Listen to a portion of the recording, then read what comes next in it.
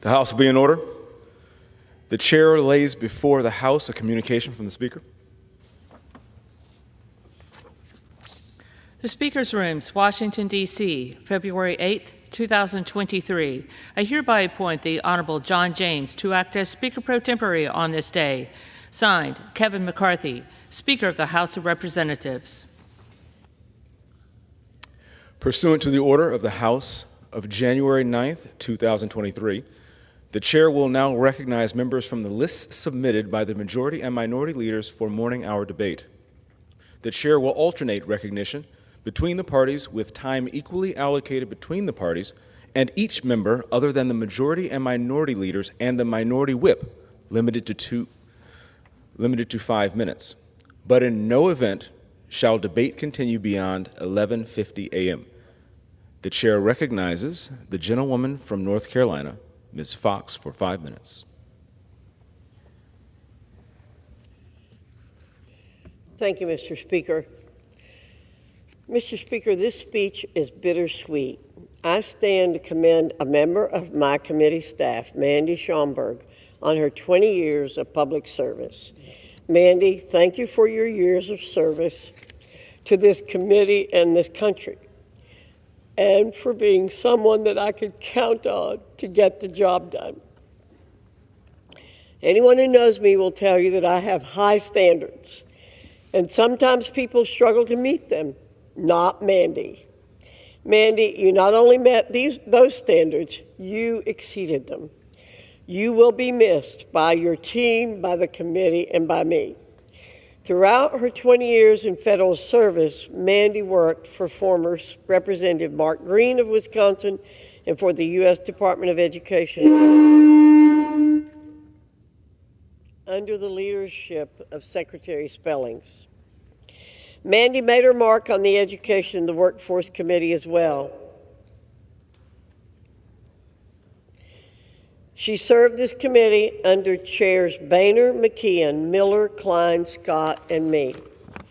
Throughout this time, she became highly respected on both sides of the Capitol for her expert knowledge on education and human services policy and for her ability to build coalitions. Having great ideas in Congress gets you only so far. You also need someone who knows how to implement those ideas. This is what Mandy was best at. Mandy often came up with creative and strategic solutions that brought individuals across the policy spectrum together. As a result, she was able to see numerous pieces of legislation make it across the finish line. Throughout the last 2 decades, Mandy was involved in nearly every major piece of education legislation.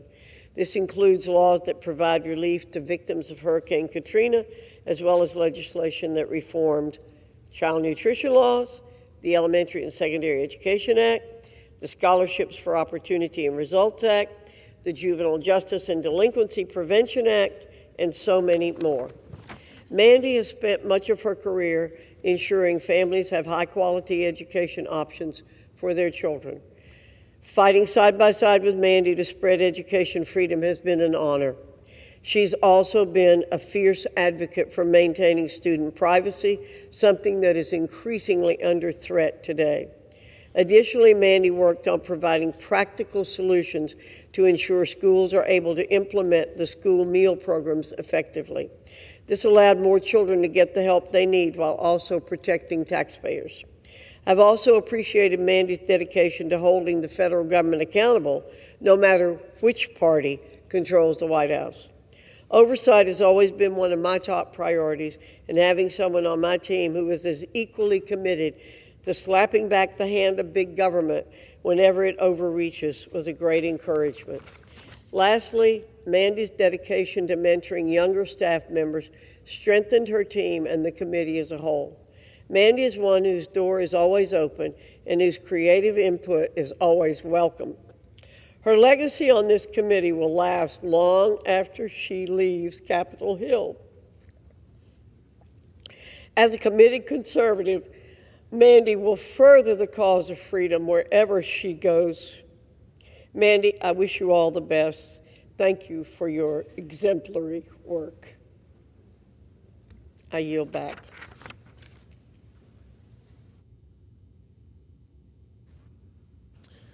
The chair recognizes the gentlewoman from Texas, Ms. Garcia, for 5 minutes.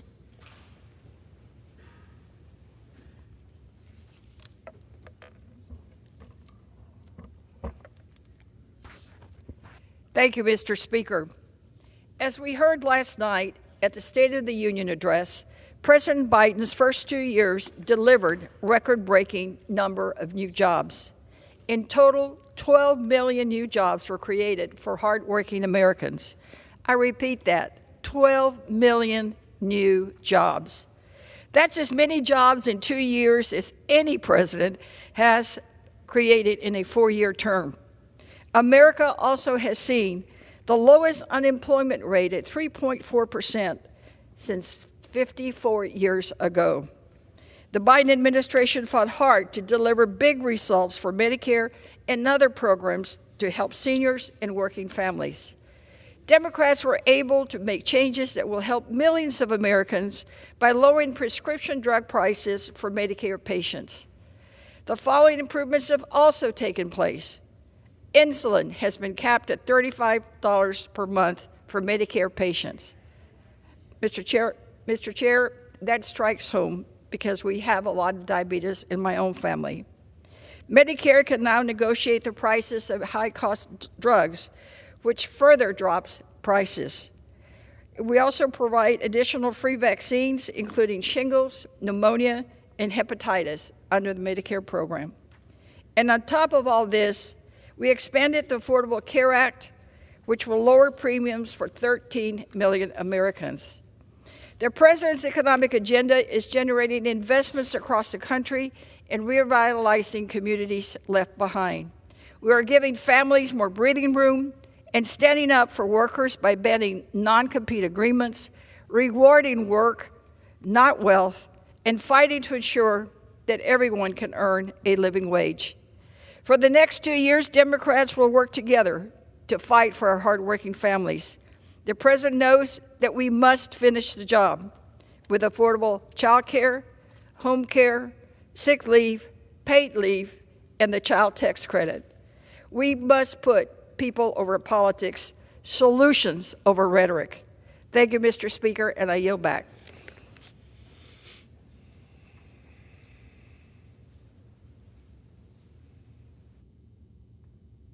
The chair recognizes the gentleman from California, Mr. Kiley, for 5 minutes.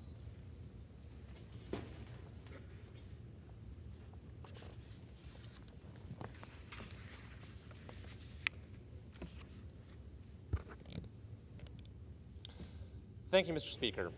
I rise today to commemorate Zach Didier, a beloved member of our community in Rockland who tragically passed away from fentanyl shortly after Christmas Day a little over 2 years ago in 2020. I'd also like to take a moment to introduce the American people to Zach's parents, Laura Didier and Chris Didier, who are with us today in the gallery. I was honored to have Laura and Chris as my guests for last night's State of the Union. They have worked tirelessly to honor Zach's life through raising awareness of the fentanyl crisis and have undoubtedly saved many lives. This is Zach. He was 17 years old, a senior at Whitney High School. He was an Eagle Scout, a soccer player, star of the high school musical, straight-A student. He had just applied to college, and his parents had to go through the gut-wrenching experience of watching acceptance envelopes arrive from California's leading universities. I'd like to take a moment to offer a moment of silence to honor the memory and life of Zach Didier.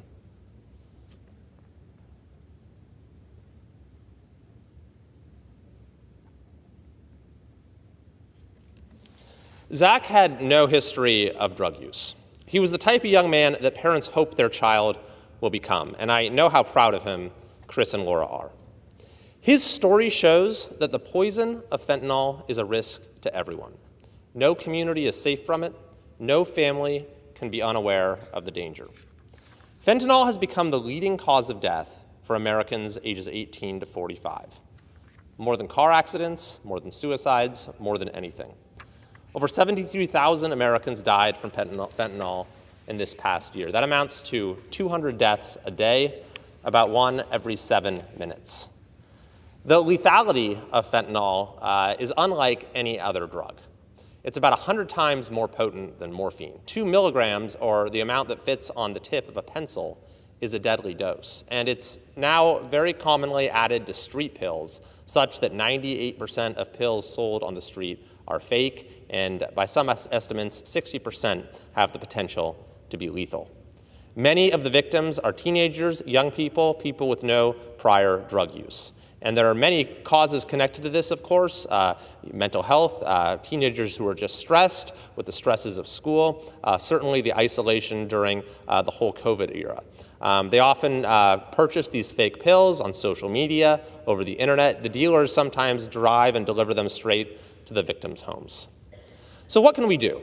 Well, the first and most important thing, perhaps, is to continue to raise awareness. Many Americans aren't aware of the severity of this crisis until it's too late. Chris and Laura Didier have done 45 school assemblies this year alone, reaching tens of thousands of students and families, and have saved many lives, I know, in the process. Every school across the country needs to have a strategy for making students and family aware of the dangers. Secondly, we need to do much more to prevent fentanyl from flowing into this country. We know that the southern border is a primary source. In 2022 alone, the DEA seized 379 million lethal doses of fentanyl. That is enough to kill every single American. Securing the border would diminish the availability of fentanyl, make it more difficult to traffic into the United States. Finally, we need to hold dealers accountable. We need appropriate criminal laws to punish those who peddle life-ending pills to unsuspecting victims. We need to have consequences that are commensurate with the gravity, the evil of the offense, to deter those who would prey on innocent Americans. This requires state and federal governments to revisit their drug laws in many cases. It also requires prosecutors to make full use of the tools at their disposal.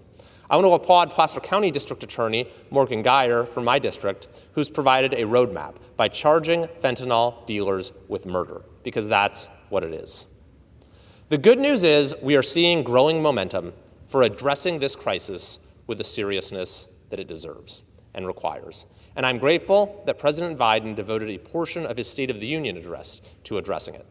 I'm grateful that Chris and Laura Didier were here last night to see that, because they have played such a large role in working with many other families who have lost loved ones in raising public consciousness. So now, Mr. Speaker, is the time that we need to follow words with action. I look forward to working with the President and everyone in this Congress on a bipartisan basis to help our country turn the corner on this crisis. Thank you, and I yield.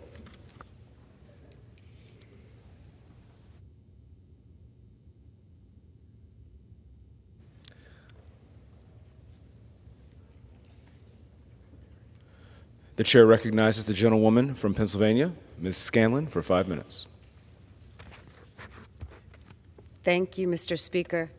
Last week was National Gun Violence Survivors Week, when we reflect on the toll that gun violence takes on all of us. It is disgraceful enough that our Republican colleagues are unwilling to confront gun violence as the leading cause of death among American children. But last week, several members of this body chose to mock the sober week by wearing assault rifle pins. Those members paraded through the halls of Congress and on this floor, celebrating the weapon of choice for military combatants, mass murderers, and those who have fetishized the Second Amendment. This shameless gesture was received loud and clear by Americans, including a mother in my district who recently lost her son to gun violence. She called my office after seeing those members, distraught by their casual cruelty and their dangerous promotion of violence. I rise today as the voice in Congress for that broken-hearted mother to make this very clear. House Democrats are united in the fight to end senseless gun violence. We want to advance real solutions, and we will always stand up to extremist behavior that threatens the safety of our communities. Mr. Speaker, I rise today to recognize a constituent whose decades of public health service have made our community stronger. Betsy Walls is being recognized by the CDC and Prevention as a public health emergency preparedness trailblazer from Pennsylvania. She's one of 48 Americans being recognized for their tireless work to protect our communities from a range of public health threats. Betsy's distinguished career in serving her community includes serving as a flight nurse for the Pennsylvania Air National Guard, where she retired as a lieutenant colonel. She spent 30 years at Delaware County Memorial Hospital, first as a staff nurse, then a head nurse, then an evening supervisor, and finally as director of staff education. And she served as director of personal health at the Chester County Health Department for 18 years. Betsy's commitment to ensuring our community is ready and able to respond to disasters has touched thousands of lives. Our community owes Betsy Wall an enormous debt of gratitude for the strong foundation she has built to keep our community strong and healthy for years to come. Mr. Speaker, the Philadelphia Eagles are headed to the Super Bowl this weekend, and I want to recognize the team's 2022 Changemaker Award winner, Dr. Ruth Abaya, an emergency physician at Children's Hospital of Philadelphia and a scholar at the hospital's Center for Violence Prevention. As our country works to tackle gun violence, Dr. Abaya is on the front lines, treating the issue like the public health crisis that it is. In her role as program manager for the Injury Prevention Program at Philadelphia's Department of Health, she's helping to identify the most promising practices for violence prevention and intervention for young people in our region. A public health approach to gun violence requires a comprehensive, multifaceted response driven by research and data. It means a focus on prevention in addition to treatment. Dr. Abaya's work is moving us toward the solutions we need to face this crisis head-on and give our children brighter futures. I'm grateful for Dr. Abaya's dedication to making our community a safer place for everyone, and to the Philadelphia Eagles for their support for her program. And this weekend, go Birds. I yield back. The chair recognizes the gentleman from Texas, Mr. Self, for 5 minutes. Thank you, Mr. Speaker. Jesus said, "Greater love hath no man than this, that a man lay down his life for his friends." These words guided the life of the late Sam Johnson, who served the great state of Texas for 27 years in this House, 6 years in the Texas House, and nearly 7 years as a POW in the infamous Alcatraz Annex of the Hanoi Hilton.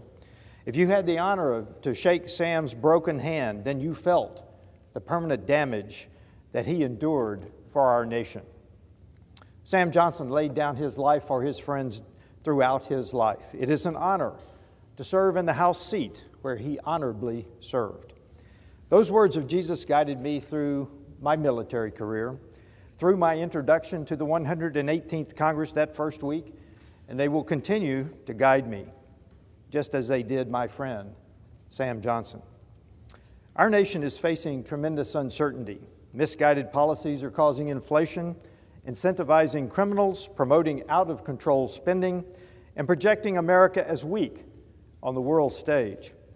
Now is the time for Congress to restore fiscal restraint, embrace family values, offer certainty to our citizens, and stand firm against tyranny that encroaches on freedom around the world. There is a model for our nation's leaders to follow. The Texas model provides a roadmap to guide this House in its effort to restore America's future.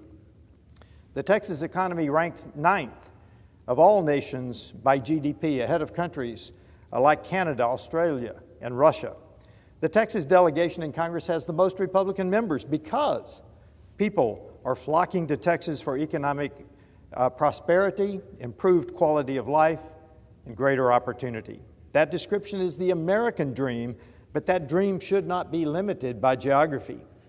Everything that is right about America can be found in Texas, from the feedlots in the Panhandle, where I grew up, to ports along the Gulf Coast, from farms in the Rio Grande Valley to the piney woods of East Texas, from the oil patch to military bases scattered across the state.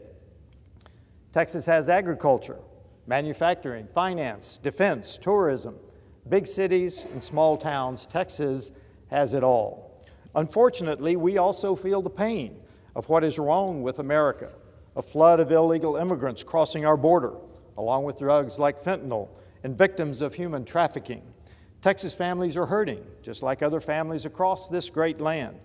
Crime is rising, inflation is still out of control, and children are being exploited right before our eyes. The day after the November election, pundits called the GOP weak. 2 months later, they called us crazy for working to restore the House to the way it operated for over 200 years. We worked until we achieved the rules that govern a Congress that now operates efficiently. I believe that standing shoulder to shoulder with Speaker McCarthy, this Congress, with these rules, will help lead America back to its place as a beacon to the free world. The GOP has not yet gained the trust of many Americans. My belief is that if we hold the line on spending, commit to defending our borders, and resolve to embrace the values of our forefathers, we will earn America's broad support. We, all of us right here in this chamber, wrestled over the rules a few weeks ago. We wrestled hard, just as Jim Jordan wrestled back in his day, and I am proud to say that this Congress is off to a pretty good start with bold leaders who are making a difference. The days ahead are days of promise. They will be long days with hard decisions and tough votes. But if we endeavor to embrace the encouraging words of Jesus, to sacrifice for our friends, I believe that we continue to be that shining example to the world. I submit to you that the struggle over ideals in this chamber is appropriate and it makes us stronger. The question is, will we hold the line, especially when attacked by those who oppose liberty? The preamble of our Constitution speaks of securing the blessings of liberty. Let's commit to holding the line, to standing together against those opposing American exceptionalism. Let our example to the American people and the world be our commitment to preserving liberty. Will we sacrifice? Will we lay down our lives for liberty? I pray we will. I yield back.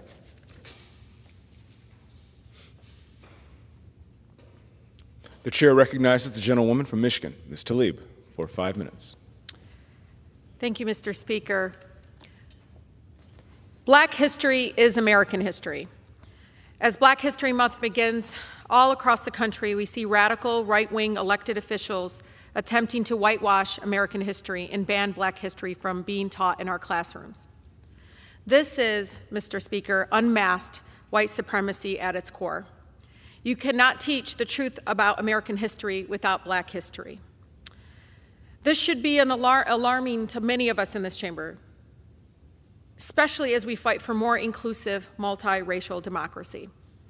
I am reminded of the need for Congress to pass critical legislation like Congressman Bowman's African American History Act. It is now more important than ever and very timely that, again, we make sure that we teach our history accurately. The truth must always be taught and should inspire all of us to continue the march for freedom, equity, and justice for all. In the spirit of our civil rights leaders, our social justice seekers who came before us. We cannot, Mr. Speaker, rob our children of learning the role of systematic racism in our American history and how it continues to impact the lives of many of our neighbors across the country. This is how we support our communities to gain unity, to embrace diversity. It is critical that we tell the truth about our nation's past, and that includes reckoning with our history of racism, enslavement, segregation, and redlining in our communities, and even now with the Black Lives Matter movement in our country. This painting, Mr. Speaker, is called Critical Race Theory by Jonathan Harris, a local artist in Detroit. And it's a powerful, powerful reminder of the importance of teaching and preserving Black history. We cannot allow anyone to erase Black history and the powerful legacies of our civil rights warriors, many of which inspire me today. We cannot learn from our past if our past is no longer being taught in our education system. Thank you. The chair recognizes the gentleman from Florida, Mr. Moskowitz, for 5 minutes. Chair recognizes the gentleman from Pennsylvania, Mr. Thompson, for 5 minutes.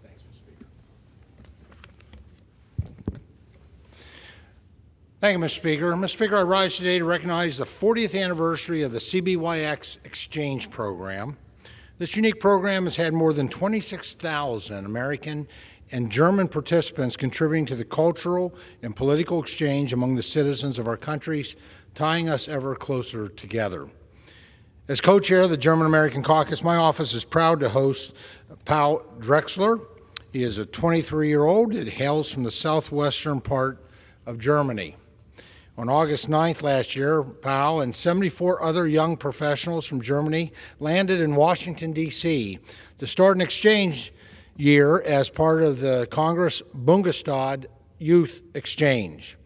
As the word exchange implies, 75 young Americans landed during the same time in Frankfurt, Germany. As part of the program, participants aged between 18 and 25 are placed from Alaska to Texas and New York City to Los Angeles. This diversity is reflected in the great variety of jobs that they're trained in. Whether bakers, mechanics, or tailors, the CBYX program is an ideal occasion to exchange knowledge, skills, and experience on a professional level as well. Nevertheless, it is the personal connections that emerge from the participants' immersion into daily life of their host communities. Many of PAL's fellows have already formed great bonds with their host families and classmates. Coincidentally, Clara, a participant of the 35th CBYX cohort, who also interned on the Hill, visited her initial and PAL's current host family last weekend in D.C. The CBYX program is jointly funded by the U.S. Congress and the German Bundestag. It is an extraordinary chance for young minds to learn about different perspectives and create a better understanding of these in their host and their home communities. Mr. Speaker, as the chairman of the German-American Caucus, I want to emphasize the importance of this program as it strengthens the bonds between our countries, not only on a governmental but on a civic level as well. The CBYX is an unprecedented exchange program and a great example of how cultural and political exchange among citizens can positively impact international relations in a different, more grassroots and hands-on way. Mr. Speaker, I rise today to congratulate Mount Juliet to Kinzua Bridge Trail Club for winning Pennsylvania Trail of the Year. This section of the Knox and Kane Rail Trail in McKean County is a 7.8-mile trail. The former rail line now provides a level trail for walking, jogging, biking, and horseback riding. In winter months, cross-country skiing and snowmobiling are also popular. The Knox and Kane Rail Trail spans 4 counties in northern Pennsylvania and is a source of outdoor fun for the whole family, whether you are local or, quite frankly, a visitor passing through. The Pennsylvania Trail of the Year Award is given by the Department of Conservation and Natural Resources to help build enthusiasm and support for trails across the state and to raise public awareness about the value of Pennsylvania's land and water trail network. Mr. Speaker, Pennsylvania continues its tradition of being a leader in trail development by providing its citizens and visitors with more than 12,000 miles of trail. Congratulations to the Mount Juliet to Kinzua Bridge Trail Club for this tremendous accomplishment. Thank you, Mr. Speaker, and I yield back the balance of my time. The chair recognizes the gentleman from Florida, Mr. Moskowitz, for 5 minutes.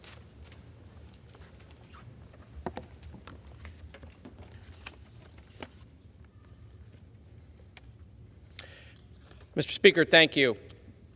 I rise today to remind this body of the 5-year anniversary of the shooting at my high school, Marjory Stoneman Douglas, in my hometown of Parkland on February 14th. The 17 lives we lost that day. I remember that day like it was yesterday. My wife called. I was on the floor of the Florida legislature, and she told me that she had just passed the high school and she had never seen that many police officers in her life. We would soon find out that 17 people didn't make it out of the building, most of them children. I went home. I went to the school. I saw what it looks like when a mass shooting comes to your neighborhood. to your high school. I went to the hotel where they were keeping the families of the children that were missing.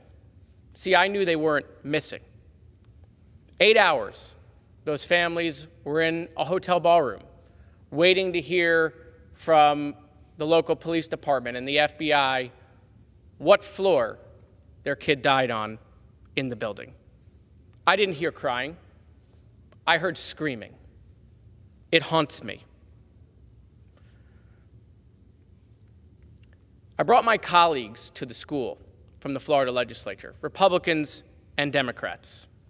They got to see what it looks like when backpacks are piled up outside, when bullet holes are trying to go through classroom glass, what it looks like when homework is scattered in the hallway, and where there's blood outside the front door where someone passed away.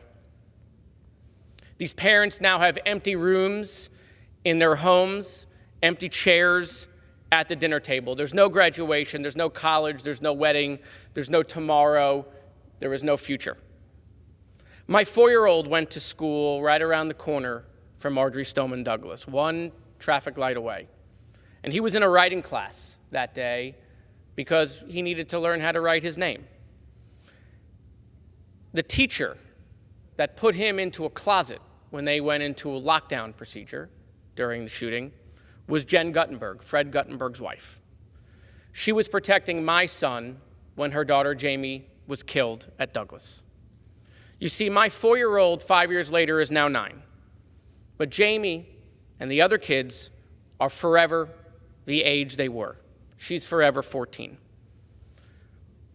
On February 14th of this year, the 5-year anniversary of the shooting at Parkland, parents will do what they've been doing for the last 5 years, visiting their children at a cemetery. I remember the parents telling me that the only thing they did wrong that day was send their kid to school. That is not a statement. It's an indictment on us. Government failed those families that day. We did respond. We did pass the Marjory Stoneman Douglas School Safety Act. We did raise the age in Florida to buy any gun to 21. We did institute red flag laws that have been used 9,000 times since we put them there. We did place more school resource officers and mental health counselors in all of the high schools. We passed that on a bipartisan basis. We passed it with Democrats and Republicans. It was signed into law by a Republican governor who became a Republican senator. Not one Republican who voted for that law to make kids safe in school lost their reelection. Not one.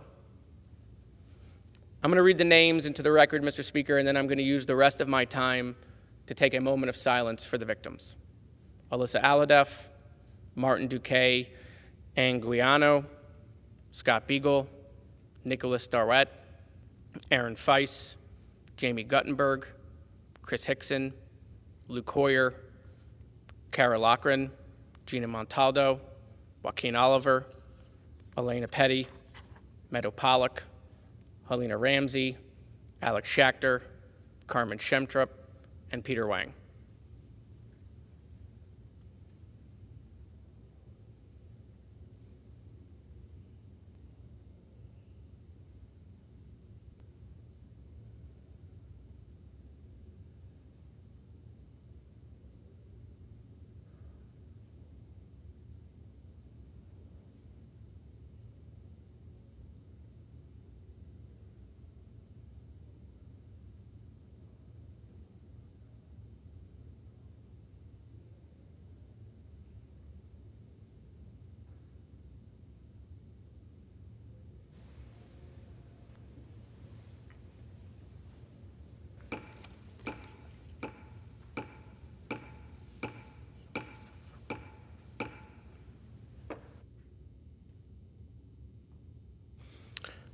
Pursuant to Clause 12A of Rule 1, the Chair declares the House in recess until noon today.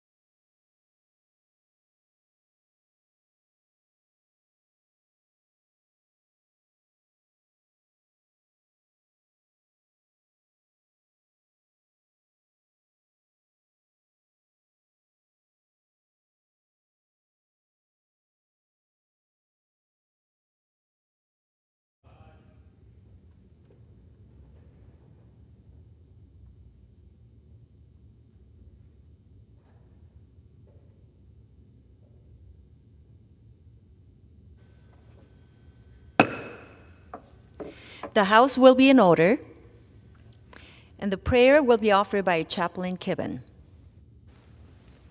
Would you pray with me? Our help is in the name of the Lord who made heaven and earth. And so we call upon your holy name, O God, that you would hear our prayers in heaven and attend to our needs here on earth. For there are wars and rumors of wars overwhelming our news feed, including the ongoing conflict in places like Ukraine and South Sudan. Nations rise up against nation, and our hearts sink at the sight of the injustice and unrelenting warfare. We call upon your righteous name, O God, that you would hear our prayers in heaven and bring peace and justice to our world. We are horrified by the earthquake's merciless devastation in Turkey and Syria, and deeply saddened by the unprecedented famine in other regions across the globe. We call upon your powerful name, O God, that you would hear our prayers in heaven and be merciful to your people. Rescue them from this time of tribulation, and in your grace provide for them in their dire need. We confess that in our own families and communities and in this country, we seem to have turned from our faith in you and have betrayed one another in countless ways. Lawlessness has increased, and our love for you and our fellow human beings seems to have grown cold. We call upon your merciful name, O God, that you would hear our prayers in heaven and heal our land. May the gospel of your sovereignty serve as a testimony to us and to all nations, that once again we would call upon your name. Amen. Amen. Thank you, Chaplain Kibben. And the chair has examined the journal of the last day's proceedings and announces to the House the approval thereof. Pursuant to Clause 1 of Rule 1, the journal stands approved.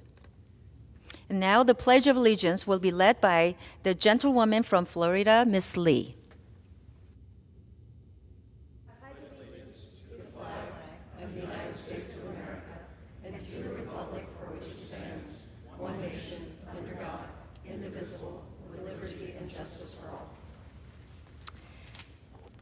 Thank you. And the chair will now entertain up to 15 requests for 1-minute speeches on each side of the aisle.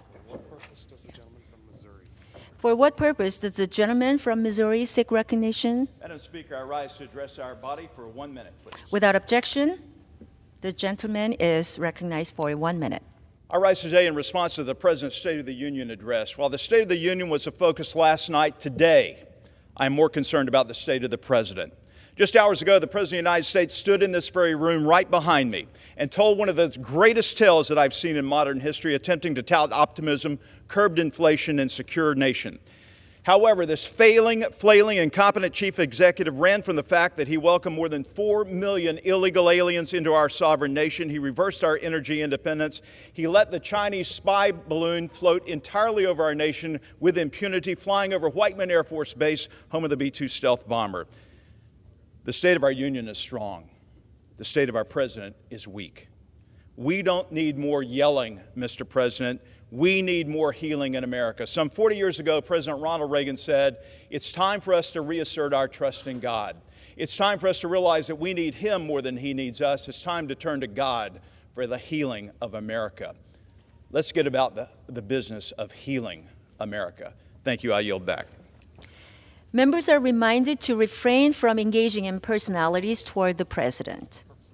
And for what purpose does the gentlewoman from California seek recognition? Madam Speaker, I ask unanimous consent to address the House for 1 minute. Without objection, the gentlewoman is recognized for 1 minute.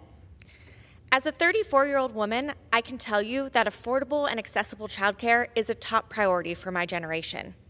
But the problem isn't that millennials can't budget or that we're eating too much avocado toast. It's that the cost of childcare has skyrocketed, if you can even find it.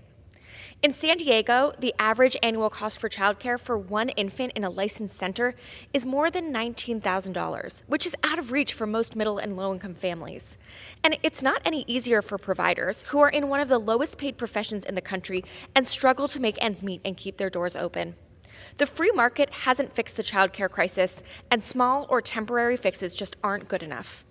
That's why I'm proud to introduce the Child Care for Every Community Act today with Senator Elizabeth Warren and Congresswoman Mikey Sherrill.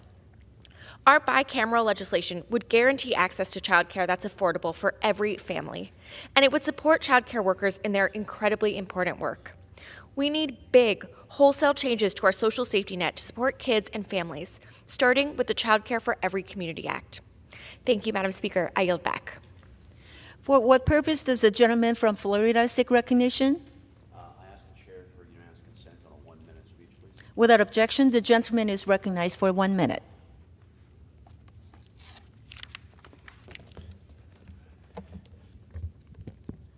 Thank you, Madam Chair. Madam Speaker, I come to the floor today to talk about a very special constituent from Florida's 7th Congressional District. Eugene Henleben was born in St. Louis 100 years ago on February 7th.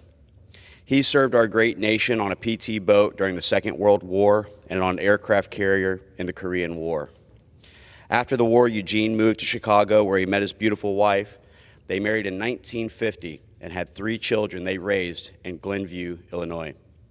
He spent most of his civilian career working as an engineer, and in 1992, he moved to the great city of Longwood, Florida, where he has lived ever since. Today, I'm honored to recognize Eugene's service to our country and celebrate an incredible milestone in his life. Our nation's veterans are the backbone of this country.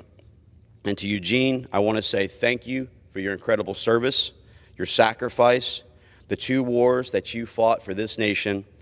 I wish you many more years to come with your family, and I thank you for your time and your dedication.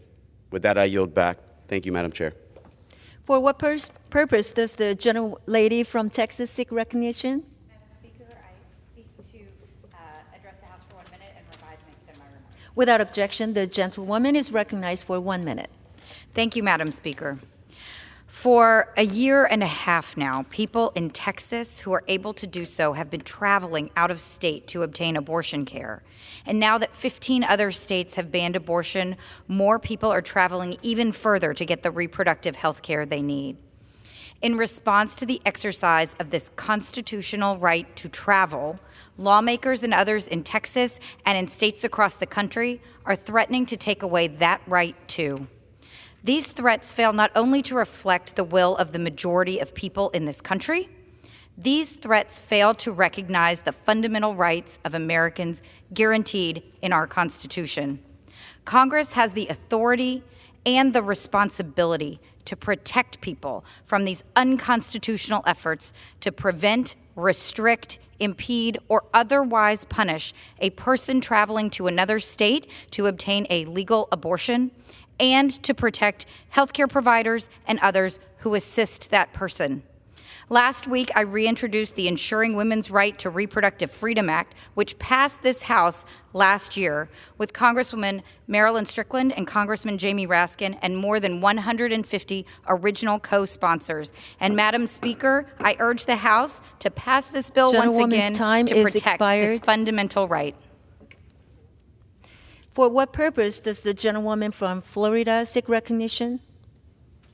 Madam Speaker, I ask unanimous consent to address the House in 1 minute. Without objection, the gentlewoman is recognized for 1 minute. I rise today in support of House Joint Resolution 26, disapproving the actions of the District of Columbia Council in approving the Revised Criminal Code Act of 2022. As a former federal prosecutor and circuit court judge, I know firsthand how important it is for criminal penalties to reflect the seriousness of a crime and to ensure the safety of our communities. Despite surging crime rates, the D.C. Council seeks to reduce the maximum sentences for violent crimes, such as carjacking and robberies, and enact procedural changes that will overburden the courts. This will undermine law enforcement, and it is contrary to the actual needs of the residents and visitors to our nation's capital. Republicans are committed to data-driven criminal justice policies that will strengthen our courts and law enforcement, combat rising crime rates, and protect our communities.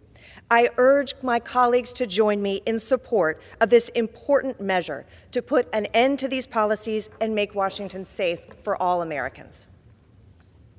For what purpose does the gentleman from Virginia seek recognition? address the House for 1 minute. Without Rise, objection, the Senator. gentleman is recognized for 1 minute. Thank you, Madam Speaker. Last night, President Biden gave his interpretation of the state of our union. But after hearing his version, one thing's clear. Our president lives in an alternative reality. We all know the problems: crippling inflation and soaring interest rates, making it harder to save money and do business, an open border with nearly 5 million illegal crossings since this administration took office, a drug and crime crisis harming our communities, and a more dangerous world with feckless leadership out of the White House, from a botched Afghanistan withdrawal to an emboldened CCP. The fact is, Americans know the real state of our union every time they buy groceries, put gas in their tanks, can't find baby formula or medications, or lose a loved one to the fentanyl pouring over our border. That's why Americans elected House Republicans last November to bring change back to Washington. We've already gotten to work by passing legislation to defund 87,000 IRS agents, establish a select committee to compete with China, halt the COVID vaccine mandate for service members, and end the national emergency, fully reopening the Capitol to the American people. But we're just getting started, and to use the words of President Biden, House Republicans plan to finish the job the right way for the American people. I yield back. For what purpose does the gentleman from Virginia seek recognition? Permission to address the House for 1 minute, please. Without objection, the gentleman is recognized for 1 minute. Thank you, Madam Speaker. The Biden administration continues their all-out assault on the Second Amendment, as evidenced by the president's call just last night in this very chamber for banning weapons he finds objectionable. Democrats believe that the government should decide your God-given constitutionally protected rights. Their new ATF rule, published in the Federal Register, further threatens the rights of law-abiding citizens. It treats individuals who own pistols with stabilizing braces as if they possess illegal short-barrel rifles, and it forces them to surrender them to the federal government. If they don't surrender them, they're retroactively declared criminals for what was then a lawful purchase, and they now face up to 10 years in prison and a $250,000 fine. This is just another example of the Washington knows best elites who are out of touch with everyday Americans. So I introduced the Pistol Act to block the ATF from redefining pistol braces as short-barreled rifles. My legislation provides a simple statutory definition of a pistol and would prevent the Biden administration from improperly classifying pistol braces or regulating them by decree or fiat. The Second Amendment is not subject to bureaucratic interpretation, and we've got to continue to fight to protect the God-given, constitutionally protected rights of all Americans. And I yield back, Madam Speaker. For what purpose does the gentleman from South Carolina seek recognition? Without objection, the gentleman is recognized for 1 minute. Thank you, Madam Speaker. The wallets of South Carolinians and all Americans have been negatively affected by the destructive decisions of Biden and the Democrat-led Congress destroying jobs. However, through the leadership of Governor Henry McMaster, with the largest Republican supermajorities in South Carolina in 150 years, South Carolina has achieved a record surplus of over $3.5 billion in unexpected revenue for the year. Last week, in the State of the State address by Governor McMaster, he stated that 2022 was the most successful year for economic growth in our state's history. The governor announced 120 projects valued at over $10 billion, creating 14,000 new jobs. Governor Jim Edwards recruited Michelin. Governor Carol Campbell recruited BMW. Governor David Beasley promoted Workfare. And Governor Nikki Haley saved Boeing. South Carolina remains a shining example for America. In conclusion, God bless our troops who successfully protected America for 20 years as the global war on terrorism continues, moving from the Afghanistan safe haven to America.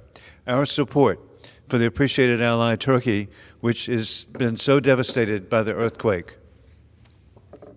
For what purpose does the gentleman from Ohio seek recognition? Madam Speaker, I ask unanimous consent to address the House for 1 minute and to revise and extend my remarks. Without objection, the gentleman is recognized for 1 minute. Thank you, Madam Speaker. I rise today in memory of a great Ohioan, Minnie Wood, who recently passed away at her York Township homestead. Minnie lived an incredible life. She was born in Finland and in 1930 and survived the Russo-Finnish War of 1939 and 1940. As a young girl, she actually had to ski to school wearing white robes to hide from the Russian bombers that flew overhead. Miney immigrated to the United States in her early 20s, but she met her husband, Dee, aboard a ship during a visit to her native Finland. The couple eventually settled in the York Township, where they raised their children in what they described as, and I happen to agree with them, a beautiful, idyllic rural community. We learned so much from Miney about survival, about taking chances, and about finding joy in life's simple pleasures. Ohio and America are less with her loss. My thoughts and prayers are with Miney's family as they grieve the loss of this amazing woman. Thank you, and I yield back. Well, seeing no other members seeking recognition, pursuant to Clause 12A of Rule 1, the Chair declares the House in recess, subject to the call of the Chair.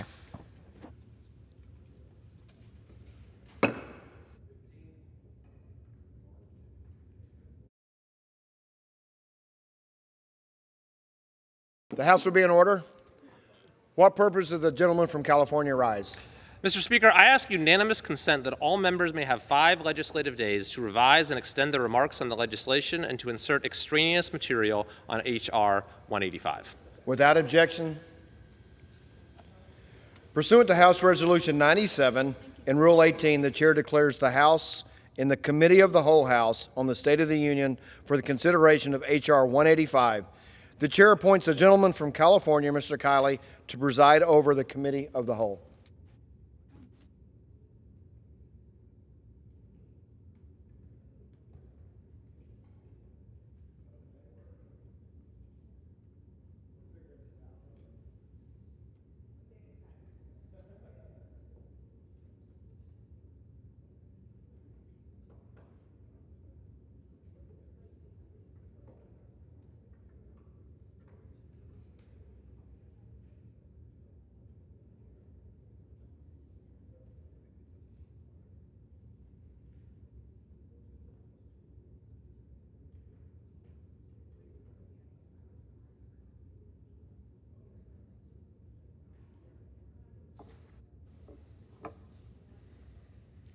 The House is in the Committee of the Whole House on the State of the Union for the consideration of H.R. 185, which the clerk will report by title.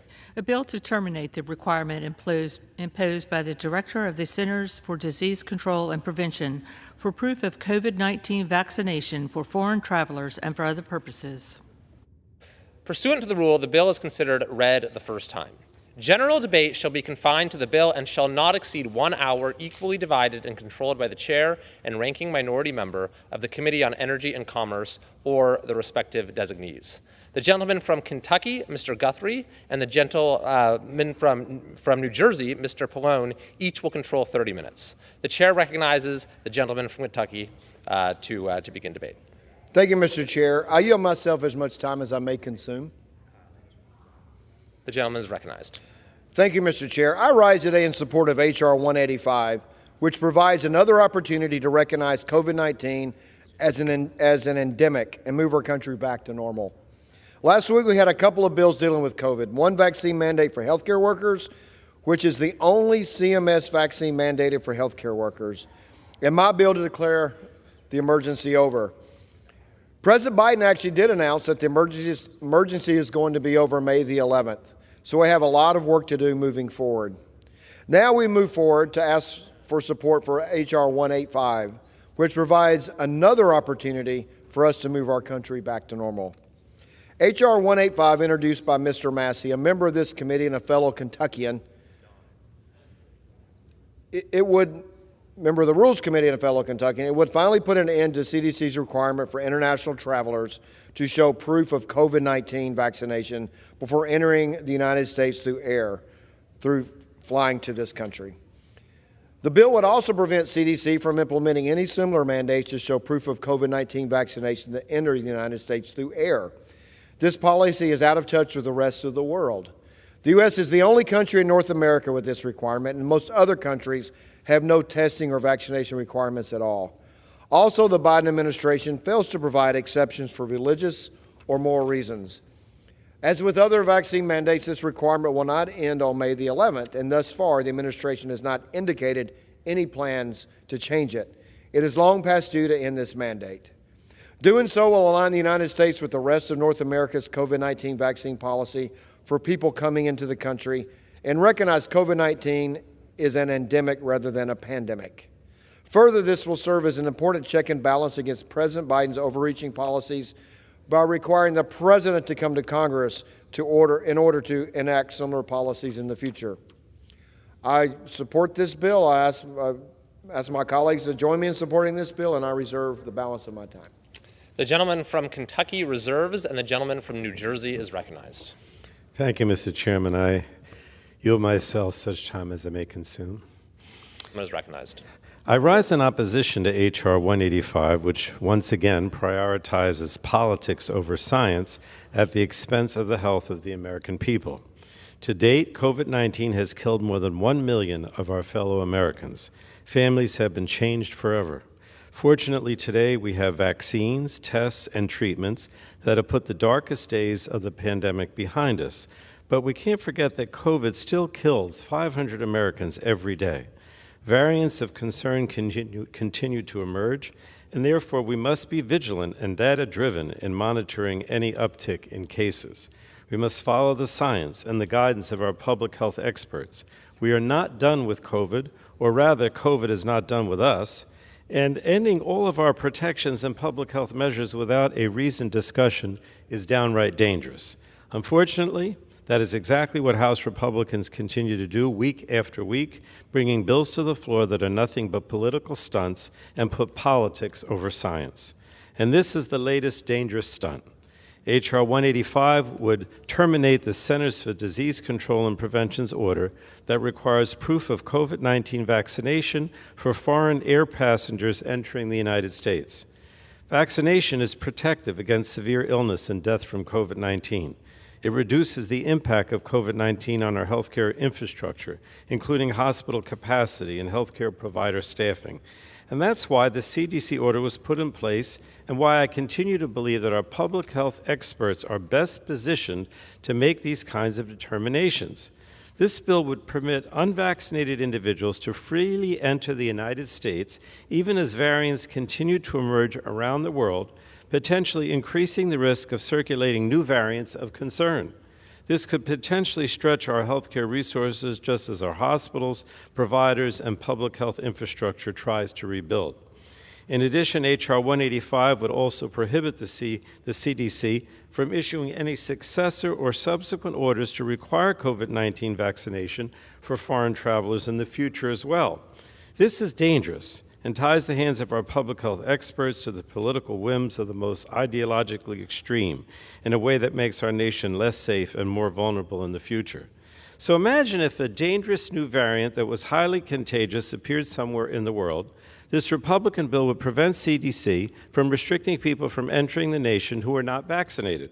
This simply defies logic, but it's unfortunately what happens when you have an extreme Republican majority that is more interested in rushing these bills to the floor as political stunts without any consideration of the implications. There have been no committee hearings to hear from experts on what this bill could mean for the American people, and without any input from Democratic members who remain willing to have reasoned discussions about moving beyond the immediate emergency of COVID-19. And this is also the second bill in just 2 weeks in which Republicans have sought to question the safety and efficacy of the COVID vaccines, despite the unequivocal scientific consensus that COVID-19 vaccination is protective against severe illness and death. And I've now sat through 2 Rules Committee debates and 2 floor debates in the House of Representatives where some Republicans have sought to undermine vaccine confidence and contend that vaccines aren't safe and effective. This is extremely dangerous. It's also deeply disappointing that we have to continue to have these discussions instead of coming together to encourage all Americans to get their vaccinations to protect themselves and their loved ones against severe illness. And that's why I'm also disappointed that the Rules Committee and its Republican majority barred consideration of an amendment by Mark Takano from California, which would have made clear that nothing in this bill shall be construed to cast doubt on the safety and efficacy of COVID-19 vaccines. This would have sent a strong message for us to come together on a bipartisan basis and make clear that this bill is not intended to disparage vaccines and that the House of Representatives stands in support of science and reason. It's telling that the Rules Committee chose not to make this amendment in order. It is a sad sign that my Republican colleagues continue to cater to the most extremist members of their caucus who would rather spread COVID misinformation than come together to encourage vaccination as our best path out of this pandemic. Now, Democrats, Mr. Chairman, understand that we're entering a new phase of our response to COVID-19 and believe it is reasonable to reconsider some of the pandemic-related policies and whether they're still necessary. But instead of rushing partisan bills like this to the floor, we're willing to have bipartisan conversations on a path forward. However, we will never, and I stress never, call into question the safety and efficacy of vaccines. We will not undermine the expertise of our public health officials or put politics over science. Unfortunately, this bill does just that, and for that reason, I strongly urge my colleagues to oppose this bill, and I reserve back the balance of my time. The gentleman from New Jersey reserves, and the gentleman from Kentucky is recognized. Thank you, Mr. Chair. I will yield 5 minutes to my good friend from Kentucky. We have a great privilege of sharing Bardstown and Nelson County in our districts. I will yield him 5 minutes for the bill, to speak on the bill. The gentleman is recognized. I thank the gentleman from Kentucky. Oh, it's interesting to hear the other side of the aisle talk about logic. What we're talking about today is whether to repeal the vaccine mandate on international travelers. Well, what's the logic of having a vaccine mandate on legal international travelers, but not on the millions of people who are pouring across our border? Where's the logic in that? I don't see any logic. It's time for us to join the rest of the free world. You want a list of countries that don't have this mandate? Australia, Japan, Mexico, Canada, Spain, Germany, France, Ukraine. I could go on and on. Am I memorizing a list of countries? No. I'm telling you basically all of the countries in the world. In fact, dictatorships have already gotten rid of this vaccine mandate. Russia, Syria, China, Cuba even doesn't have this draconian xenophobic measure at the border. Let's talk about the State of the Union last night. The president said, "Today, COVID no longer controls our lives." Gee, I wish that were true. I wish that were true. Here's a letter I received. Now, it's from a foreigner who's related to Americans. Dear sir, and I'm an Australian. My daughter married an American in September of 2020. My wife and I were not allowed to visit for the wedding. Subsequently, due to the U.S. ban on unvaccinated arrivals, I have not seen my daughter in over 2 years. I appreciate your attempts at overturning this harsh rule. I am sure I speak for many separated families. Yes, he does. He speaks for tens of thousands, hundreds of thousands, millions of people who've been separated at our border because of this ridiculous, illogical, unscientific policy. What else did the president say in his State of the Union last night? We opened our country back up. Well, we need to tell all the tourism industry that we've opened our country back up, because the U.S. Travel Association has stated this week, just this week, that it cost over $90 billion. This one policy has cost over $90 billion of revenue, of income to this country in tourism. And that's why they support getting rid of this ridiculous mandate. Now, what's the Democrats' argument over there? I've heard it already. I see they're very smug and smiling. They bleat about democracy. They bleat on and on about democracy. Is this democracy? Their best argument, virtually their only argument, is right here in the Whip's Daily Preview on the Democrat side. House Democrats have been stalwart in their defense of following science over playing with politics with COVID-19. The decision to end vaccine requirements for global travelers should be made by the public health experts with real-time understanding of the situation. Hamstringing agencies from responding to ongoing and future threats that could impact the health and economic stability of America undermines our nation. They are arguing that they are not qualified to vote on laws that affect the most basic human rights of people in this country and people wishing to visit this country. Imagine that. Working so hard to get elected, preaching about democracy, and then getting here and saying, really, you know what, I don't think we should be voting on this because, well, I think the bureaucrats are probably more qualified than we are. The science is hard. Science is hard. That is basically their argument. Okay, so let's take their argument. Let's listen to the scientists, on the bureaucrats. What does the World Health Organization, what does the collection of global scientists say about this policy?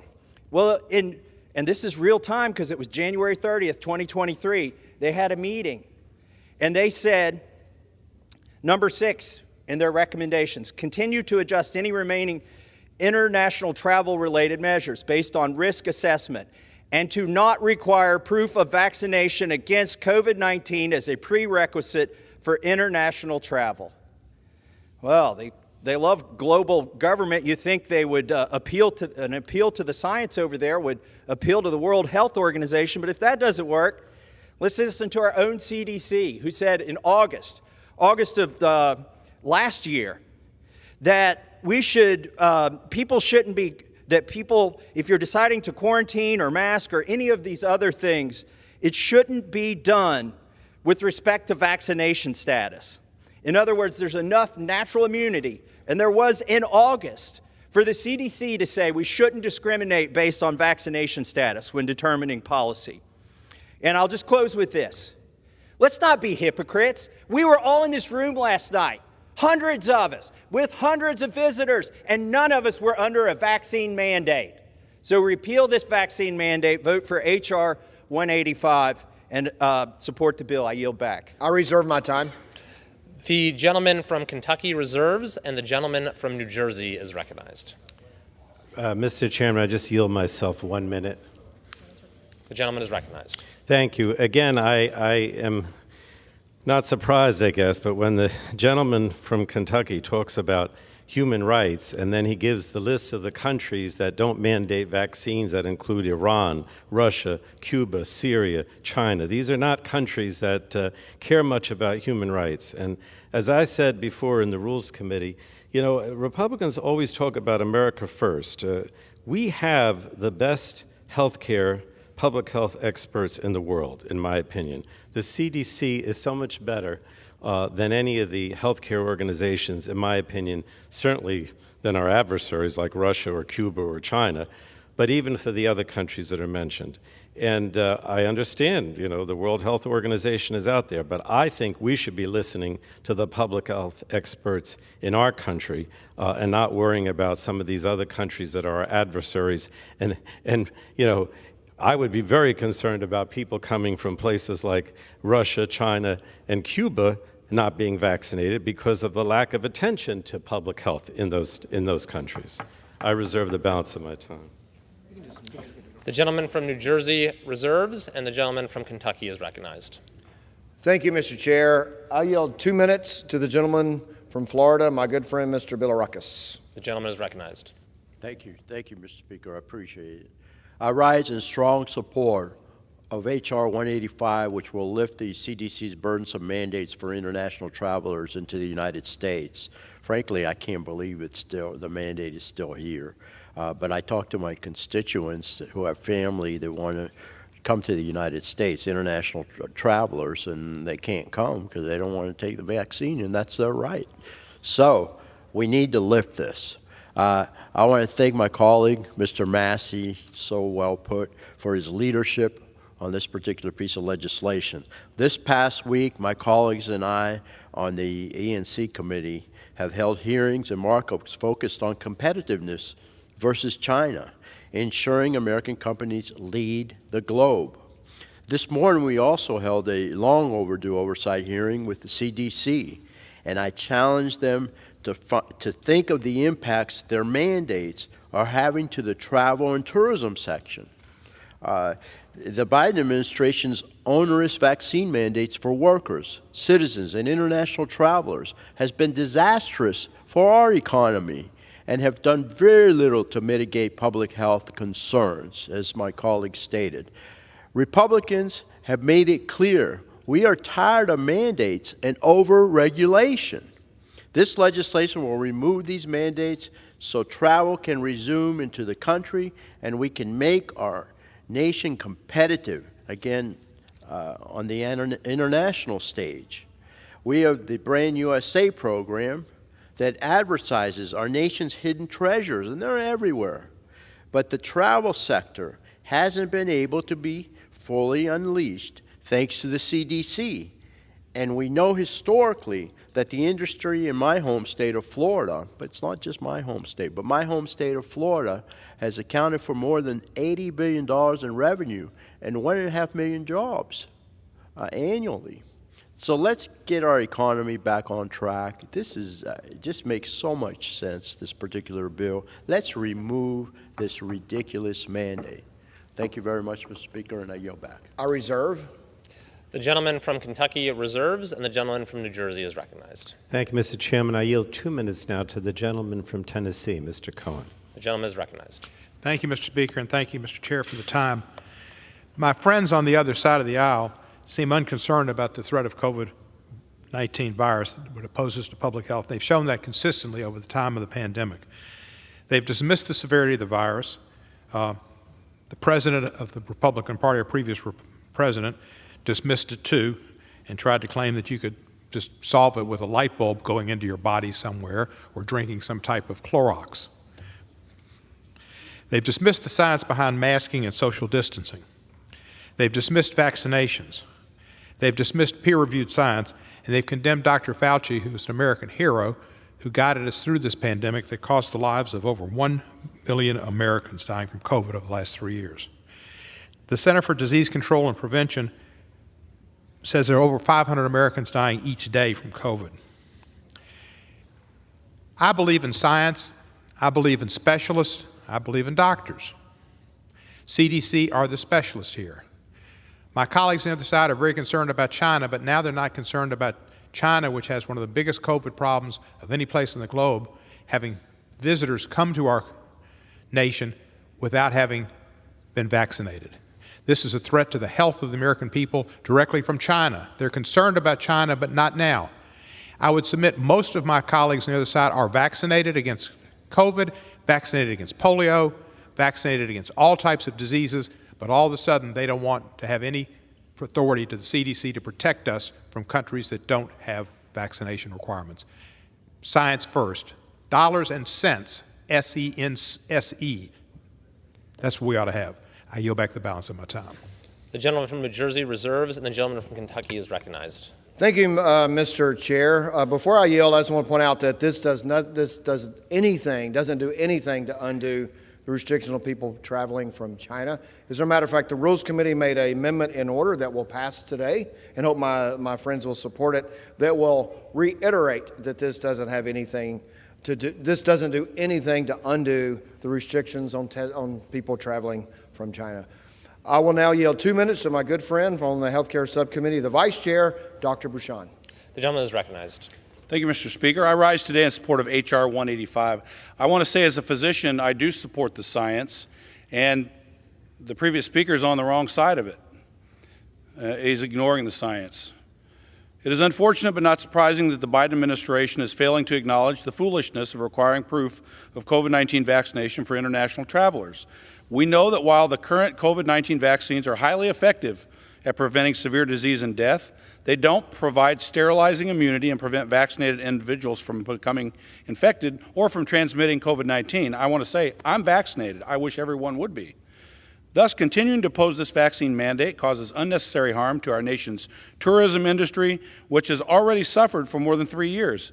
Beyond that, it damages our image as a nation whose laws and policies are guided by the principles of freedom and backed by science. President Biden's continued insistence that international visitors be vaccinated appears to be virtue signaling, in my view, because the scientific evidence does not support the claim that vaccination prevents the spread of the virus. Our neighbors in Canada and Mexico, our allies across the Atlantic in the UK and France, and many more countries around the world are declining to require proof of vaccination for international travelers. In addition to ignoring the needs of business and communities that rely on tourism, these requirements make us look ludicrous on the world stage. For example, last year we blocked the #1 ranked tennis player in the world, Novak Djokovic, from entering the country to compete in the U.S. Open. Do we really think that blocking one individual from the country is going to have any real impact on the spread of COVID-19? I strongly believe COVID-19 vaccines are safe and very effective at reducing harmful effects of the virus, and again, I recommend vaccination. But it's nonsensical that we're driving away foreign nationals who want to compete, visit loved ones, conduct business, or simply take in the amazing sights our country has to offer. That is why I support this legislation and why I believe the U.S. needs to lift this requirement now. I yield back. I reserve. The gentleman from Kentucky reserves, and the gentleman from New Jersey is recognized. Thank you, Mr. Chairman. I yield now 3 minutes to a member of our Energy and Commerce Committee, Dr. Schreier, the gentlewoman from Washington State. The gentlewoman is recognized. Thank you, Mr. Ranking Member. Thank you, Mr. Speaker. Our healthcare workforce is stretched to capacity after having spent now 3 years on the front lines of the pandemic, and add to that recent spikes in RSV and flu. Our hospitals have been overpacked with a shortage of available beds and a real worry, and sometimes a reality, that there won't be room in a hospital if we get sick or injured. And due to stress and burnout, hospitals across the country are experiencing staff shortages. What healthcare workers and hospital workers really don't need right now is more stress on an already stressed system. And that's exactly what this bill will do. As we all know, and as I can tell you as a pediatrician, people who are not vaccinated have a significantly higher risk of being hospitalized if they contract COVID. So why in the world would we invite people from around the world to come visit the United States without that protection, and then put our hospital systems at further risk of overcrowding and collapse? Not to mention the higher risk of getting and spreading the disease around our country, or even potentially bringing new variants to our shores. Vaccination is safe. I speak as a doctor. It is effective about keeping people out of hospitals and curbing transmission. And we should rightly expect that those traveling to the United States get immunized, because we should not risk further stressing an already strained healthcare system. You know, it was only a few months ago when hospitals in my state, in Washington State, were full, and patients with life-threatening illnesses, bleeds, life-threatening injuries had to be flown to distant cities to get care. And whatever we can do to prevent that from happening again, we should do. And making sure we get vaccinated and insisting that those visiting our country get vaccinated helps do just that. Public health decisions should be made by doctors and public health professionals based on data, not by members of Congress for political expediency. This bill is a political stunt. It has no basis in science. It fails to recognize the reality that our hospitals are facing right now, and that any one of us might face if a loved one needs a hospital bed and that bed is not available. I ask unanimous consent to add the text of this amendment to the record. Please leave public health decisions to public health professionals. I yield back. The insertion will be covered by general leave. The gentleman from reserves, and the gentleman from Kentucky is recognized. Thank you, Mr. Chair. I yield 2 minutes to the gentleman from Arkansas, Mr. Crawford. The gentleman is recognized. Thank you, Mr. Speaker, and I thank the gentleman for yielding, and I thank my friend and colleague from Kentucky for his leadership on this bill. I just want to remind everyone here today that the year is 2023. It's not 2020, and yet many of our COVID policies are still based on numbers from almost 3 years ago. This vaccine requirement for international travelers is a prime example. Countries all around the world realize this and are rolling back their own border restrictions. I'd also like to point out that this vaccine requirement is not part of the emergency declarations that are scheduled to end in May. This means that vaccine requirements could still stay in effect for an indefinite period of time. Come May, it's possible we won't even have a public health emergency at all. We won't have a national emergency, but our friends and family from, say, for example, Canada, would still have to show proof of vaccination when flying in to visit their relatives. We don't even require our own citizens to be vaccinated or show a negative test, so why would we do that and create a different standard for folks that are visiting? This only causes confusion for Americans who are told 1 minute that they're safe and don't have to fear COVID, and yet we continue these pandemic requirements. I'm here today to tell the American people that despite the mixed messages emanating from the White House, I believe we are safe. And in the words of President Biden, the pandemic is in fact over. I'm proud to co-sponsor this common sense bill, and I urge my colleagues to vote in favor of H.R. 185, and with that I yield back. I reserve. The gentleman from Kentucky reserves, and the gentleman from New Jersey is recognized. Mr. Chairman, I yield myself 1 minute. The gentleman is recognized. Mr. Chairman, again, the previous Republican speaker said that we're confusing the public, and I think it's they that are, in fact, confusing the public. We're hearing all kinds of anti-vaccine misinformation on the floor and the rules, and I just think it's important to note that CDC, FDA, and nearly all health professionals are near unanimous in recommending that people get vaccinated and that vaccines are safe and effective. I just think it's very damaging for the public to constantly hear from members on the other side of the aisle about potential problems with vaccination, because then people think that they shouldn't get vaccinated. And I know what your position is, that you don't want it to be mandated, which of course I disagree because of what public health experts say for foreign travelers. But please don't continue to give misinformation. There's over 500 people that die every day from COVID. COVID is still here. COVID continues to spread. The variants could come up and spread at any moment. And so we should not give the impression that people should not take vaccines. I reserve the balance of my time. The gentleman from New Jersey reserves, and the gentleman from Kentucky is recognized. Thank you, Mr. Chair. I yield 2 minutes to a member of the Health Subcommittee, the gentlewoman from Iowa, Dr. Miller Meeks. The gentlewoman is recognized. Thank you, Mr. Speaker, and I thank my colleague for yielding me time. I rise in strong support of H.R. 185 to end the international travel COVID vaccine mandate. I am a doctor, and unlike my colleague on the other side of the aisle, I'm also a former director of the Iowa Department of Public Health, so I'm speaking for public health. The vast majority of Americans are either vaccinated or have natural immunity. There is no recognition of natural immunity by continuing the COVID-19 vaccine mandate for travelers into the United States.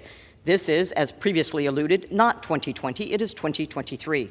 This timely measure nullifies the CDC's order that restricts non-citizen entry to the United States unless the traveler can prove they are vaccinated against COVID-19. It doesn't say to prove immunity or prove testing negative.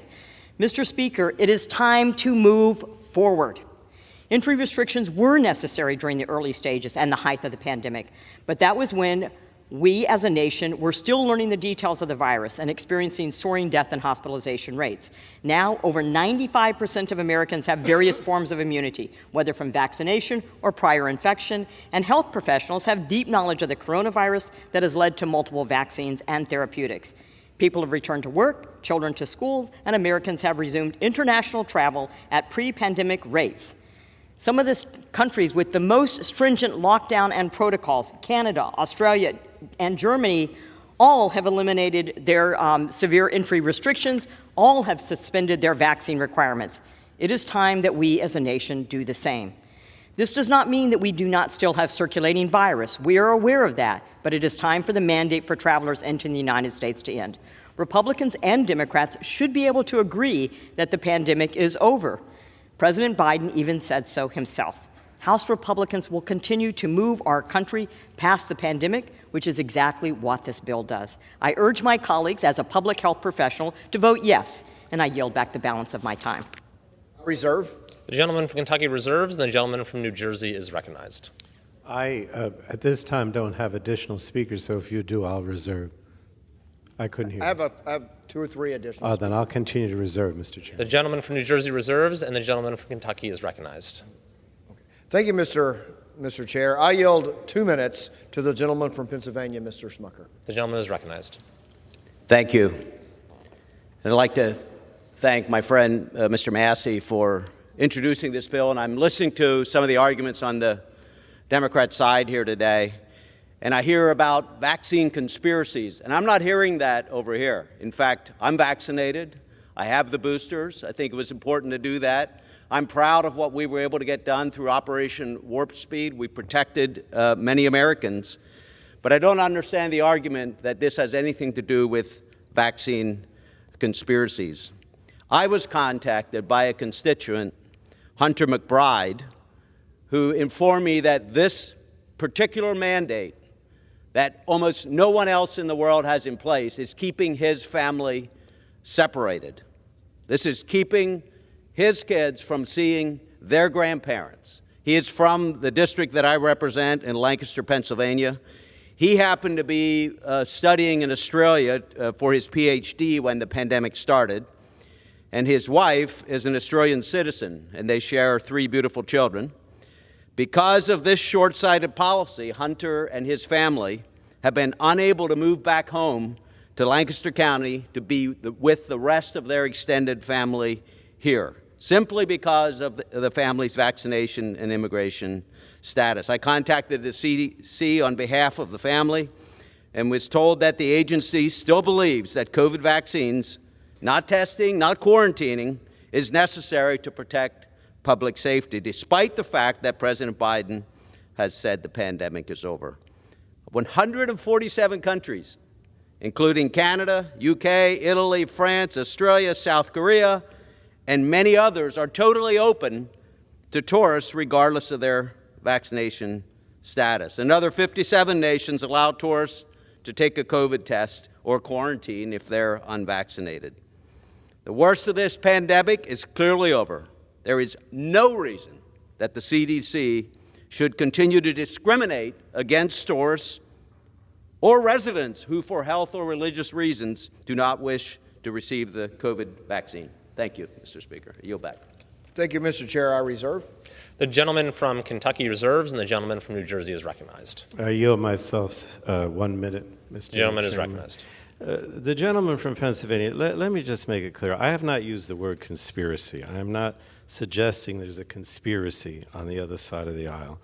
What I just resent is the fact that I do not hear any of my colleagues on the other side, on the Republican side, get up and say that vaccines are safe and effective and people should take them. We had an amendment by Mr. Takano before the Rules Committee, which would have made it clear that nothing in this bill shall be construed to cast doubt on the safety and efficacy of COVID-19 vaccines.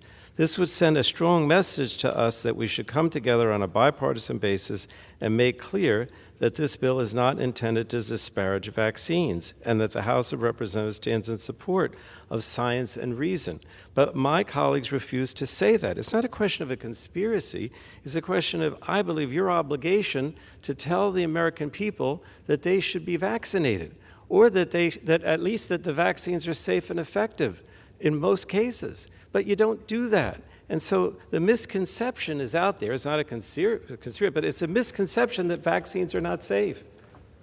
I reserve the balance of my time. The gentleman from New Jersey reserves, and the gentleman from Kentucky is recognized.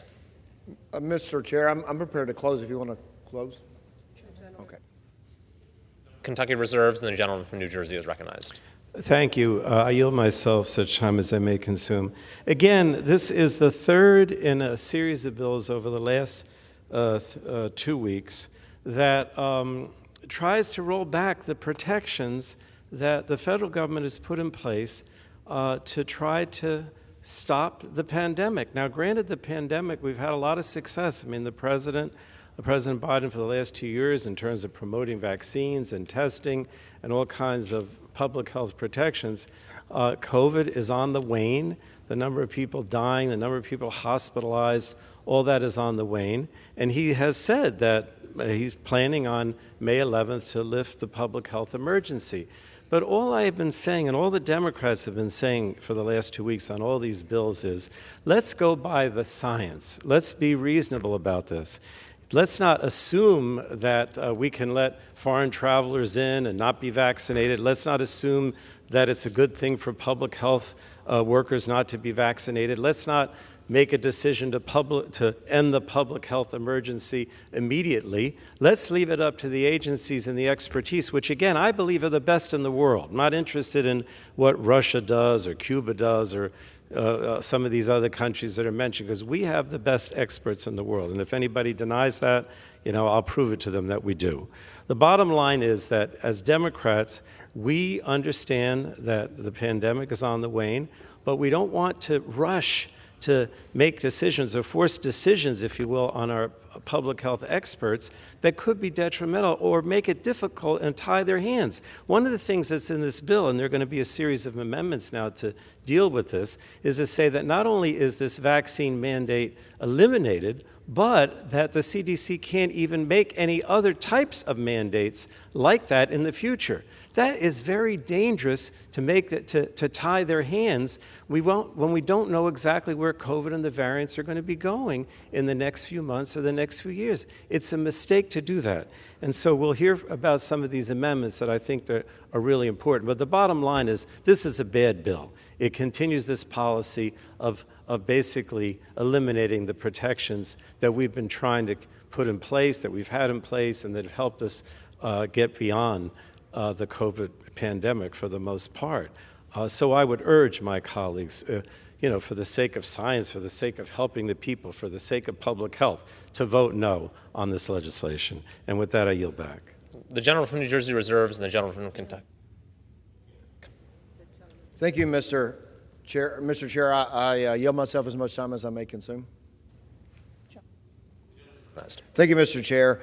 I had several members that were talking, saying that they were vaccinated and encouraged people to be vaccinated. I actually did my vaccination on Facebook to encourage people to be vaccinated. The question is it a choice or requirement to move forward? And so I'm not here to disparage the vaccine at all. I just think it should be people's choices.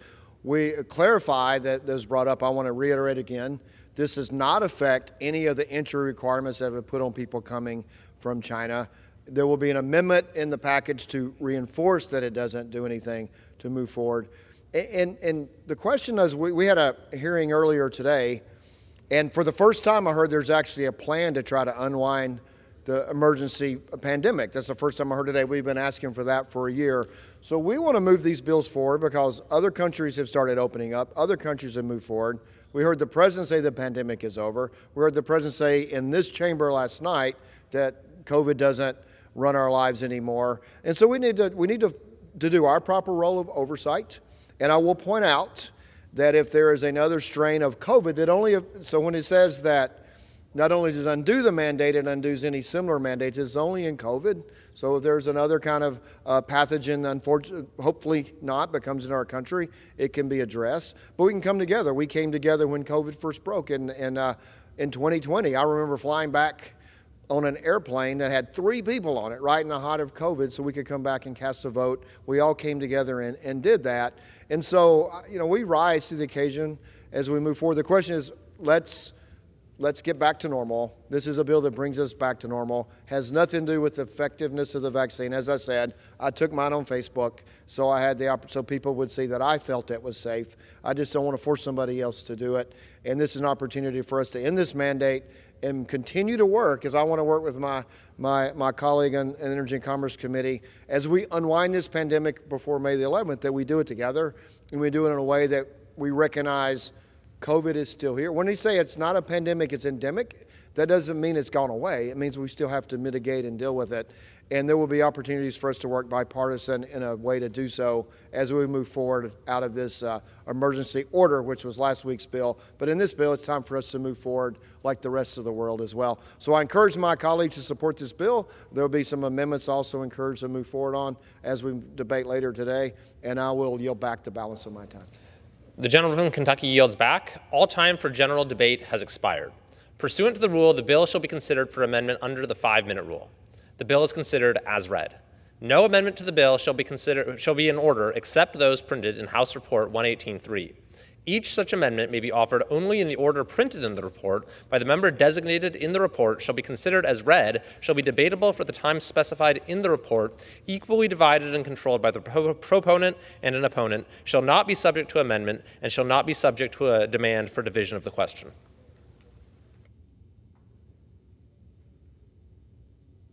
In order to consider amendment number 1, printed in House Report 118.3. For what purpose does the gentleman from Massachusetts seek recognition? Mr. Chair, I have an amendment at the desk. The clerk will designate the amendment. Amendment number 1, printed in House Report number 118-3, offered by Mr. McGovern of Massachusetts. Pursuant to House Resolution 97, the gentleman from Massachusetts, Mr. McGovern, and a member opposed each will control 5 minutes. The chair recognizes the gentleman from Massachusetts. Thank you, Mr. Chair. Mr. Chair, I know that some of my colleagues on the other side may think a degree from Google.com makes them a public health expert, but the truth is it doesn't.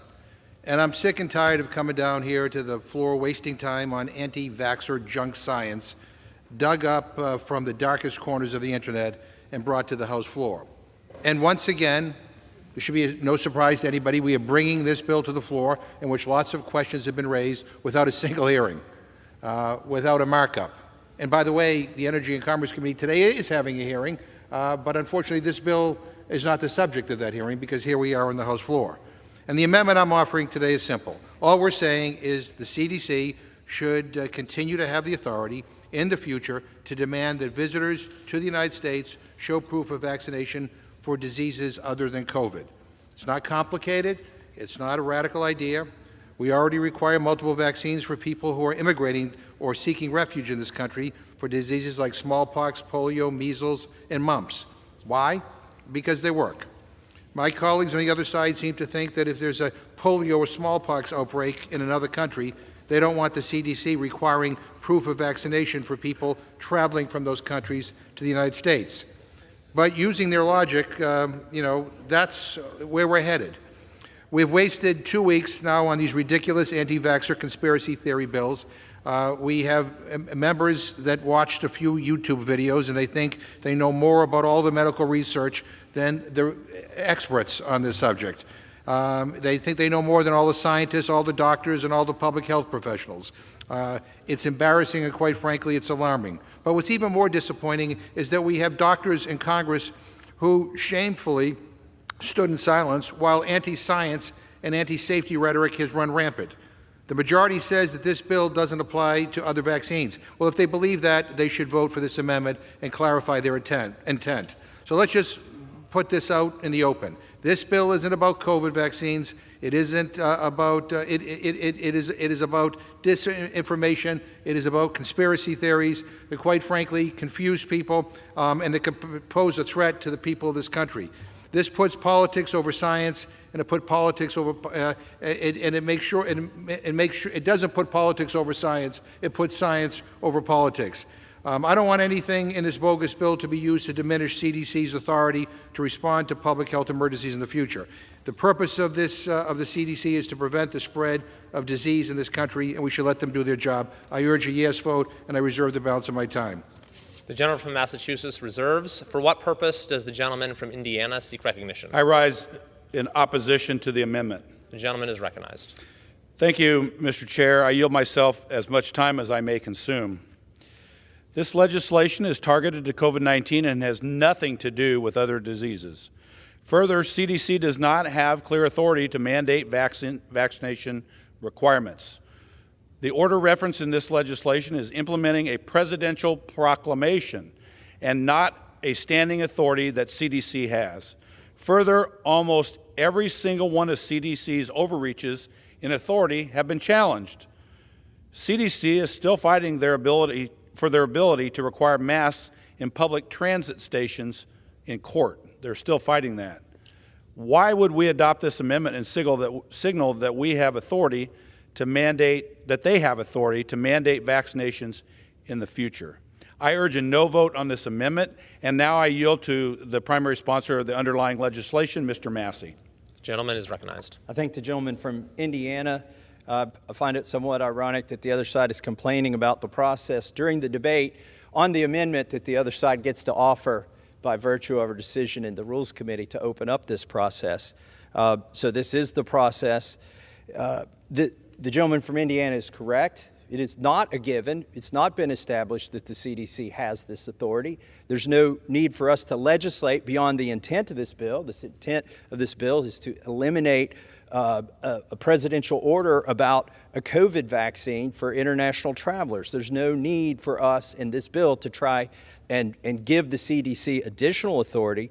In fact, the bill is quiet on whether they have this authority, and that's a subject that's being debated in the courts right now. I also want to point out that the order, as well as the gentleman's amendment, doesn't apply to immigrants. The order that the president's put in place on visitors doesn't apply to illegal immigrants to this United States, and neither would this gentleman's amendment. So I think when you talk about science and logic, why is it that somebody who's coming here legally would be more of a threat than somebody who's coming here illegally? And so with that, I urge a no on the amendment and a yes on the bill, but mostly certainly a no on this amendment, and I yield back to Joe. I yield. The gentleman from Indiana yields. The gentleman from Massachusetts is recognized. Mr. Chairman, I'm just asking, urging that we clarify that the anti-vax rhetoric we hear on the other side of the aisle doesn't apply to other vaccines beyond COVID. There's a trust issue here. I'll give you an example. Last night, when the President asked that the Republicans not vote to cut Social Security and Medicare, you all said you weren't going to do that. And yet, we look today, we see statements from people like Senator Mike Lee, who said that his objective is to phase out Social Security, to pull it up by the roots and get rid of it. The Republican Study Committee released a budget that calls for privatizing Social Security and raising the eligibility ages for Social Security and Medicare. We have had Senator Lindsey Graham suggest that raising the age for Social Security and cutting benefits for seniors while making them pay more. I go on. Rick Scott introduced a bill that would sunset Social Security. So there's a trust issue. And quite frankly, in order for me to agree with the gentleman, I would have to forget everything that I heard in the Rules Committee last night. So this simply says that your anti-vax rhetoric does not apply to other, other health emergencies and other vaccines. This is about protecting the safety and well-being of the people of this country. And again, if you had a hearing and if you brought the CDC head up and asked these questions, maybe you would all feel a little bit more comfortable. But you're rushing this to the floor because you're looking for a soundbite, you're looking for a moment on Tucker Carlson or whatever, or more Twitter followers or whatever. We're interested in responsible legislating. So we would appreciate a reassurance that, in fact, your anti-vax rhetoric doesn't apply to other vaccines. And with that, I yield back my time. The gentleman from Massachusetts yields. The question is on the amendment offered by the gentleman from Massachusetts. Those in favor say aye. Aye. Those opposed say no. No. In the opinion of the chair, the noes have it. The amendment is not agreed to. For what purpose? Yeas and nays. Oh, you did. He did. For what purpose does the gentleman from New Jersey seek recognition? Have a recorded vote on the McGovern amendment. Pursuant to Clause 6 of Rule 18, further proceedings on the amendment offered by the gentleman from Massachusetts will be postponed.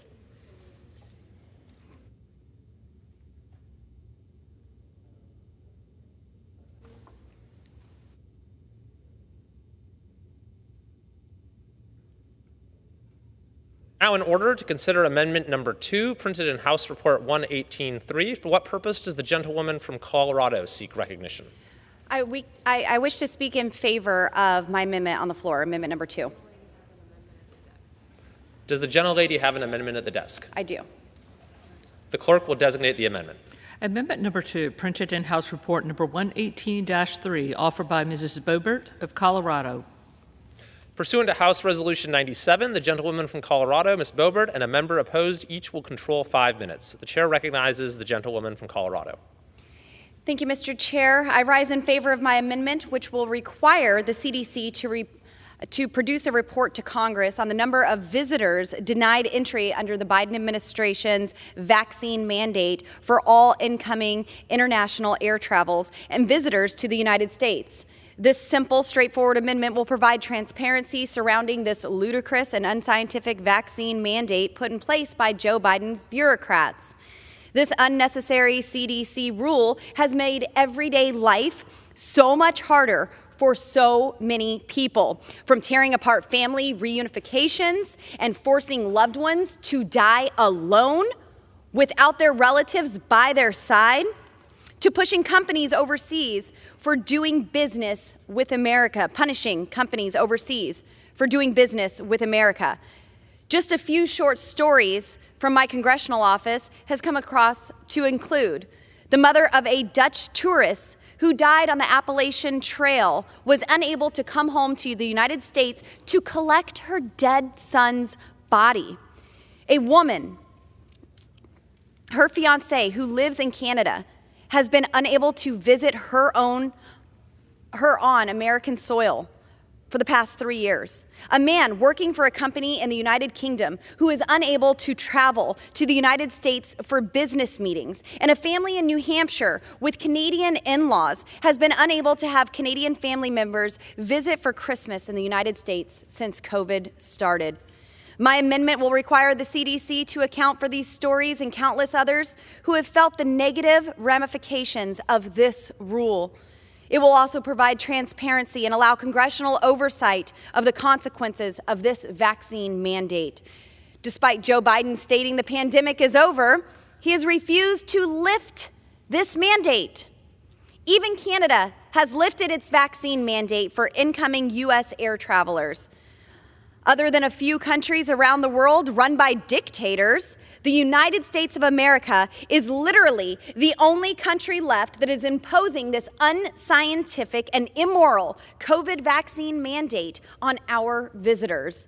Of course, if you cross our southern border illegally, there's no such mandate. And we know of about 5 million who have done just that. Simply put, COVID is over. It is time for us to rejoin the free world. I want to thank my friend and colleague, Representative Thomas Massie, for his work to end yet another vaccine mandate. I'm proud to be a co-sponsor of this legislation, and I strongly support it.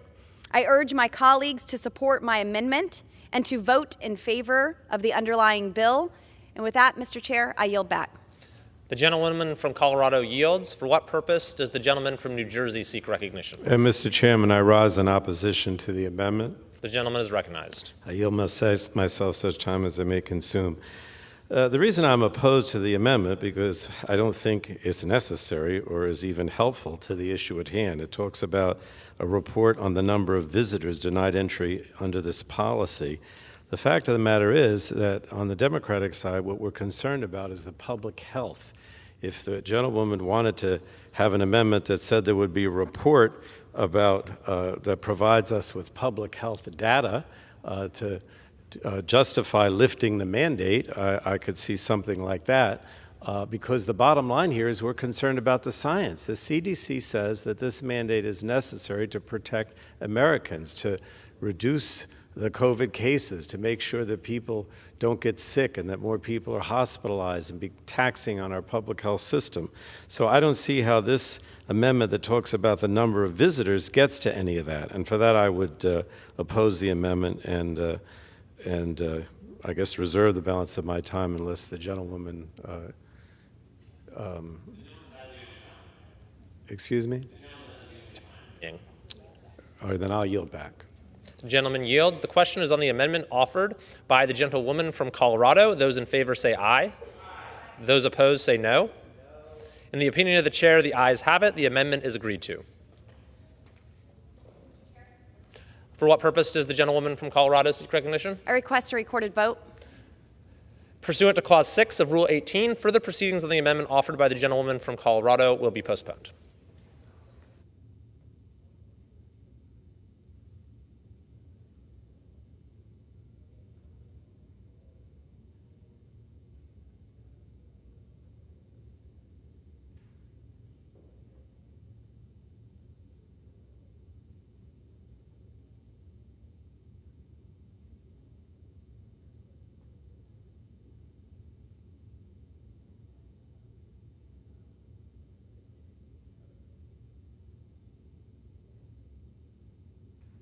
It is now in order to consider amendment number 3, printed in House Report 118.3. For what purpose does the gentleman from Maine seek recognition? Mr. Chair, I have an amendment at the desk. Does the gentleman rise as the designee of the gentlewoman from Washington? Yes. The clerk will designate the amendment. Amendment number 3, printed in House Report number 118-3, offered by Mr. Golden of Maine. Pursuant to House Resolution 97, the gentleman from Maine and a member opposed each will control 5 minutes. The chair recognizes the gentleman from Maine. Thank you, Mr. Chair. I rise to offer an amendment on behalf of Ms. Gluesenkamp-Perez of Washington to ensure that the underlying bill does not risk the public health and safety of the American people in the future. Like many of my colleagues across the aisle, I support ending the COVID-19 vaccine requirement for international travelers at this time, but doing so with the interest of our constituents' safety in mind, first and foremost. Today, this COVID-19 vaccine requirement for international travelers is no longer necessary. In fact, it's become an unnecessary barrier for visitors who would boost local economies and who want to visit with friends and family and reunite with loved ones. However, we should remember that at the beginning of the pandemic, this requirement served as an important protection for our constituents. It would be short-sighted to move to hamstring similar future actions if necessary. which is why Ms. Gluesenkamp-Perez and I support this amendment, which strikes the prohibition on successor or subsequent requirements for air travelers so that future administrations, whether they be Democrat or Republican, have the tools that they need to protect the American people. We're not here to subject the health and safety of our constituents to political whims here in Washington. And with that, I will say I appreciate the opportunity to work with my colleague on this amendment, and I urge all of our colleagues to support it. With that, I yield back. From Maine yields. For what purpose does the gentleman from Indiana seek recognition? I rise to claim time in opposition to the amendment. The gentleman is recognized. It's clear that the Biden administration has pushed its authorities past reasonable interpretation during the COVID-19 pandemic, with everything from eviction moratoriums, student loan to forgiveness, to vaccine and mask mandates being challenged and defeated in court. It is clear that the Biden administration needs the oversight of Congress. The prohibition on rulemaking makes sure the CDC cannot impose a future COVID-19 vaccine requirement on international travelers, and that the Biden administration would need to come to Congress for CDC to take such action in the future. H.R. 185 is a common sense bill. As President Biden himself has stated, the pandemic is over, and I quote. And as he announced last week, the White House would end the current COVID-19 public health emergency effective May 11th, 2023. We are currently one of the only countries still requiring any such vaccine mandate. CDC itself has also acknowledged the vaccine does not prevent transmission. Why then are we still requiring a vaccine to enter our borders for legal travelers? Again, reminding everyone that for illegal travelers here, across the southern border, we're not requiring it. Again, I urge a no vote on this amendment, and I yield back my time. The question is on the amendment offered by the gentleman from Maine. Those in favor say aye. Those opposed say no. In the opinion of the chair, the noes have it. The amendment is not agreed to. Mr. Chairman, on that, I would ask for a recorded vote. For what purpose does the gentleman from Massachusetts rise? From New Jersey rise? I would ask for a recorded vote on Pursuant the to Clause 6 Golden of Rule 18, further proceedings on the amendment offered by the gentleman from Maine will be postponed.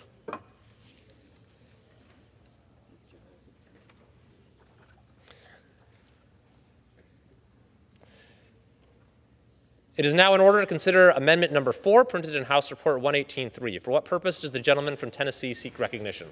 Mr. Speaker, I have an amendment at the desk. The clerk will designate the amendment. Amendment number 4, printed in House Report number 118-3, offered by Mr. Rose of Tennessee. Pursuant to House Resolution 97, the gentleman from Tennessee, Mr. Rose, and a member opposed each will control 5 minutes. The chair recognizes the gentleman from Tennessee. Mr. Speaker, I ask unanimous consent that all members have 5 legislative days to revise and extend their remarks. The gentleman's request is covered by general leave. Mr. Speaker, I yield myself as much time as I may consume. The gentleman is recognized. I rise in support of my amendment to H.R. 185, and I thank my friend from Kentucky, Mr. Massey, for introducing this important piece of legislation. We all know that the People's Republic of China has not been transparent regarding its handling of the COVID crisis. My amendment is simple. This amendment will add language to the underlying bill to clarify that no provisions in the bill shall affect the order issued by the CDC requiring negative COVID-19 test or proof of recovery from COVID-19 for travelers coming from the People's Republic of China. A Bloomberg News article from last month said that, quote, after years of meticulously testing to find every last case of COVID-19, Chinese President Xi Jinping is now effectively looking the other way as the virus ravages the nation's 1.4 billion people, close quote. Mr. Speaker, we cannot fall asleep at the wheel when it comes to protecting our nation, its people, and our safety with respect to the adversarial and all too often nefarious actions and intentions of the People's Republic of China. With that, I reserve the balance of my time. The gentleman from Tennessee reserves. For what purpose does the gentlewoman from Texas seek recognition? Mr. Speaker. The gentlewoman is recognized. I rise in opposition, Mr. Speaker, though I may not necessarily be opposed to the amendment, and I yield myself such time Without objection. Yeah, and I yield myself such time as I may consume. The gentlewoman is recognized.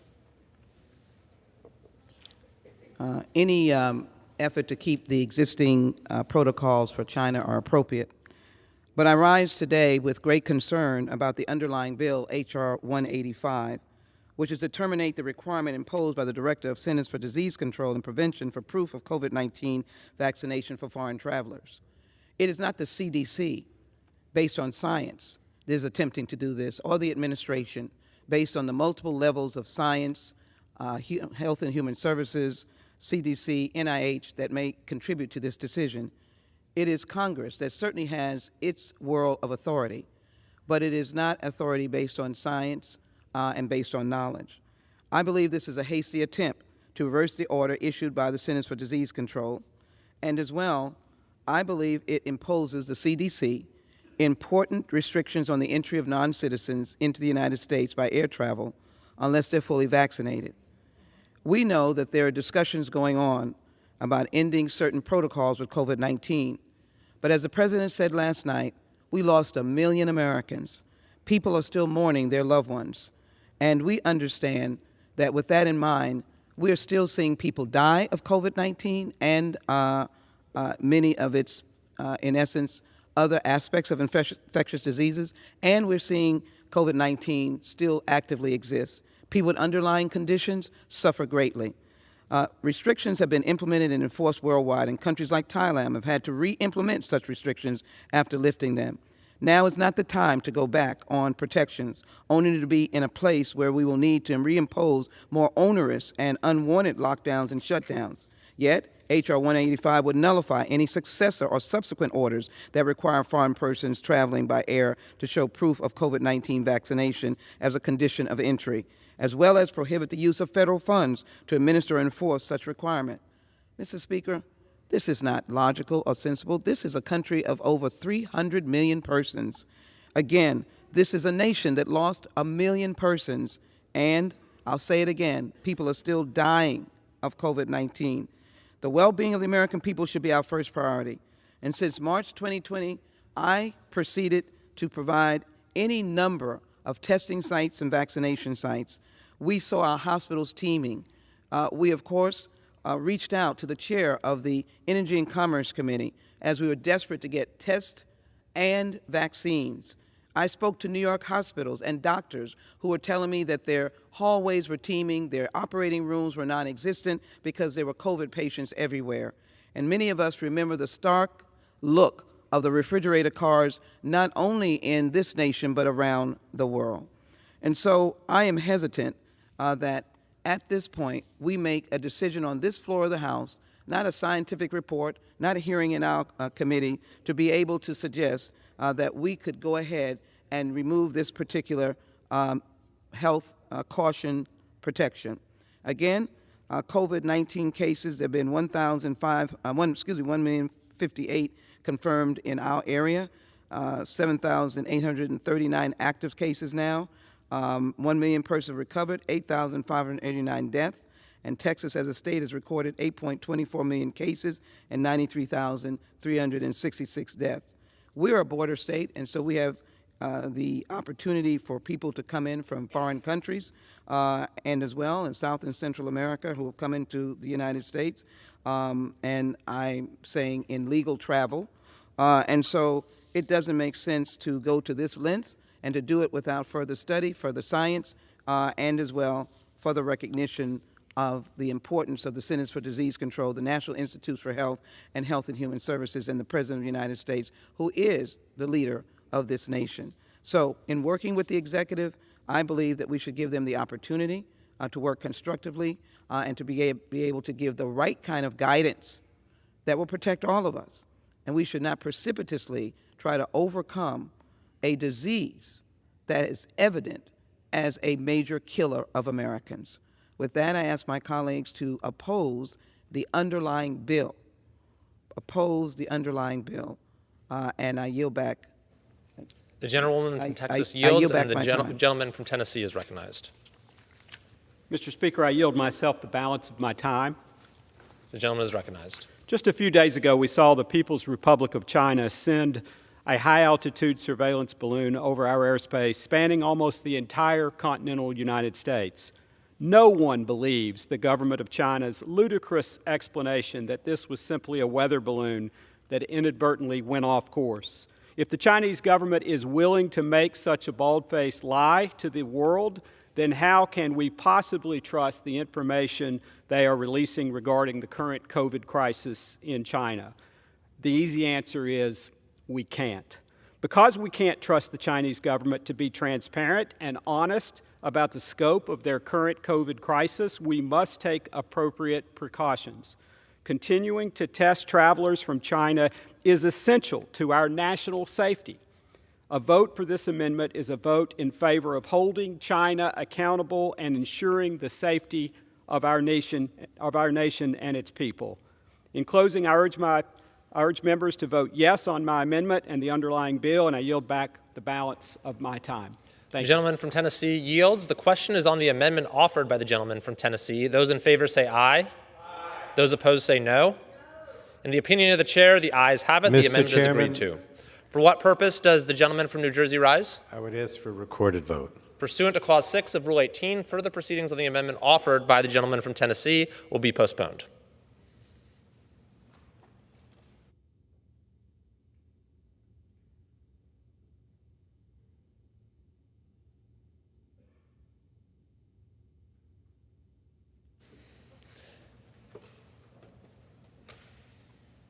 It is now in order to consider amendment number 5, printed in House Report 118.3. For what purpose does the gentlewoman from California seek recognition?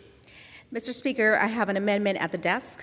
The clerk will designate the amendment. Amendment number 5, printed in House Report number 118-3, offered by Mrs. Torres of California. Pursuant to House Resolution 97, the gentlewoman from California, Ms. Torres, and a member opposed each will control 5 minutes. The chair recognizes the gentlewoman from California. Mr. Speaker, I rise today to offer amendment number 5 to H.R. 185.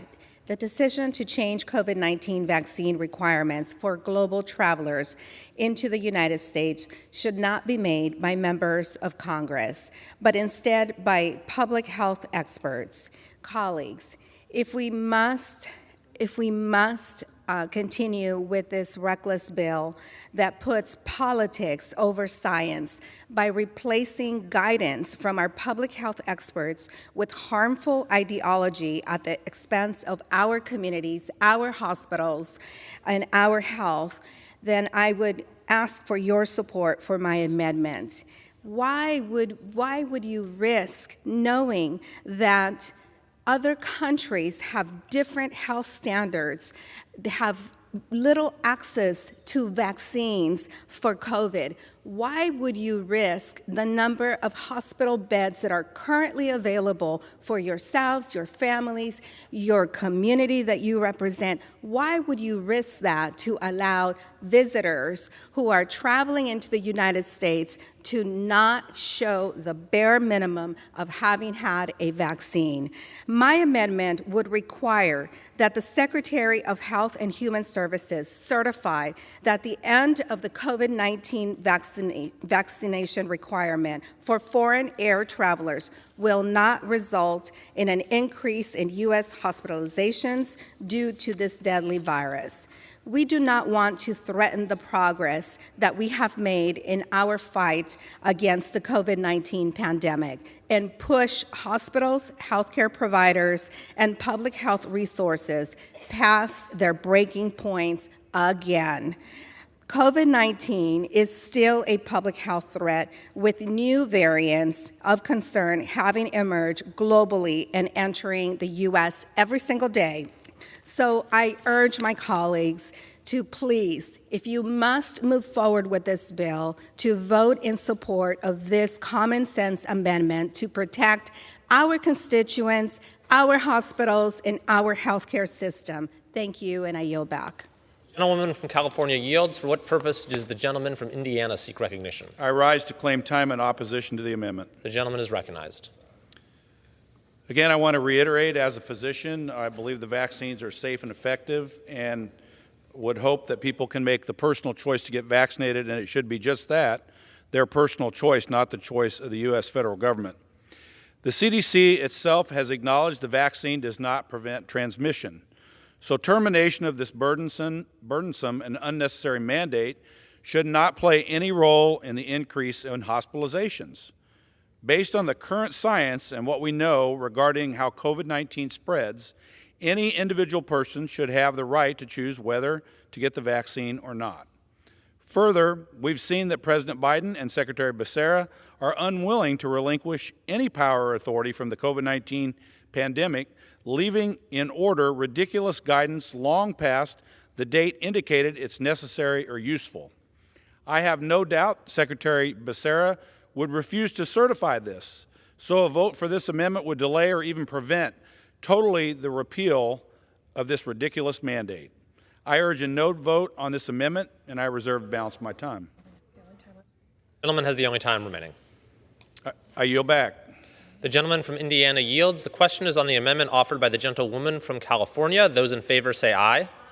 Those opposed say no. In the opinion of the chair, the noes have it. The amendment is not agreed to. Mr. Chairman?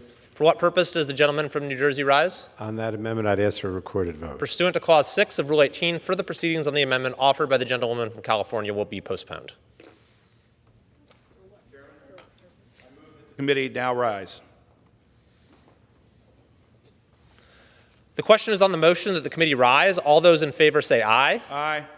All opposed say no. The ayes have it. The motion is adopted. Accordingly, the committee rises.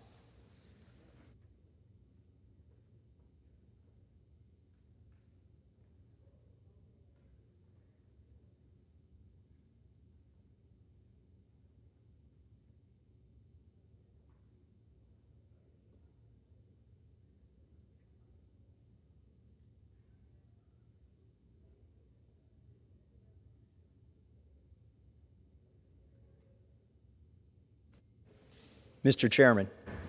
Mr. Speaker, the Committee of the Whole House on the State of the Union, having had under consideration H.R. 185, directs me to report that it has come to no resolution thereon.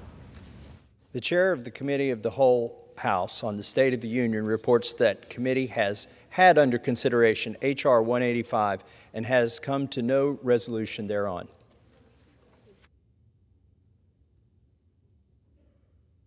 Pursuant to Clause 12A of Rule 1, the chair declares the House in recess, subject to the call of the chair.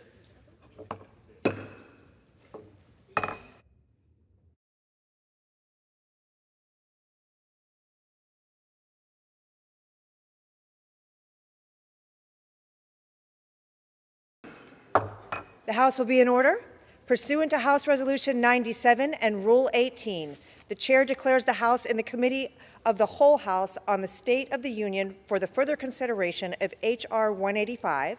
Will the gentleman from Nebraska, Mr. Bacon, kindly take the chair?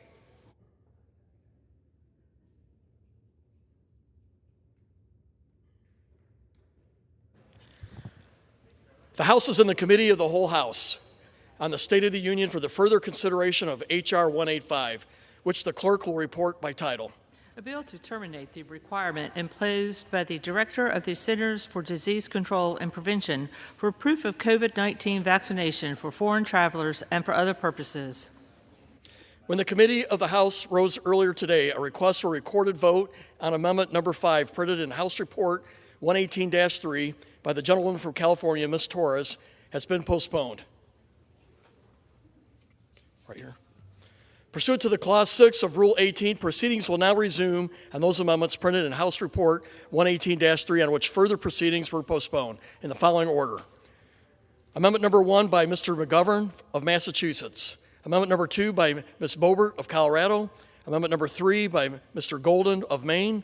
Amendment Number 4 by Mr. Rose of Tennessee. Amendment 5 by Ms. Torres of California.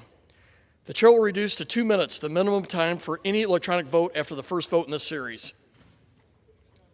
The unfinished business is the request for a recorded vote on Amendment Number 1, printed in House Report 118-3 by the gentleman from Massachusetts, Mr. McGovern, on which further proceedings were postponed and which the noes prevailed by voice vote. The clerk will redesignate the amendment. Amendment Number 1, printed in House Report Number 118-3, offered by Mr. McGovern of Massachusetts. A recorded vote has been requested. Those in support of the request for a recorded vote will rise and be counted. A sufficient number having risen, a recorded vote is ordered. Members will record their votes by electronic device. This will be a 15-minute vote.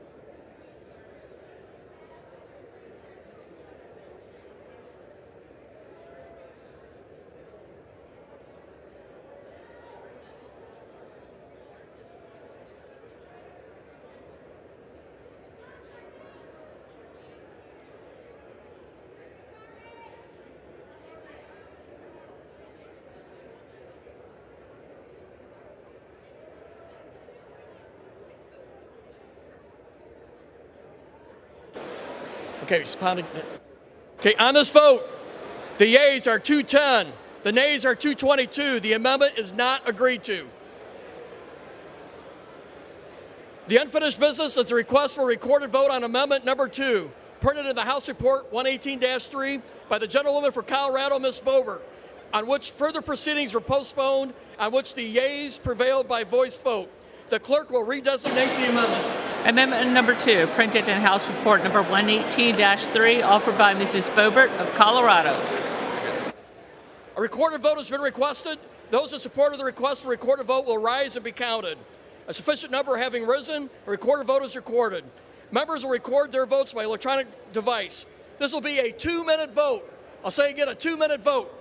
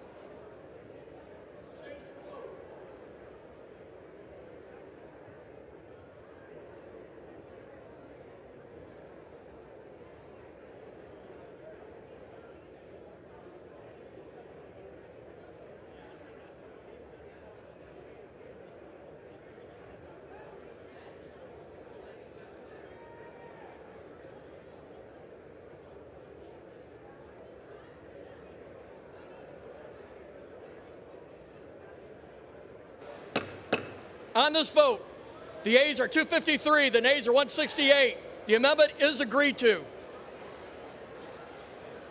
The unfinished business is a request for a recorded vote on amendment number 3, printed in the House Report 118-3 by the gentleman from Maine, Mr. Golden, on which further proceedings were postponed and on which the noes prevailed by voice vote. The clerk will redesignate the amendment. Amendment number 3, printed in House Report number 118-3, offered by Mr. Golden of Maine. A recorded vote has been requested. Those in support of the request for a recorded vote will rise and be counted. A sufficient number having risen, recorded vote is ordered. The members will record their votes by electronic device. There will be a 2-minute vote.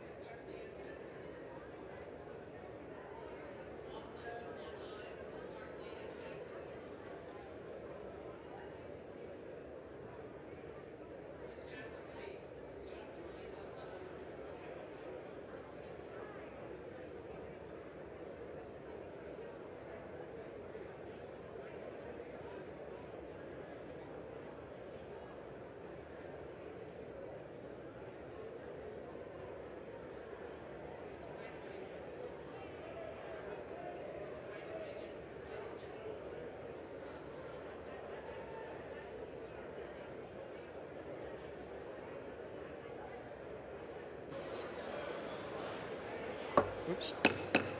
On this vote, the yeas are 207, the nays are 220. The amendment is not agreed to.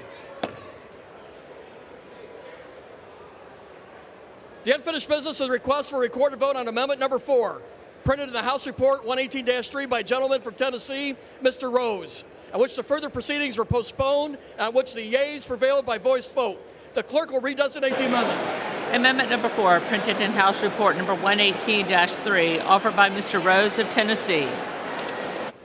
A recorded vote has been requested. Those in support of the request for a recorded vote will rise and be counted. A sufficient number having risen, a recorded vote is ordered. Members record their votes by electronic device. This will be a 2-minute vote.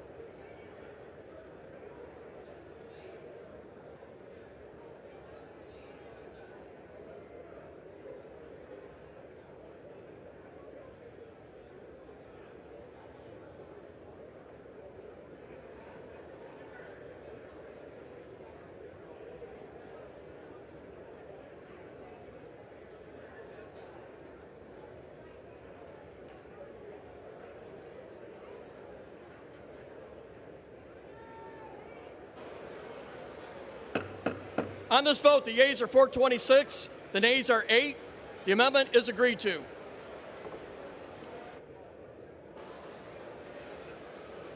The unfinished business is requested for a recorded vote on amendment number 5, printed in the House Report 118-3 by gentlewoman from California, Ms. Torres, on which further proceedings were postponed, on which the noes prevailed by voice vote. The clerk will redesignate the amendment.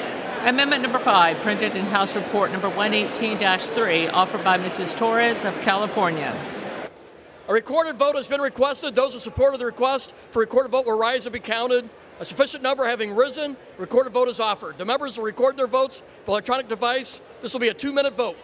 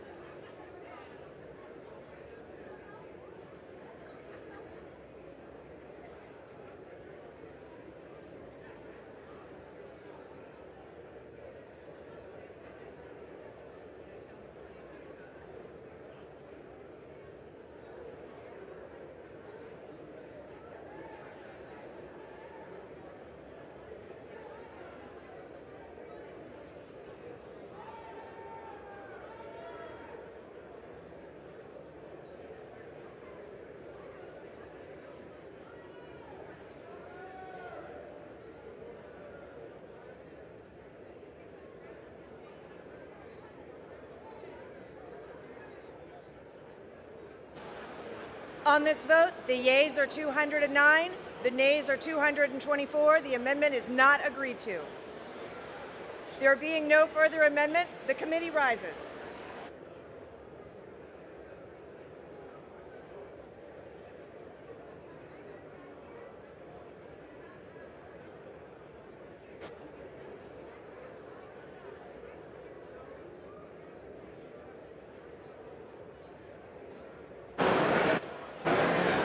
Madam Chair. Mr. Speaker, the Committee of the Whole House on the State of the Union has had under consideration H.R. 185, and pursuant to House Resolution 97, I report that the bill back to the House with sundry amendments adopted in the committee as a whole. The Union reports that the committee has had under consideration the bill H.R. 185, and pursuant to the House Resolution 97, reports the bill back to the House with sundry amendments adopted in the Committee of the Whole. Under the rule, the previous question is ordered. Is a separate vote demanded on any amendment reported from the Committee of the Whole? If not, the chair will put them on in gross. The question is on the adoption of the amendments. Those in favor, please say aye. Those opposed, please say no. The ayes have it. The amendments are agreed to. The amendment is engrossment and third reading of the bill. Those in favor, please say aye. Those opposed, please say no. The ayes have it. Third reading. A bill to terminate the requirement imposed by the Director of the Centers for Disease Control and Prevention for proof of COVID-19 vaccination for foreign travelers and for other purposes. Okay, you got there.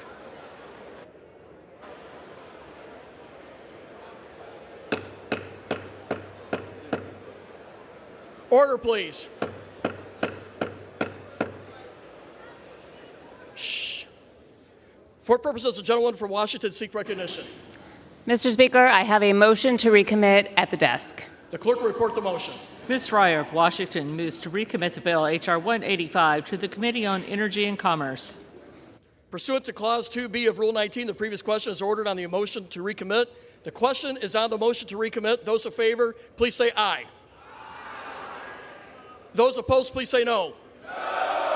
In the opinion of the chair, the noes have it. Mr. Speaker, I request a recorded vote. A recorded vote is requested. Those favoring a recorded vote will rise. A sufficient number having risen, a recorded vote is ordered. Members will record their votes by electronic device. Pursuant to Clause 9 of Rule 20, this is a 5-minute vote, and the motion to recommit will be followed by a 5-minute vote on passage of the bill. This is a 5-minute vote.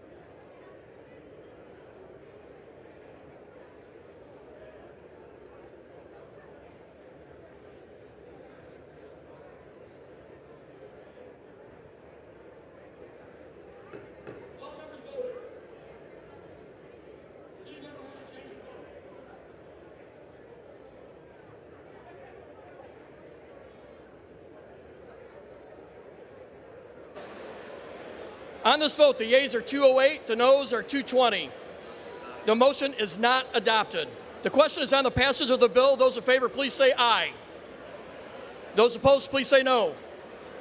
The ayes have it. The bill is passed, and without objection, the motion reconsidered. Mr. Speaker, on that I ask for the yeas and nays. The yeas and nays are requested. Those favoring a vote by yeas and nays will rise. A sufficient number having risen, the yeas and nays are ordered. Members record their vote by electronic device. A 5-minute vote.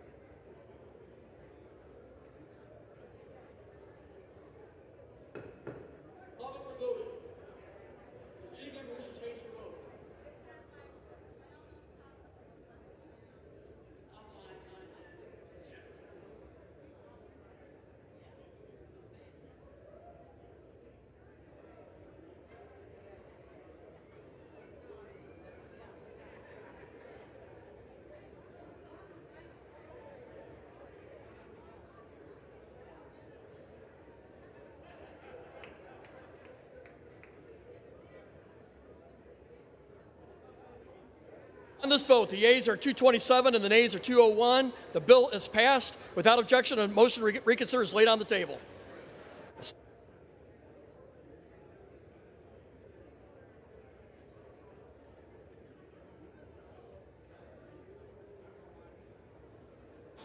The chair lady puts on the floor for considerations for the following communications.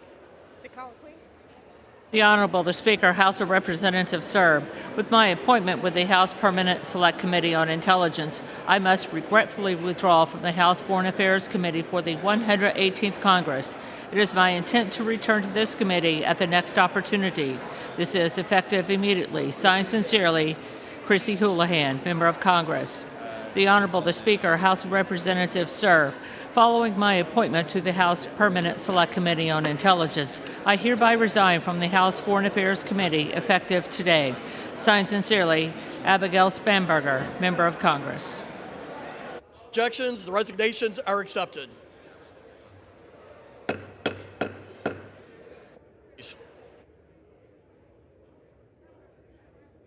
What is the gentleman from California?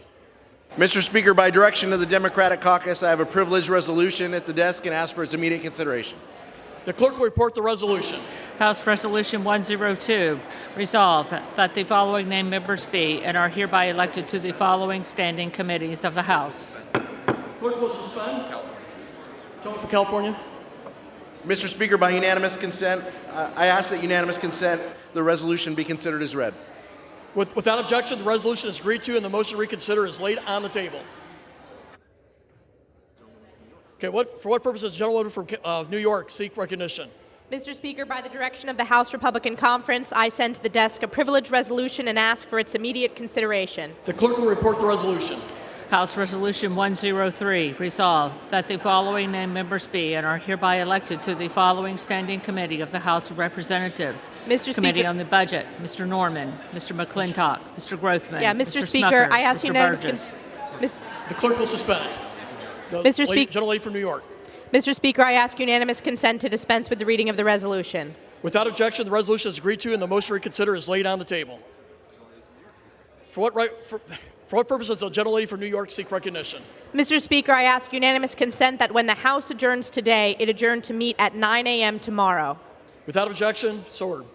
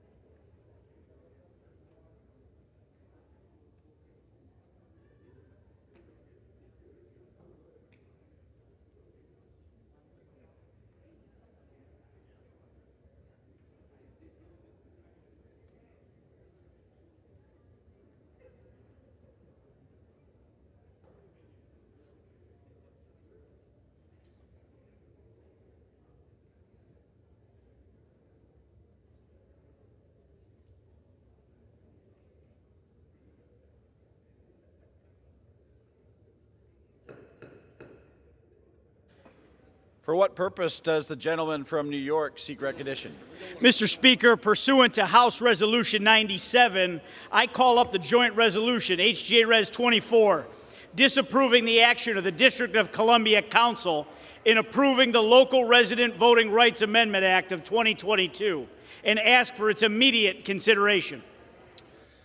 The clerk will report the title of the joint resolution. House Joint Resolution 24, joint resolution disapproving the action of the District of Columbia Council and approving the Local Resident Voting Rights Amendment Act of 2022. The House will be in order. Pursuant to House Resolution 97, the joint resolution is considered read. The joint resolution shall be debatable for 1 hour, equally divided and controlled by the chair and the ranking minority member of the Committee on Oversight and Accountability or their representative designees. The gentleman from New York, Mr. Langworthy, and the gentleman from Maryland, Mr. Raskin, will each control 30 minutes. The chair recognizes the gentleman from New York. Mr. Speaker, I ask unanimous consent that all members have 5 legislative days to revise and extend their remarks and include extraneous material on the measure under consideration. Without objection. I yield myself such time as I may consume. The gentleman is recognized. Thank you, Mr. Speaker. I rise in support of House Joint Resolution 24, disapproving the action of the District of Columbia in enacting the Local Resident Voting Rights Amendment Act of 2022, introduced by the chairman of the House Committee on Oversight and Accountability, James Comer of Kentucky. Our nation's capital city is in crisis. Crime is rampant. Students in D.C. public schools suffered historic learning loss because Democrats kept schools closed. Buildings are sitting empty while federal workers continue to work from home. But the D.C. Council has prioritized a bill to allow non-citizens, including illegal immigrants and foreign employees at embassies, openly hostile to the United States, to vote in local elections. This move by the D.C. Council dilutes the votes of American citizens, including the many residents of the district who struggled and sacrificed to obtain legal citizenship the right way. Voting is a pillar of American democracy and a constitutional right that must be protected and preserved for citizens of our country. Voting is how Americans exert their will upon their government. Voting ultimately determines how laws are written and enforced so that citizens can shape the rules under which they can earn a living and be protected from harm. Voting is an essential privilege and responsibility established at great cost throughout our nation's history.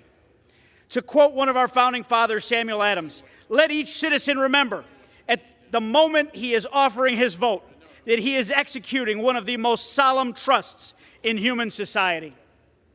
On November 21st, 2022, the D.C. Council chose to trash this solemn trust by granting this sacred right of voting to anyone residing in the district, including those here illegally and other non-citizens. Now just think about the immediate implications of this law. Our nation's capital city plays host to virtually hundreds of foreign organizations and embassies. Many of those foreign nationals have interests directly opposed to those of the United States, and they make no claim otherwise. D.C.'s law makes zero exceptions for such individuals whose role may be to disrupt or destroy the American way of life in the principles that our nation stands upon. For years, Democrats in Washington decried potential foreign influence in our electoral process. But D.C.'s new law potentially allows foreign agents from China, Russia, and other adversaries to participate in local elections held within this nation's capital city.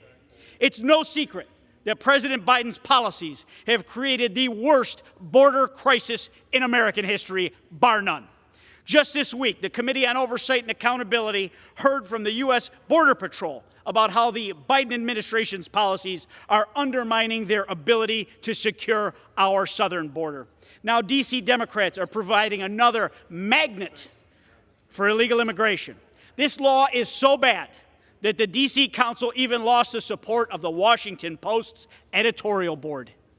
In October of last year, the Washington Post editorial board announced it opposed the bill, declaring voting is a foundational right of citizenship. The Post went on to note that allowing an estimated 50,000 non-citizen D.C. residents to vote is just simply a bridge too far. And I think most of us can agree on that. And I think most of the American people would certainly agree with that. Even D.C. Mayor Muriel Bowser agrees with us, and she chose to withhold her own signature from this legislation.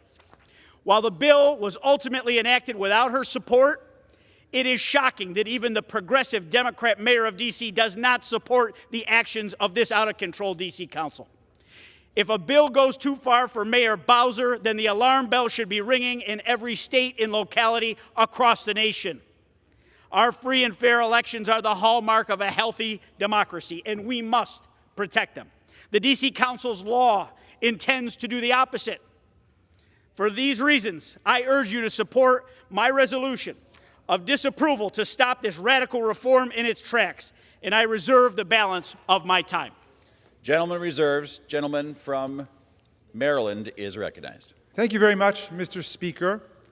I rise in strong opposition to House Joint Resolution 24, which seeks to nullify the duly enacted laws of the District of Columbia and violates the principle of local democratic self-government, which is at the heart of the Home Rule Charter for Washington, D.C., and also violates the equal protection and democratic principles that animate our Constitution.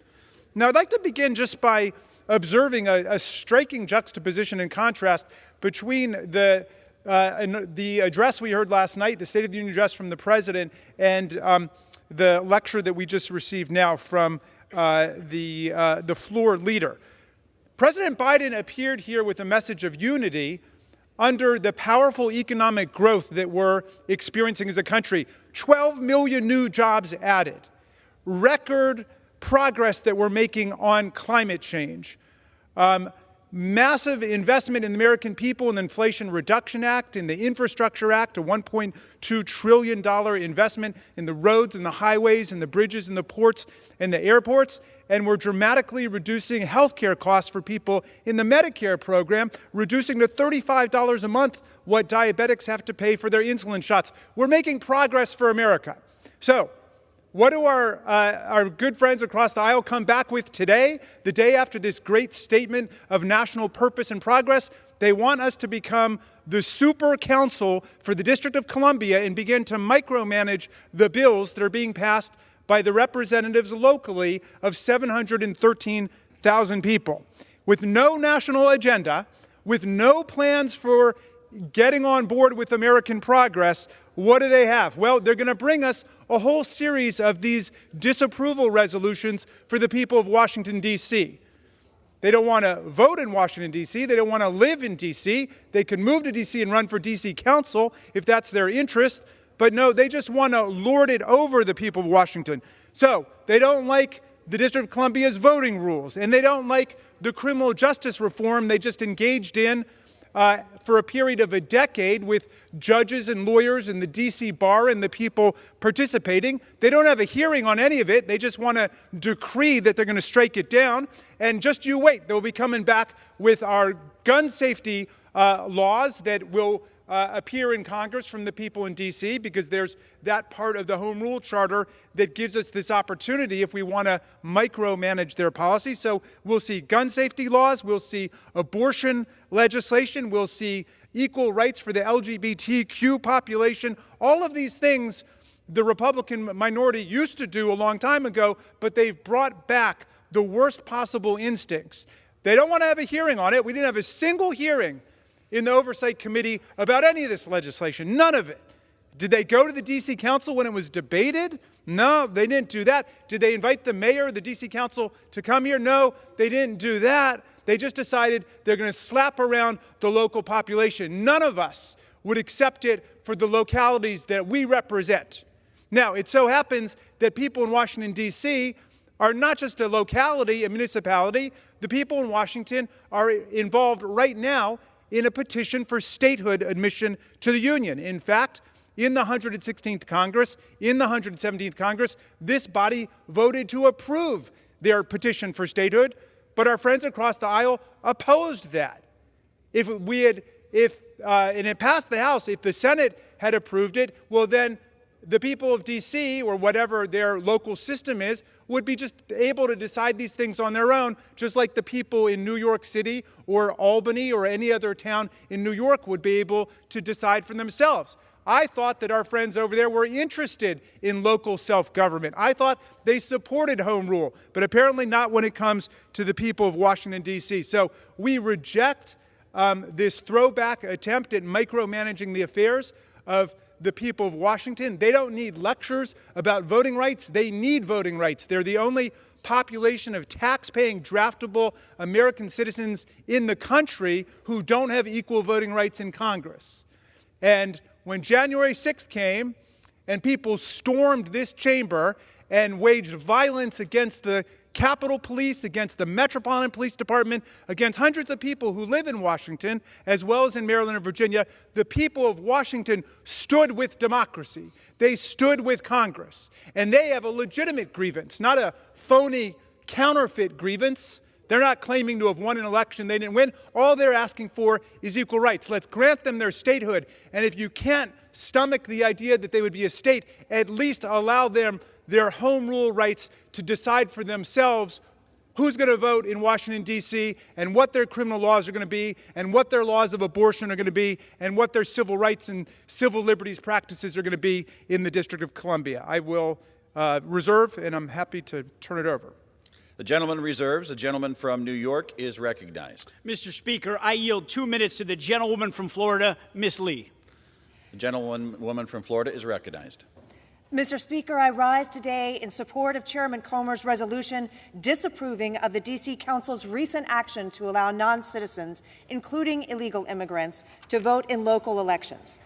The Council's actions undermine voter confidence and faith in our elections, and ultimately the sovereignty of the United States.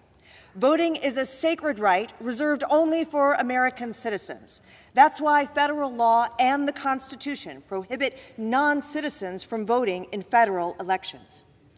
In order to further promote integrity in our elections, many states have also prohibited non-citizens from voting in their state and local elections. Our nation's capital should be a model for the rest of the country. But for years, the district has run poor elections, and now the council wants to take it even further by allowing non-citizens to vote. At a time when communities across our nation are dealing with the consequences of an unprecedented number of criminals, human smugglers, and deadly fentanyl pouring across our borders, it is unthinkable that the D.C. Council wants to reward those who have broken the law. Further, this would let diplomats vote in D.C. elections, some of whom can be agents of our adversaries, like China and Russia. That's why several of my colleagues on the House Administration and Oversight Committee last Congress, including Chairman Steil and Mr. Comer, sent a letter to D.C. Mayor Muriel Bowser criticizing the measure and calling on her to reject it. Congress can and should exercise its constitutional responsibility over D.C. and stop this law with this joint resolution of disapproval.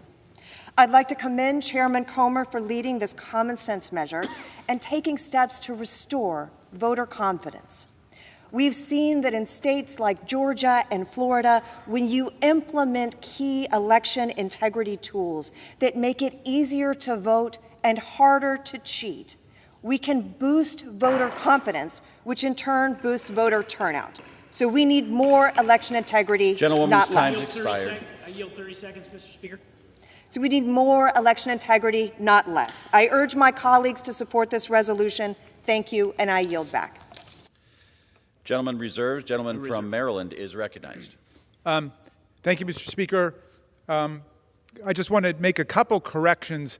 First of all, the D.C. legislation that would be disapproved by this resolution allows only for voting in local elections, school board elections, advisory neighborhood commission elections, council elections. It does not allow voting in federal elections for non-citizens. And the Constitution, contrary to what the gentlelady said, permits non-citizen voting at the local level, and there are a number of jurisdictions that do that. With that, I'm going to yield 5 minutes to the very distinguished representative of the people of the District of Columbia, Eleanor Holmes Norton. I thank my good friend for yielding, And I strongly oppose this undemocratic, paternalistic resolution. There is only one question before this House. The question is, do you believe in democracy?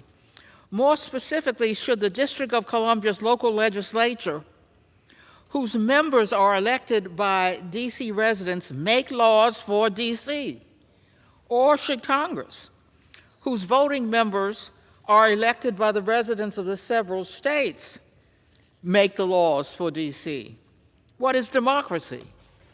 The dictionary defines it as a, quote, government in which the supreme power is invested in the people and exercised by them directly or indirectly through a system of representation, usually involving periodically held free elections, end quote.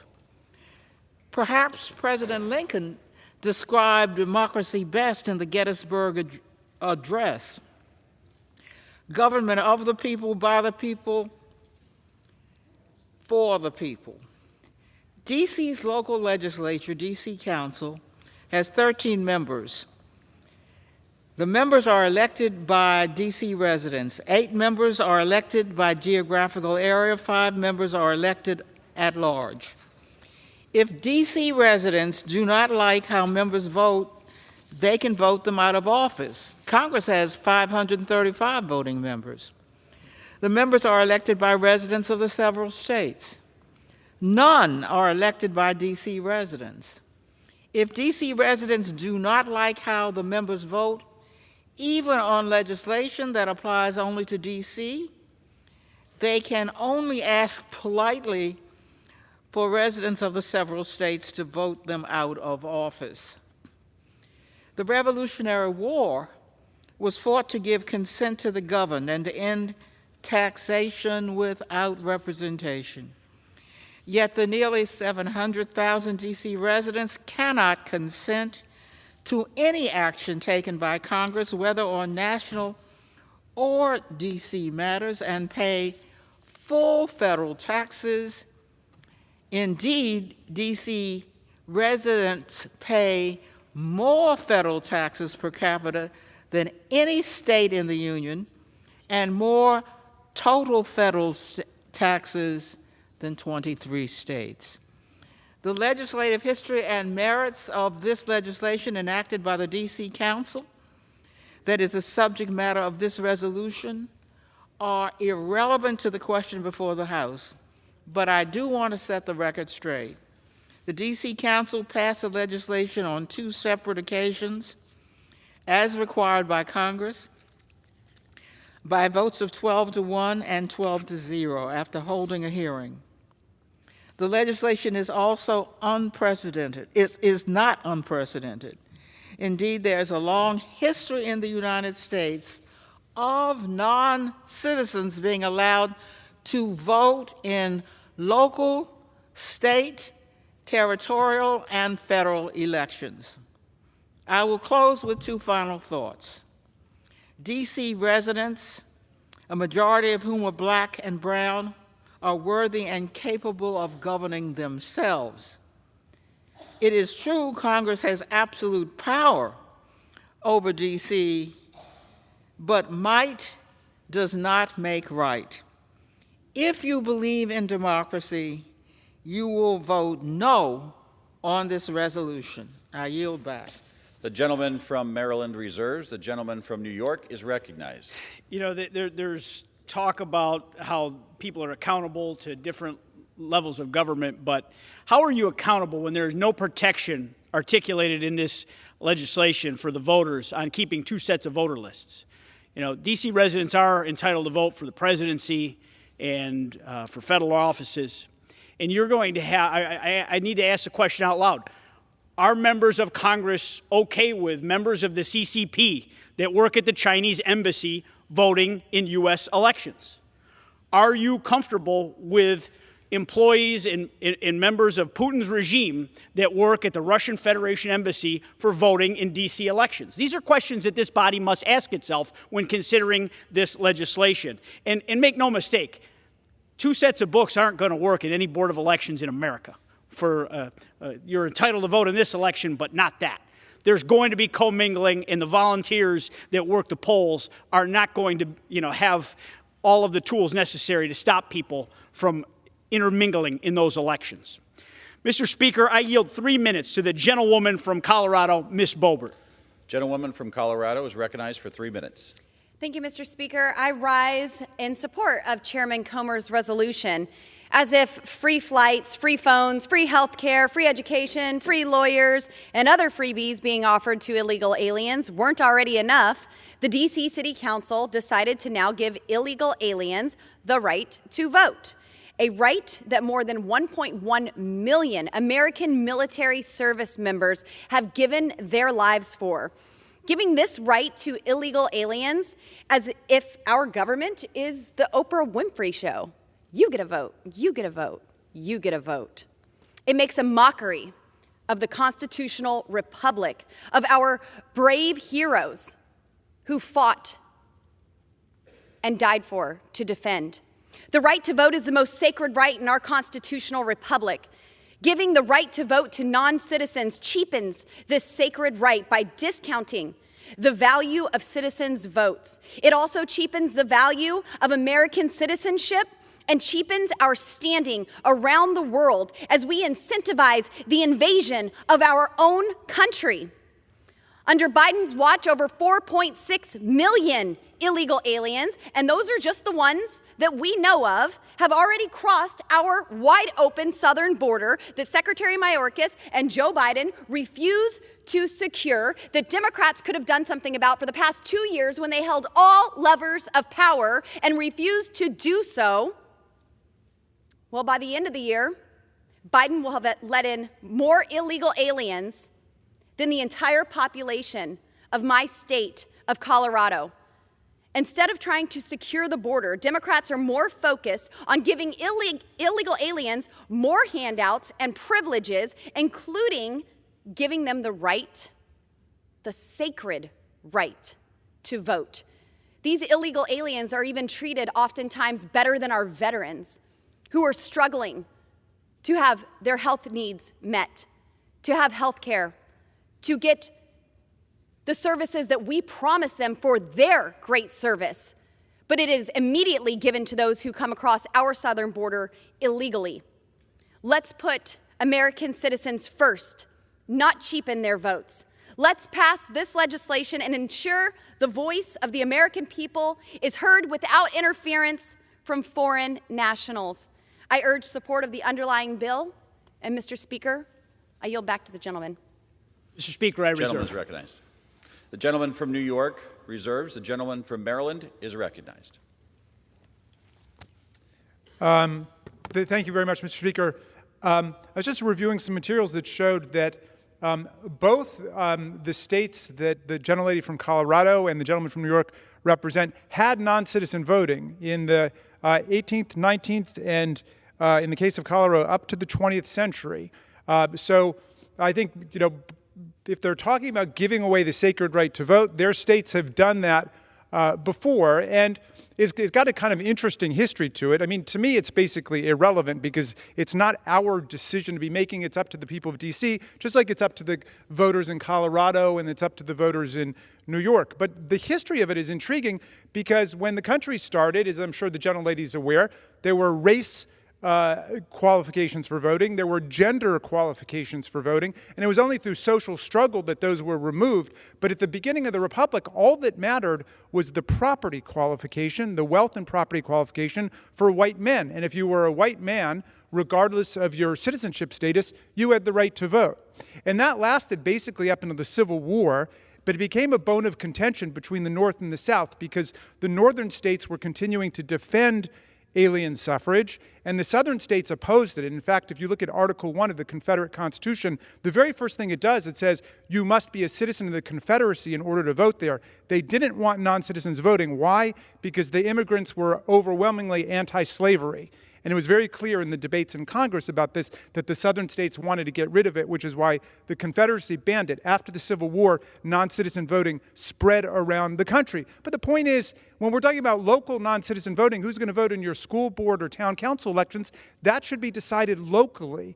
And my colleagues who are the ones determined not to make the District of Columbia a state should be the first ones to say, if it's just a local government, let them decide who's going to vote on matters of garbage collection and who their teacher is going to be. The jurisdictions that have done this, like Los Angeles, have wanted to make sure that parents in local public schools get the right to vote, regardless of their citizenship status. Most of the non-citizens, of course, are lawful residents, people with green cards, permanent residents, and they want them to be engaged and involved. In any event, if my friends really support home rule and local self-determination, they will allow the people of Washington, D.C. to decide that. And with that, I'm going to yield 4 minutes to my friend from New York, Ms. Ocasio-Cortez.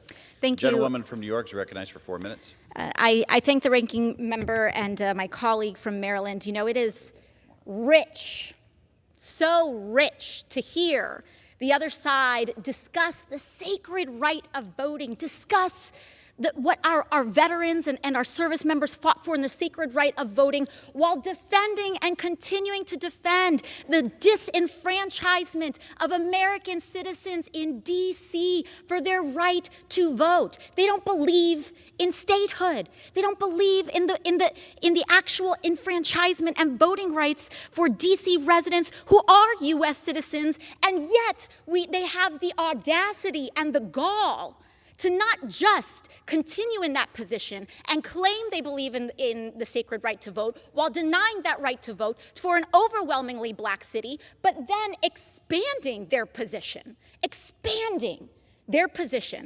so that in direct contradiction of their quote-unquote conservative values of small government and defending freedom, have decided to expand the jurisdiction of this body to meddle into the business of D.C. residents. The D.C. City Council has the right to determine its policies for D.C. residents. And if any member of this body does not like that, they can feel free to change their registration, resign their post, and run for D.C. City Council. And for those who are residents here of Washington, D.C., they could have, as the ranking member stated, gone to any one of the many hearings on this issue. I understand that there may be disagreement. I understand that Republicans may not be happy with what the D.C. City Council is doing. But when cities in Vermont passed the same provisions, when San Francisco, when 9 Maryland cities brought up this provision, did the Republican Party corral all of Congress and bring this issue down to the floor for a vote? No, they did not. They are singling out the residents of the District of Columbia and expanding in the history of disenfranchisement that goes all the way back to the legacy of slavery. And they're bringing it right here to this floor because why? They don't have any real bills to debate. We're not here to talk about health care. We're not here to talk about abortion. We're not here to talk about voting rights. We're here to talk about the expansion and the continued subjugation and disenfranchisement of the people of the District of Columbia. Let them govern themselves. And with that, I yield back to the ranking member. Reserve. The gentleman from Maryland reserves. The gentleman from New York is recognized. Mr. Speaker, I yield 2 minutes to the gentleman from Texas, Mr. Pfluger.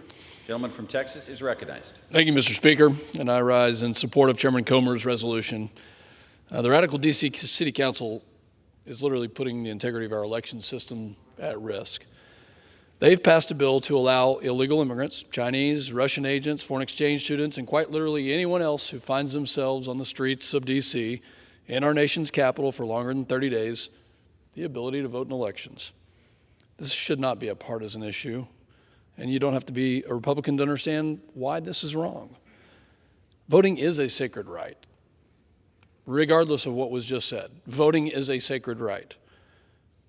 This ridiculous measure disenfranchises millions of legal American citizens and opens up our election system to a host of security issues. In fact, the mayor of D.C. didn't even sign this. Congress must pass this resolution today, but we should also move to pass my bill, H.R. 192, to make it clear to D.C.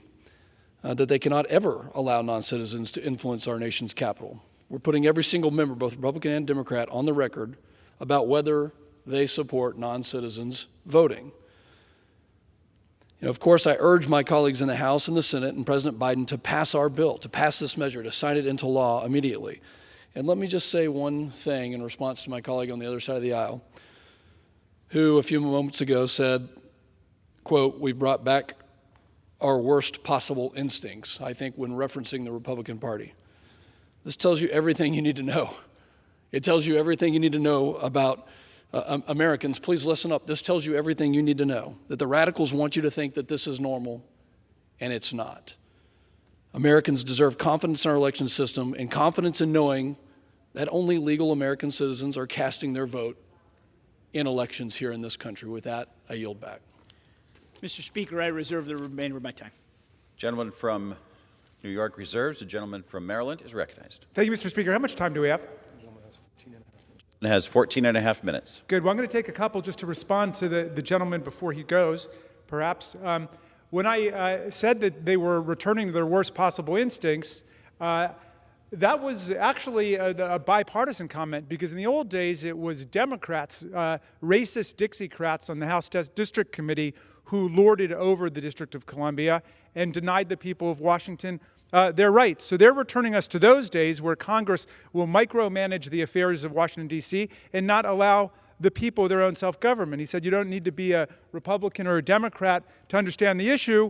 It would actually help to know your Abraham Lincoln, because, of course, Lincoln was a major defender of non-citizen voting, to the extent you guys want to act like a super D.C. council and get into the merits of it. In fact, when he was elected, his opponents, his Southern opponents, said he was elected on the strength of the non-citizen vote in New York, as a matter of fact, and in Illinois and other states where they had so-called declarant alien suffrage, which means if you are on the pathway to citizenship, you're allowed to vote, which is a policy that makes a lot of sense, but different jurisdictions have different policies according to home rule and self-government. When Lincoln was here, his major legislative initiative, interestingly enough, was to abolish the slave traffic in the District of Columbia, because he felt that freedom and democracy should obtain in the nation's capital. That's something that our colleagues should also think about in terms of defining an agenda of their party, and I know they're careening from this issue to that issue. But if you're thinking about D.C., think about what Abraham Lincoln did. And with that, I'm delighted to yield 2 minutes to my distinguished colleague from Texas, Ms. Jackson-Lee. Gentlewoman from Texas is yielded 2 minutes. Pleased to thank the ranking member for his leadership, and of course Congresswoman Eleanor Holmes Norton for her continued consistency in refuting and rebutting wrong-headed and misdirected policies that seem to come year after year. Let me read breaking news from one of the historic newspapers in this month that we begin to focus on Black history. From the Washington Informer, the headline says, D.C. Council blasts House GOP interference in city law. D.C. Council members has lashed out at Republicans on Capitol Hill for seeking to meddle in city affairs. For some reason, Ranking Member Rashkin, there was some thought that our friends were riding in on a white horse because there was some disagreement on the council. That disagreement, as you have so effectively said, and with the Congresswoman as well, is that they want to handle their own matters. But let the record be clear that the United States Constitution does not forbid non-citizens from casting their vote in local and state elections and other elections. At least 15 cities currently allow non-citizens to cast ballots in local elections. And particularly, non-citizens were occasionally permitted to cast ballots in local, state, and federal elections in 40 states from the time of the nation's inception until 1926. So we have had a history of local decisions being made by local voters. In this instance, local voters voted and made a decision. Whatever modifications they desire to make, they're not asking this place to implode their work. As we begin to think about voting rights, I would ask my colleagues to help join us in supporting the John Lewis Voting Enhancement Act that we've tried to pass here, Democrats, in this Congress for a long, long time. I'd ask them to help us in the redistricting that skewed and denied Democrats in Texas 2 districts that were legitimately based upon the census that was in fact created by Hispanics and African Americans. Gentlewoman's time's I'd expired. like to yield the gentlelady an additional minute. Gentlelady is yielded 1 minute. But in redistricting across the nation, North Carolina, Georgia, Texas, were states in which voting rights were directly undermined. Some of the restrictive legislation that was passed in Georgia and Texas are evidence of the oppression of many in the Friends who are across the aisle parties in states to deny people of color their right to vote. And so it looks as if we have an opportunity here for champions of voting rights that seem to be evidenced across the aisle. Join me in the John Robert Lewis Voter Enhancement Act. But at this time, in this month, we ask that you allow the citizens of Washington, D.C., one, at some point to have statehood, but more importantly in this instance, to stay out of home rule decisions or to stay out of decisions granted to them. Those decisions are granted to them. For that reason, I am enthusiastically in opposition to H.J. Res. 24 because this legislation goes beyond the boundaries of the responsibilities, duties, and rights of this body. Leave the government of Washington, D.C. to the people of Washington, D.C. I yield back. The gentleman from Maryland reserves. The gentleman from New York is recognized. Mr. Speaker, may I inquire how much time is remaining? You have 18 minutes. 18 minutes. Mr. Speaker, I yield 2 minutes to the gentlewoman from Colorado, Ms. Boebert. Gentlewoman from Colorado is recognized. Thank you, Mr. Speaker. I would like to speak in response to some of the opposition that I've heard to this legislation. First of all, we've heard about slave trade multiple times this evening. And if we're concerned about slave trade, well, then let's secure the southern border because that's where the human trafficking is taking place.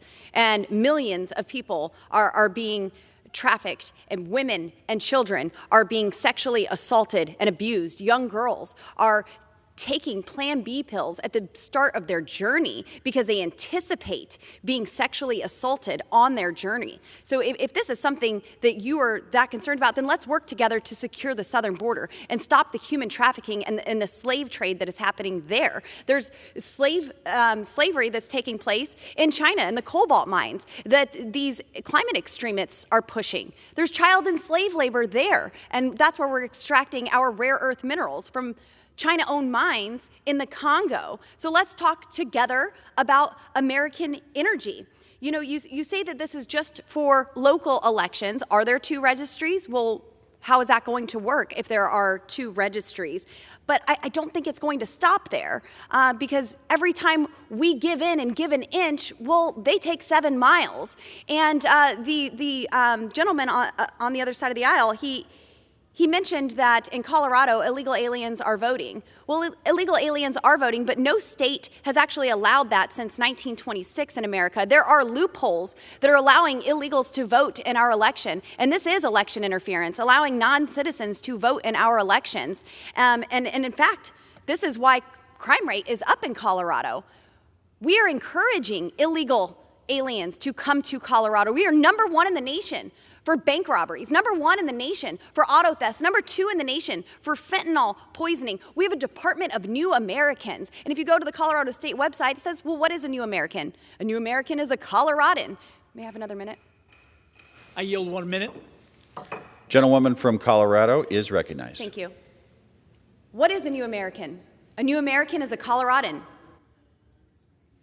an immigrant seeking asylum, a refugee, asylee, a DACA recipient, an SIV holder, and all other forms of immigrants seeking safety, opportunity, reunification of family, chain migration being encouraged in my state where non-citizens are voting and making a difference in our elections. Now, if there's a better way to do so, then let's let the D.C. County reevaluate this. That's why we're sending it back to them. And I would say that statehood is a matter that Congress has to consider on behalf of the entire nation and pursue a constitutional amendment if so desired. Congress dealt with this issue in both the 116th and 117th Congress and rejected the idea. Congress has jurisdiction over D.C., and we need to ensure a vibrant capital city. This act does the opposite. And so I would, again, encourage opposition to this bill. I yield back. Reserve, Mr. Speaker. Gentleman from New York reserves. The gentleman from Maryland is recognized. Mr. Speaker, thank you. The distinguished gentlelady from Colorado boasts that her state is #1 in auto thefts, #1 in bank robberies, and #1 in fentanyl, as I understand it. It sounds like they've got their hands full with their own problems, and I don't know that they should be spending their time dictating to the people of Washington, D.C. what their voting rights policy is going to be. Now, both the gentlelady from Colorado and the gentleman from New York invite the question of, would it actually be administratively possible for a jurisdiction to have two separate voting lists for those who are eligible to vote just in local elections and those who are eligible to vote in both local and federal elections? Well, that's a great question that you could have posed at a hearing within the Oversight Committee if we'd had one, but we didn't have it. But I actually happen to have researched this question, and there are a number of jurisdictions around the country which permit non-citizen voting at the local level, and they have one list for that. And if you're a non-citizen, when you enter, your name is checked off that list, and you get one ballot, which is just for your school board elections and the local elections. And then if you're a citizen, you get a complete ballot that includes local, state, and federal elections. So there actually is an answer, and it's working in multiple jurisdictions around the country, including several in my home state of Maryland. And I think the same thing used to be able to work in New York State as well. So that's something that would be easily researchable, and it's something also that we could have answered if we had followed regular order and actually had so much as one hearing on this subject before deciding to jump in like King Kong and squash the people of Washington, D.C. And with that, I want to recognize again the distinguished non-voting delegate from the District of Columbia, Ms. Eleanor Holmes Norton. Gentlewoman from District of Columbia is recognized. I thank my friend for recognizing me because I have something important to say and to put into the record. 40 states have permitted non-citizens to vote at various points. One of them is the state of the gentlewoman who has just spoken, Colorado.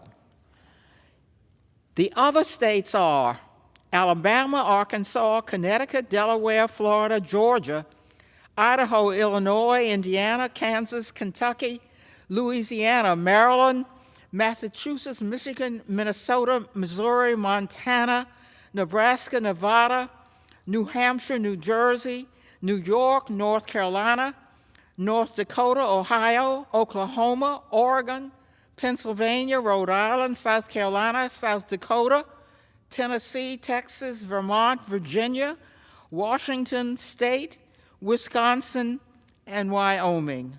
At least 14 municipalities permit non-citizens to vote today. 11 in Maryland, Barnesville, Chevy Chase, Section 3, Garrett Park, Glen Echo, Hyattsville, Martin's Additions, Mount Rainier, Riverdale Park, Somerset, and Tacoma Park. 2 in Vermont, Montpelier, and Winooki. 1 in California.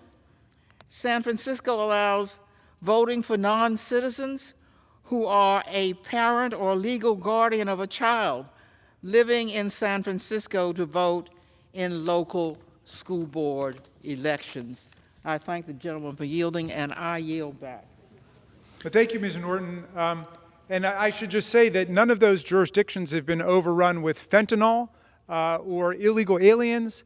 All of those are jurisdictions which are functioning democratic self-governmental units, just as the jurisdictions in New York and Colorado that had the same practice were. This really isn't about non-citizen voting, Mr. Speaker. This is about democratic self-government and allowing local jurisdictions to make home rule decisions for themselves, because this isn't the end of it, this is just the beginning. Tomorrow, I think we're going to be considering a resolution of disapproval for the District of Columbia's criminal justice reform that they've engaged in over the last 9 or 10 years, involving judges, federal, local judges, council members, the D.C. bar, and so on. We don't know anything about that. We didn't have a hearing, and yet someone is going to pick something out. What the good chairman of our committee talked about in the Rules Committee was a carjacking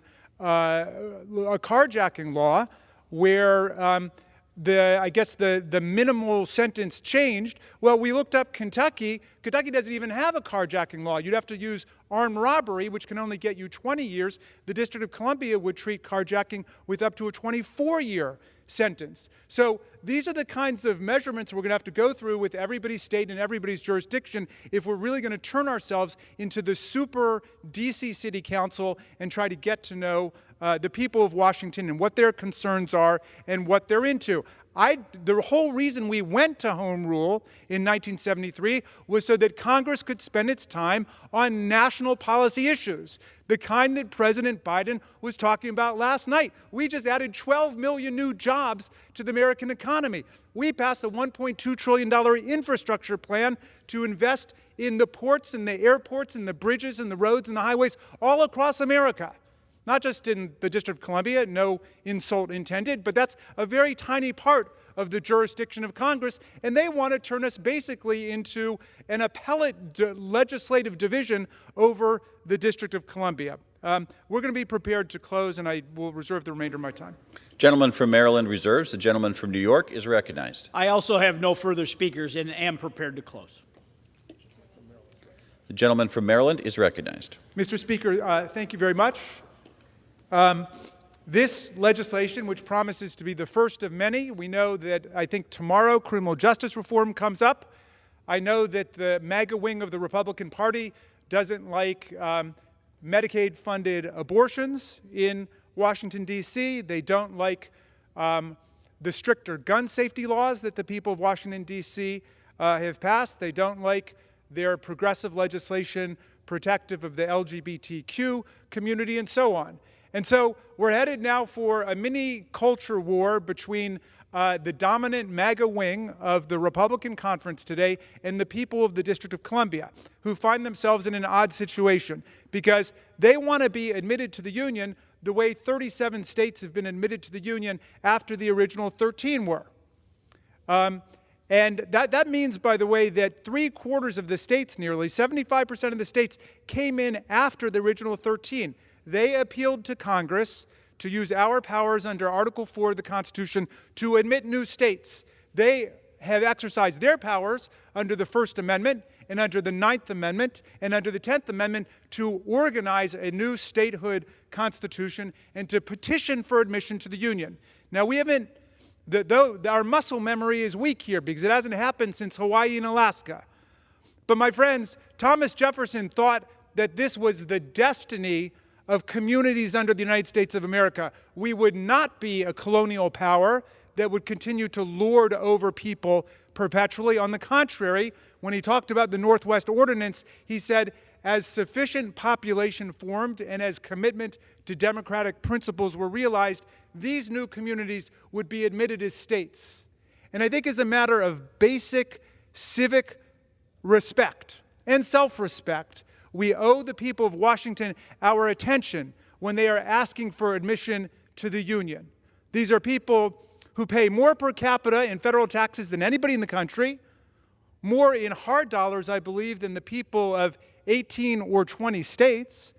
They've served in every war that America's ever fought. They're subject to the military draft. It's just that when Eleanor Holmes Norton, the distinguished professor of constitutional law from Georgetown University, comes to this floor, she comes as a non-voting delegate, and there's no representation and no voice over in the Senate. Well, that's an offense to basic democratic principles that we teach children in 2nd grade. So we should be passing statehood again in the 118th Congress, the way we passed it in the 117th, the way we passed it in the 116th, and we should get the Senate to focus on it. But short of that, the very last thing we should be doing is rolling back the limited rights that the people of Washington have to exercise home rule powers. I oppose this resolution, and I'm happy to yield back, Mr. Speaker. The gentleman from New York is recognized. Thank you, Mr. Speaker. The D.C. Council has once again put its radical agenda ahead of the American people. This time, the district's progressive D.C. Council is directly disenfranchising American citizens. In this day and age, it's often the case that the only factor differentiating the privileges of American citizens from non-citizens is the right to vote. And the D.C. Council wants to erase that distinction. The United States Congress must exercise its constitutional oversight role over the District of Columbia, the seat of our nation's capital, and reject this offensive local legislation. In a time when our democratic institutions must be protected more than ever, it is imperative that the United States House of Representatives, the People's House, unite in opposition to the Local Resident Voting Rights Amendment Act. We must reject the D.C. Council's misguided efforts. I urge my colleagues on both sides of the aisle to support the sacred rights of the American citizenry by voting for Representative James Comer of Kentucky's resolution of disapproval. I yield back the balance of my time. All time for debate has expired. Pursuant to House Resolution 97, the previous question is ordered. The question is on the engrossment and third reading of the joint resolution. All those in favor say aye. Aye. All those opposed, no. No. The ayes have it. Third reading. Joint resolution disapproving the action of the District of Columbia Council and approving the Local Resident Voting Rights Amendment Act of 2022. The question now is on the passage of the joint resolution. Those in favor say aye. Aye. Those opposed, no. The ayes have it. The joint resolution is Mr. passed. Speaker, I'd like to request a recorded vote. For what purpose do you rise? To ask for the nays and the ayes, to request a recorded vote. The yeas and nays have been requested. Those favoring a vote by the yeas and nays will rise. A sufficient number having risen, the yeas and nays are ordered. Pursuant to Clause 8 of Rule 20, further proceedings on this question will be postponed.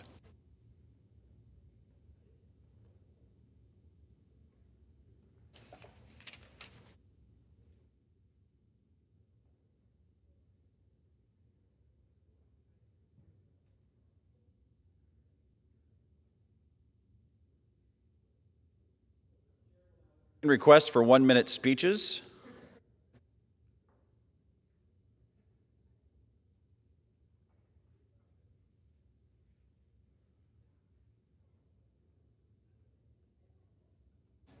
Gentlewoman.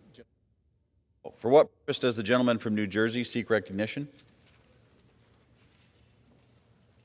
Ask unanimous consent to address the House for 1 minute, revise and extend my remarks. Gentleman is recognized.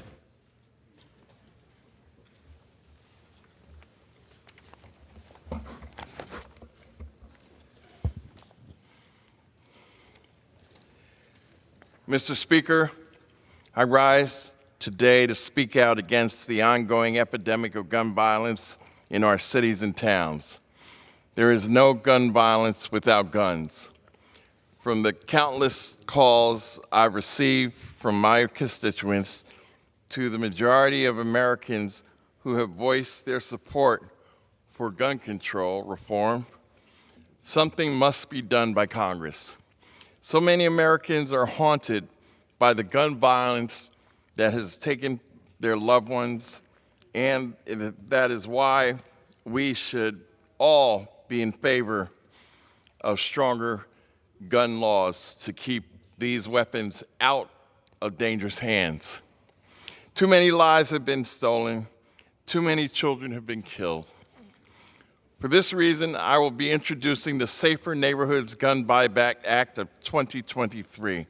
My bill would provide federal grants to states and local governments and gun dealers to conduct gun buyback programs across the country. We need a national program to give all towns and cities the funds to get guns off of the streets. This is a common sense legislation and is, if no made into public Gentleman's law, time is expired. It would benefit our nation greatly. Gentleman's time is expired. I will yield back the balance of my time. For what purpose does the gentleman from New York rise? Mr. Speaker, I request unanimous consent to address the House for 1 minute. Without objection, the gentleman is recognized for 1 minute. Mr. Speaker, I rise today in response to Biden's State of the Union address. As a reminder, I do not wish failure upon any sitting president, whether it is a Republican or a Democrat. Their success is our success. And when we wish for their failure, then the nation fails. We have had 2 years of one-party rule in the White House, in the Senate, and in the House. In those 2 very short years, we watched our thriving economy steer in the opposite direction. American households cannot afford food and gas. Our wages are failing to keep up with inflation that continues to increase.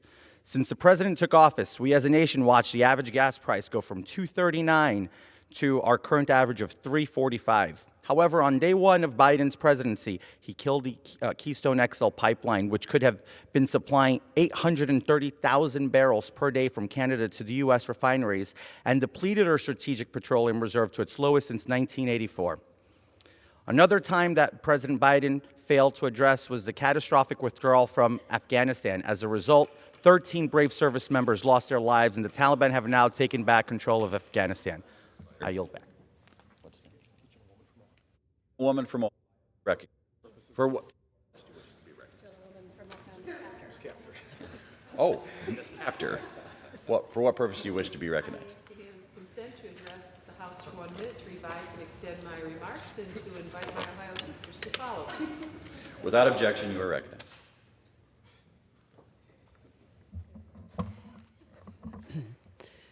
Mr. Speaker, during this week of the State of the Union, I rise to recognize the lifetime of work of Sue Doherty, a champion for seniors across Ohio. She and I are cheering the 8.7% cost of living increase for seniors and on their Social Security, and a cap on insulin costs for seniors at $35 per month. Sue serves as the founding executive director of Serving Our Seniors, a nonprofit organization located in Sandusky, Ohio, that supports the Erie County seniors as they progress in life. Ms. Doherty's passion for gerontology was born out of her experience as a nursing assistant in the summer following her freshman year at Ohio University. She went on to receive her bachelor's degree from Ohio University and earned her master's of public administration from Cleveland State University. Sue has utilized her knowledge and experience to create an excellent and friendly network for aging Ohioans to receive better treatment and resources as they age. She helped establish a system for seniors to seek proactive care instead of reactive care. Ms. Doherty has received nearly a dozen community service awards of excellence throughout her career, including the 2002 Acts of Caring Award from the National Association of Counties. I am honored to honor her lifetime of achievement and her work today. Today, all of America salutes Ohioan Sue Doherty. Thank her so much for her service to America, and I yield back. The gentlewoman from Ohio, Ms. Brown, for what purpose do you rise? Mr. Speaker, I ask unanimous consent to address the House for 1 minute and to revise and extend my remarks. Without objection, the gentlewoman is recognized. Thank you so much. Mr. Speaker, I rise today to emphasize the importance of closing the disposable e-cigarette loophole to continue our progress in reducing youth e-cigarette use. The dangerous disposable e-cigarette poses to our young people the dangerous disposable e-cigarettes posed to our young people cannot be underestimated. Currently, it is estimated that more than 700,000 middle and high school students vape on a daily basis, more than 700,000. And use of disposable e-cigarettes by our youth has increased by more than 2,000% since 2019. Although disguised with flavors like apple and strawberry, the truth is that a single e-cigarette can have the same amount of nicotine as an entire pack of cigarettes. A loophole left by the previous administration excludes e-cigarettes and disposable e-cigarette products from the tobacco flavoring guidelines, which are at the heart of this epidemic. Closing the Trump-era loophole will ensure the flavor ban applies to disposable e-cigarettes, keeping America's youth safe and healthy depends on it. And with that, Mr. Speaker, I yield back.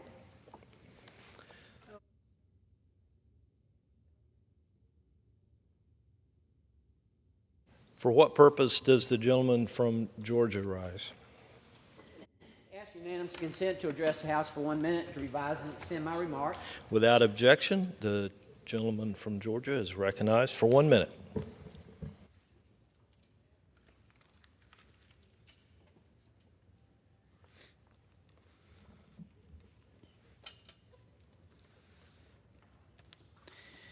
Mr. Speaker, I rise today to remember the Imperial Sugar Refinery explosion in my hometown of Port Wentworth, Georgia in 2008.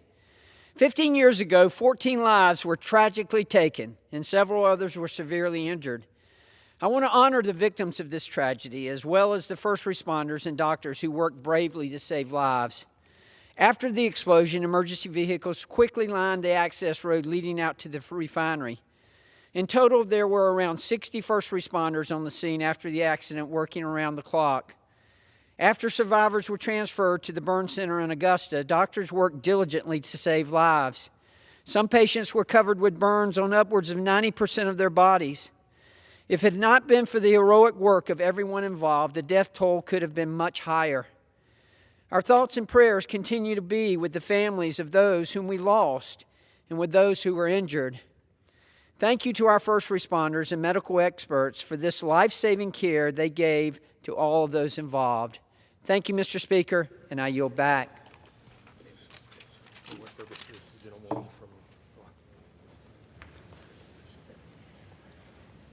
For what purpose does the gentlewoman from Ohio, Ms. Sykes, seek recognition? Mr. Speaker, I ask for unanimous consent to address the House and to extend and revise my remarks. Without objection, the gentlewoman is recognized for 1 minute.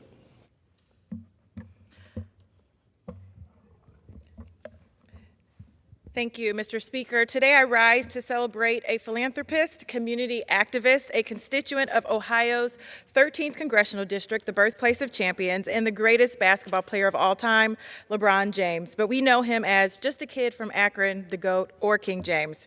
Yesterday, LeBron broke the NBA's scoring record previously set by Kareem Abdul-Jabbar with 38,390 points. It was a feat that once seemed almost impossible for anyone except for LeBron, but James has become known for making the improbable part of his routine, including 4 NBA championships, numerous MVP titles.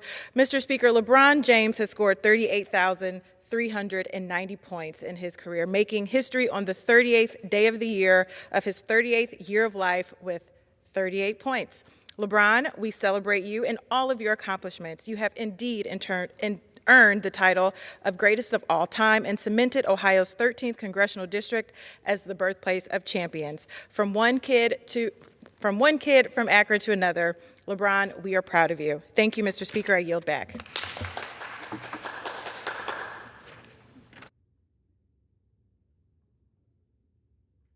Under the Speaker's announced policy of January 9th, 2023, the gentleman from California, Mr. Valadao, is recognized for 60 minutes as the designee of the Majority Leader. Mr. Speaker, I ask unanimous consent that all members have 5 legislative days to revise and extend their remarks and include extraneous material on the subject of my special order. Without objection, the gentleman is recognized. Mr. Speaker, last night the President had a real opportunity to put partisanship aside and speak to all Americans. Not just Democrats or Republicans, but to all Americans. Instead of sending a unifying message, we heard even more divisive rhetoric from the President.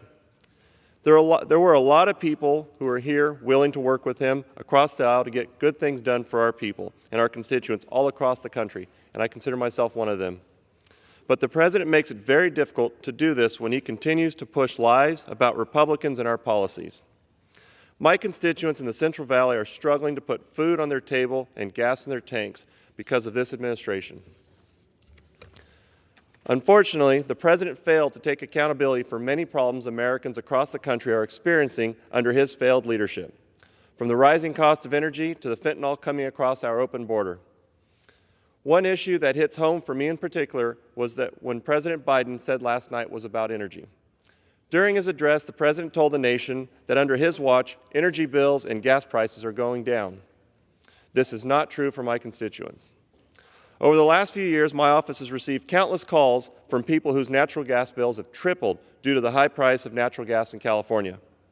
There are people all over, these are the same people who over the summer were paying over 6 times or over $6 a gallon to drive to work or to take their kids to school. These energy prices are crushing working-class families in my community and across the country. In my district, the oil and gas industry is critical, not just for energy production, but for the entire community. The industry is responsible for billions of dollars in state and local tax revenue that funds vital community services like public schools, hospitals, and law enforcement. Kern County is the leading energy provider for the state of California and number 7 oil-producing county in the nation. Yesterday, my guest was Chad Hathaway to the President's address. Chad owns and operates an independent oil company in Bakersfield and knows firsthand just how disastrous the energy policies of this administration have been. Energy producers like Chad not only provide resources to California, but the entire country. We have the resources right here in our own backyard, and we can and should be using it. While we as a country should continue to develop and pursue other sources of energy, we cannot abandon traditional energy sources like the President made clear last night that he wants to do. The Biden administration's energy policies are destroying affordable energy, high-paying jobs, and energy security for Central Valley families. There are a lot more stories to share about the impacts of this administration's policies, and tonight, House Republicans are reserved some time to respond to the President's address last night in this chamber and to discuss some of the problems currently facing our country and the Republican vision for addressing them. I'd like to first yield to my good friend, Mike Johnson from Louisiana.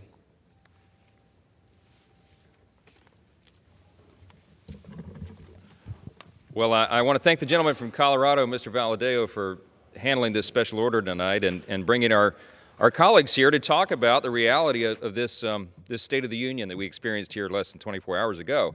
I appreciate what you said, and I thought it was appropriate that you brought as your guest a constituent who's in the energy industry, because he explained how that domestic energy production has been decimated by this president and his administration, and it's having untold costs on the American people. But I wanted to begin with a quote, and I want to encourage my colleagues to listen carefully to these words of warning. This is really important. Quote, "The tsunami of debt created by the policies of this administration has to go somewhere. But as the rest of the world copes with the waves of U.S. debt, we are now all in the same leaky boat. There is just so much of our debt other nations want to hold. The more of it they accumulate, the closer we are to the day when they will not want any more. And when that happens, slowly or rapidly, our interest rates will go up, the value of their U.S. bonds will drop, and we will all have big problems. We need both more awareness and more understanding of this fundamental threat to our economic well-being and the global economy. But the roots of that threat lie in the disastrous policies of this administration." The quote continues, "Because this massive accumulation of debt was predicted, because it was foreseeable, because it was unnecessary, because it was the result of willful and reckless disregard for the warnings that were given and for the fundamentals of economic management, I am voting against the debt limit increase," unquote. Now, you want to guess who said that? It was not Speaker McCarthy. It was not Leader McConnell. In fact, it wasn't any Republican. That quote that I just read you is from Joe Biden himself when he was a senator in 2006. If he was honest, he would have used that same language right up here last night, but he didn't. Of course, he wasn't honest. By the way, in addition to his vocal opposition when he was a senator in 2003 and 2006, Senator Joe Biden joined Senate Democrats in opposing clean debt limit increases. In 2004, he missed the vote, but he said publicly he would have opposed it there as well. So 3 times as a senator, he opposed the debt limit increase. Well, he's singing a completely different tune now. Everybody heard it. Mr. Speaker, President Biden's address to the nation last night was a missed opportunity. Our country is mired in crisis after crisis of the president's own making. At home, at our border, abroad. Simply put, the president's rhetoric last night didn't match the reality that most Americans have been experiencing since he took office 2 years ago. John Adams said facts are stubborn things. And the actual state of our union is more accurately summed up by one word: decline. Let's talk about just a couple of those facts very quickly. Just a snapshot. When President Joe Biden took office, we had peace through strength. We had American energy independence, actually dominance. We had lower consumer prices, and we had inflation at about 1.4%. But since he took over 2 years ago, now we have war through weakness, we have foreign energy dependence, we have sky-high consumer prices, and the inflation rate in December was 6.5%. Now you tell me, are you better off today than you were 2 years ago? No, and that's what the polls indicate. Most Americans say and respond to the polls that they're doing worse off financially and in many other respects since this president took over. Right now, prices are still rising, crime is rising, drug overdoses are rising, illegal immigration is rising, and our country's leadership looks embarrassed and weak on the world stage. Republicans urge President Biden to take advantage of the State of the Union to chart a new direction, to get us out of this mess, to reverse the policies that have gotten us into this, to accept responsibility for the declining state of our country and pledge to do better. But you know what? He didn't do that. He wouldn't have been the first American president to seek a reset.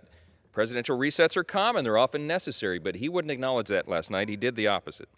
The reality is that families right now across this country, in my district and in all of our districts, everybody knows this, are still paying more for just about everything, including food and gasoline and electricity and rent in every category. And according to all the polls, they can feel it, regardless of what this president wants to say from this podium in this chamber. Here's what we need to do. We need to curb the wasteful government spending that is raising the price of groceries and gas and cars and housing and growing our national debt. And we need to increase take-home pay. We need to create good-paying jobs and bring stability to the economy through pro-growth policies that will enliven our economy and broaden the pathway out of poverty for more people. But that's not what this president is suggesting. You know what their solution was last night and every day here? More government and more government growth and more spending. Does anybody really think that our national debt continuing to climb unchecked is an acceptable outcome in this year's debt ceiling talks? Joe Biden himself didn't think that. At least he didn't when he was a senator. And if no one thinks that, then let's start doing something about it. President Biden could have started last night, but he didn't. And it was a missed opportunity. And I think it was shameful. And I think the American people know better. I'm grateful to my friend from California for yielding the time, and I'll turn it back over to him. Thank you. I appreciate your words. One of the things we talked about last night, or the president mentioned in his speech, was that he wants to source more materials from the U.S. And as we've talked a little bit about energy, we've seen pictures of parts of the Amazon rainforest demolished so they can continue to drill wells over there. So we're importing, we're damaging environments, and we're not doing it here in the U.S., creating American jobs, doing it in the best way we could possibly can in the world, delivering clean energy for our American people. It's totally frustrating, so I appreciate the comments, Mr. Johnson. Next, I'd like to yield to my colleague from South Carolina, Ralph Norman. I want to thank Congressman Valadao for hosting this all-important subject, really on our entire country and the state of it. Last night, Americans tuned in to the State of the Union. The State of the Union is a very important address for the American people for a lot of different reasons. One, the history of it since 1790, 233 years, that the President has addressed a body that has all three branches of government: the executive branch, the House, the Supreme Court, the Cabinet, the Joint Chiefs of Staff. All were here last night. Now, what's the purpose of the State of the Union? The State of the Union is where the leader of the free world gives a vision for America. They give their solutions to problems facing America. They give answers to questions that have been asked by the American people. What we saw last night from President Biden was a total embarrassment. What we saw last night was a president who was more eager to criticize this great nation than it was to heal our wounds. Here are my questions. Mr. Biden, why did you not offer solutions to these problems? Why did you not offer solutions to the invasion of our border to the tune of 5 million illegals that are crossing our border every day? Why do you not believe that a nation is not a nation unless it has borders? Mr. Biden, why did you not address the drugs that, as a result of the invasion at the border, the drugs, fentanyl primarily coming from China to Mexico back into our nation, that are killing thousands of people, 100,000 last year? Why do you not care about that? Mr. Biden, why did you not address our gas and oil problems? Why did you shut the Keystone Pipeline? Why do you like foreign oil of OPEC nations, many who don't like us, example, Venezuela, Iraq, Iran? Why do you like their oil better than American oil? Mr. President, why did you not address our national debt? Why did you not have solutions to what you were going to propose in a budget that you should have already produced that you have not done? Mr. President, why have you not addressed our crime problem? You cannot turn on any TV station without seeing the blue sirens, the deaths of many innocent people, the rampant crime that's up double digits in every city of America. Instead, you chose to criticize our great police force. Why did you not address the problem that we're all having with the police shortages that exist in this very Capitol? Why did you not address, Mr. President, our national security threat from China? Why did you not address the balloon that was allowed to go over our great country for 8 days? Why did you shoot it over the Atlantic Ocean and not the Pacific? Why did you not shoot it over Alaska? Why did you not shoot it down or allow it to be shot down over Montana, which the worst that could have happened would have been a deer and an antelope that may have been hurt from a falling balloon? Mr. President, why did you not answer why you left $80 billion of our finest military equipment in Afghanistan? Why did you turn that over to our enemies? Why did you close Bagram, the Bagram base, our military base, which is strategically located? Why did you not make sure every American was out before you pulled the military out? Mr. President, these are just a few of the questions that you are directly responsible for, and the reason you did not answer them is because your position is you're causing them, and it matters not to you.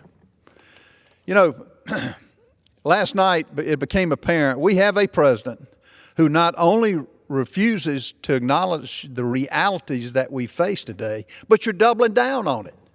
The spending that you're now placing on the American taxpayer will bankrupt this country, and you're perfectly content to move along with these insane spending that this country cannot take. We are at the end of the runway with the spending that you are putting on the American people. The taxpayers deserve better. The American people deserve better. And I think it's now, I'm happy to join my Republican colleagues. We're going to come up with a budget. We're going to put this country back on a path of financial security. Financial security is national security. And I'm happy to say that we're finally willing to address it.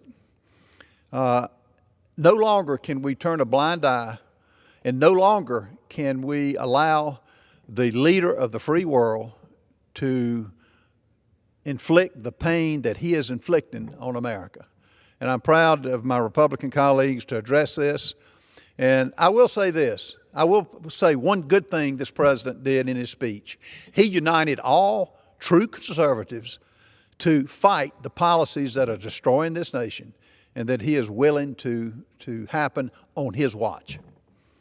Thank you, Congressman Valadao. I appreciate you doing this, and I yield back. I appreciate your comments. The gentleman from South Carolina made a great point. We know the history that's happened in this building over the years, and this floor has been used since 1848. And I don't know if I've ever seen a crowd respond like they did last night, but I think it was the appropriate response, being that the president, for the first time in, I think, my 9th or 10th time attending one of these, said something that he knew was false about an entire party. It was unfortunate to see. Next, I'd like to yield some time to Mike Collins from Georgia, the gentleman from Georgia.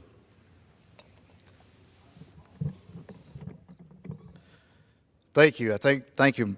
I'd like to thank my colleague for yielding, and I also want to thank my sister, Crystal, and my other sister, April, for being with me here today. Mr. Speaker, last night we heard President Biden's fairy tale version of the State of our Union.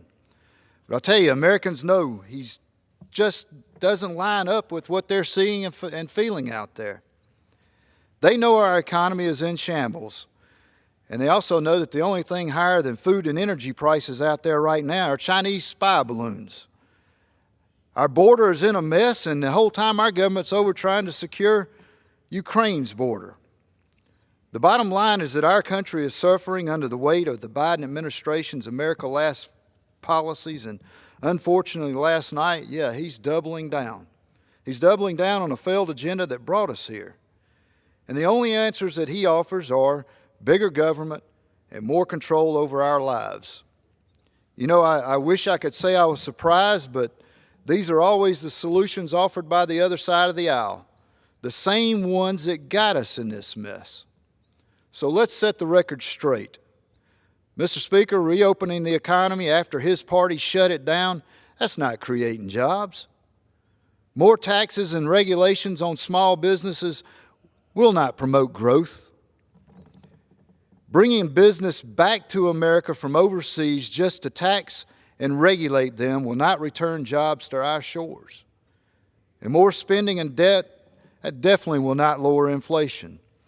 And telling Americans to kick back, put your feet up, depend on the government, wait on a check, and hope for a better life doesn't empower them to reach their potential. Because as we know, no successful person built a career or provided for their family by hanging around and waiting for the government to redistribute other people's income.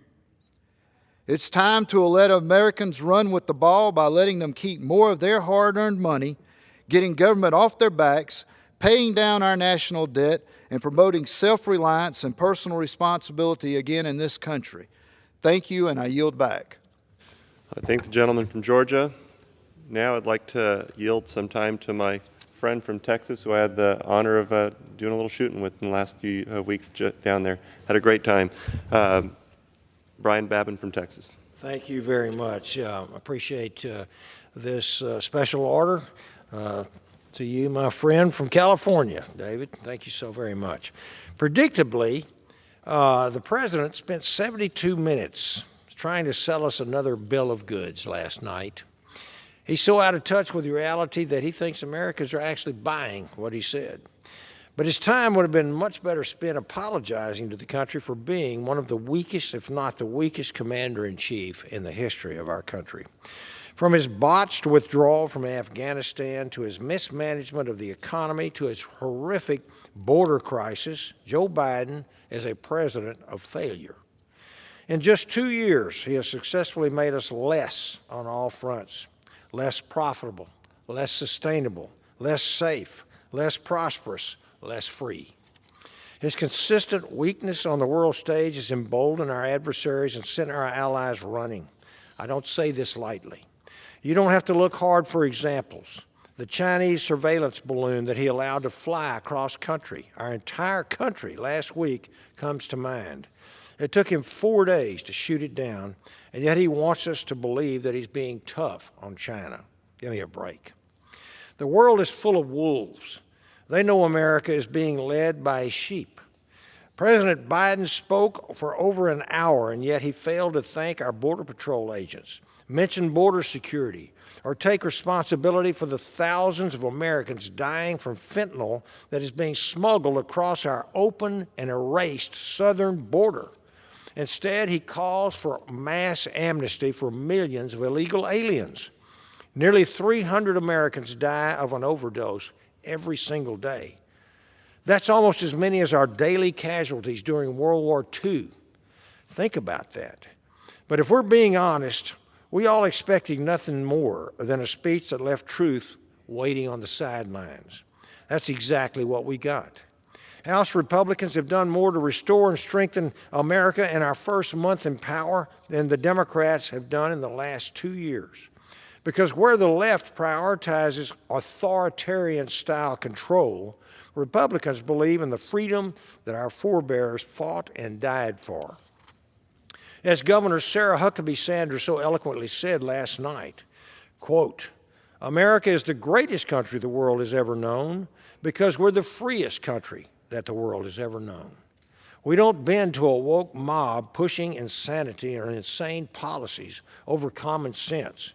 Republicans serving in this esteemed chamber stand united and will be the hammer that shatters the Democrats' radical agenda. We are committed to ensuring America is secure and is strong and is free. This is a promise that we will keep. We will not leave you in the lurch. We are fighting for you and the American dream that we all love. Thank you, Mr. Speaker, and I yield back. Thank you. Appreciate that. Well, Mr. Speaker, we've run out of speakers, but just closing comments here. I've been here for a few years, and I've had the opportunity to watch a lot of presidents speak. And in those years that I've been here, I've had some tough votes. I've watched some, I've made some tough comments. But what I saw yesterday was a disappointment in my view. To see a president get up and say some of the things he said, to attack an entire party, when he knows there's people in this group here that are willing to work with them to actually help the American people, try to solve the problems that our folks need us to solve for them. It was frustrating, and that was why I took the opportunity to be here today. I'm always looking for those opportunities to work with whichever president it may be, if it was President Obama or President Trump or now President Biden. And there's always places we can work together. And we've got a lot of things that need to be resolved for the American people. What I saw last night was an opportunity that was missed by this president, and hopefully he'll be able to make that up and we can get to work for the American people. So with that, Mr. Speaker, I yield back. The gentleman yields back. Members are reminded to refrain from engaging in personalities towards the president and to direct their remarks to the chair and not to a perceived viewing audience. With that, we ready? Under the Speaker's announced policy of January 9th, 2023, the gentleman from California, Mr. Cardenas, is recognized for 60 minutes as the designee of the minority leader.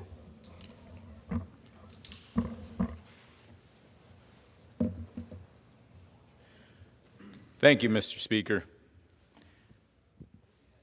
I'm very honored to be a member of these chambers, the House of Representatives.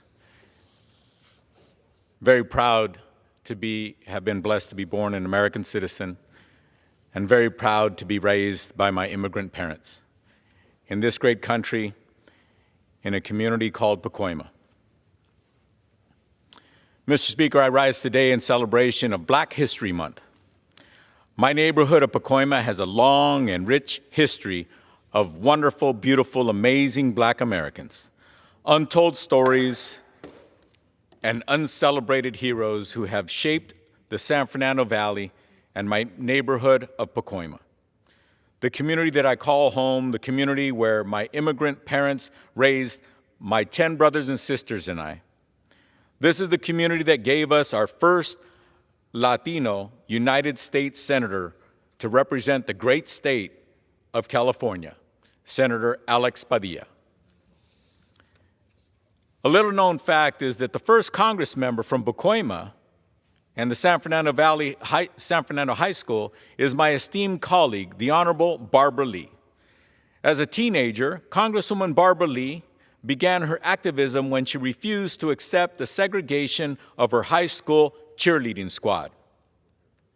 Rather than accept this injustice, she challenged the white majority school and turned the local chapter of the NAACP to advocate to allow minorities the opportunity to be cheerleaders. Congresswoman Lee was victorious and won the right to cheer for her school. She was the first African-American cheerleader in the history of our high school, San Fernando High School. She is now a champion for justice as a United States Congresswoman.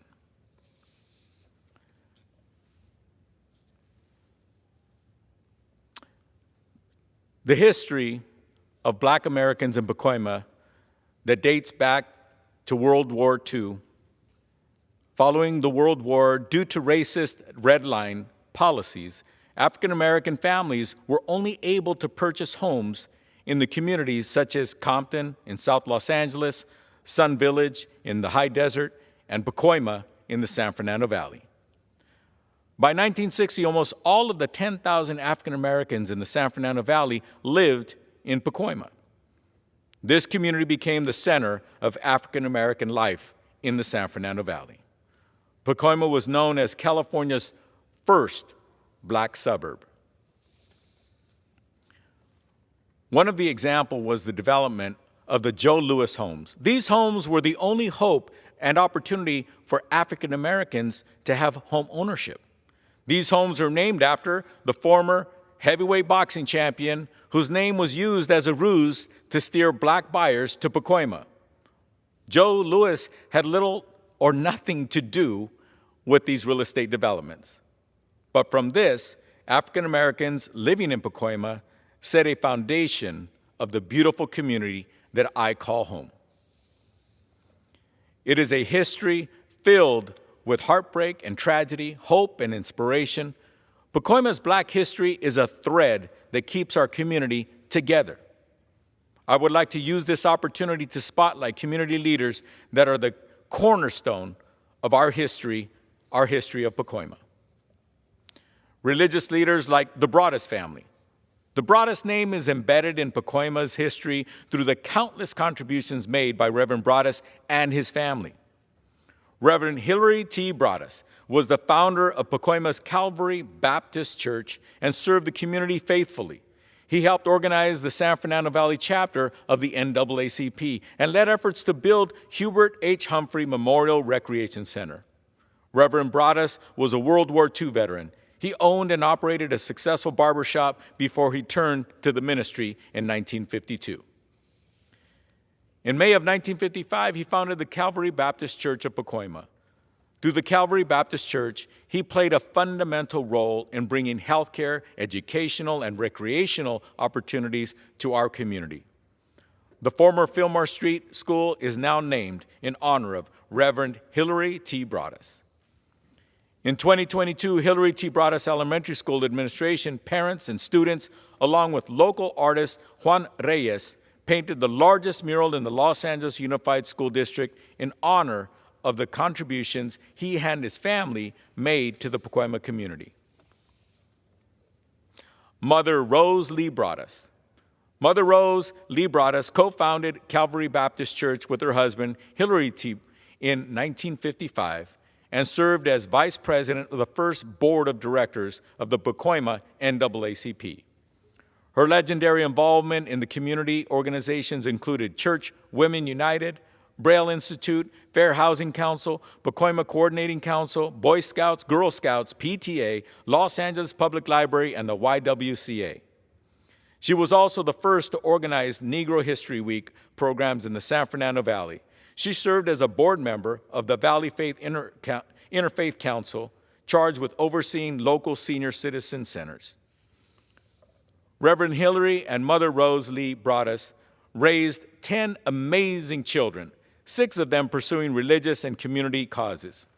Unfortunately, 3 of the Broadduses are no longer with us. The Broaddus children include Reverend Alicia Broaddus Duncan, the oldest of 10 children. In the late 1970s, she became a minister. She was a fierce advocate for seniors and served as the executive director of the Northeast Valley Multipurpose Senior Center.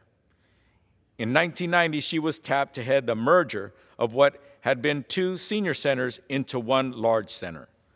The facility serving the diverse Northeast San Fernando Valley with a team of over 80 staffers. The services provided at the senior centers are critical to the thousands of seniors living in our community.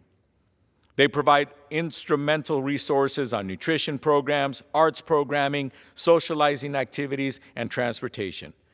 After her unfortunate passing, the center was renamed in honor of her, the Alicia Broaddus Duncan Multi-Generational Senior Center.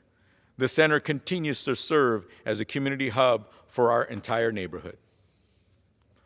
Apostle William T. Broaddus was the leader of Calvary Baptist following his father's legacy, where he established the Children's Church at Calvary, the Calvary Baptist Church Social Service Ministry, and the Calvary Baptist Koinonia Bookstore.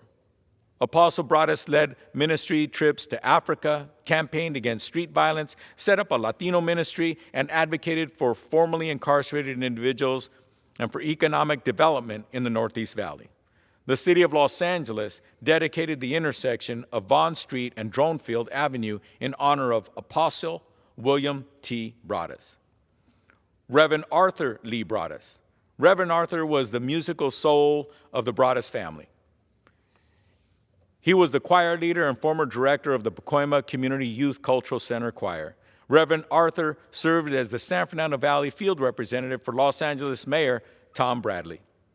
During the 1992 riots, in an effort to calm any potential violence, he dispatched ministers to hotspots throughout the valley. He was a mover and a shaker of the community and always looked to unify the neighborhood.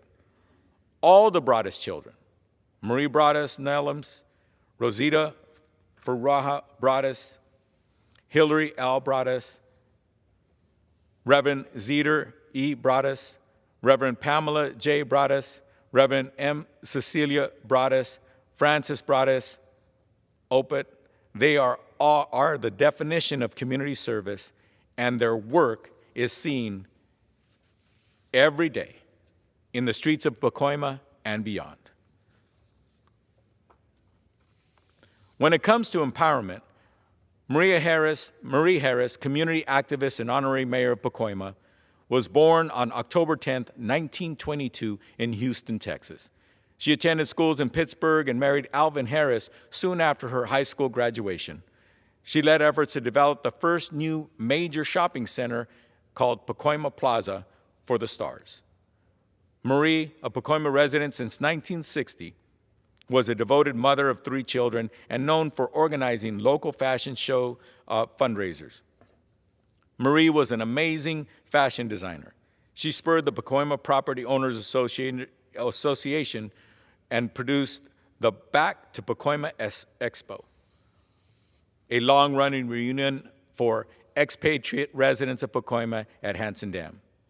She was a fierce advocate for the San Fernando Valley and was one of the 3 original signatories to begin the process for the San Fernando Valley to secede from the city of Los Angeles. She did this to spark the debate and ensure that the San Fernando Valley residents received their fair share of the city services. She was a true community leader, advocating to get streets paved, clean sidewalks, and tree trimming, and much more. Harris is survived by her 3 children, Sydney, Rolene, and Alton, 5 grandchildren, and many, many great-grandchildren. In her honor, Pacoima's late honorary mayor, Marie Harris, the city of Los Angeles proclaimed the center of Glen Oaks Boulevard and Van Nuys Boulevard Marie Harris Square.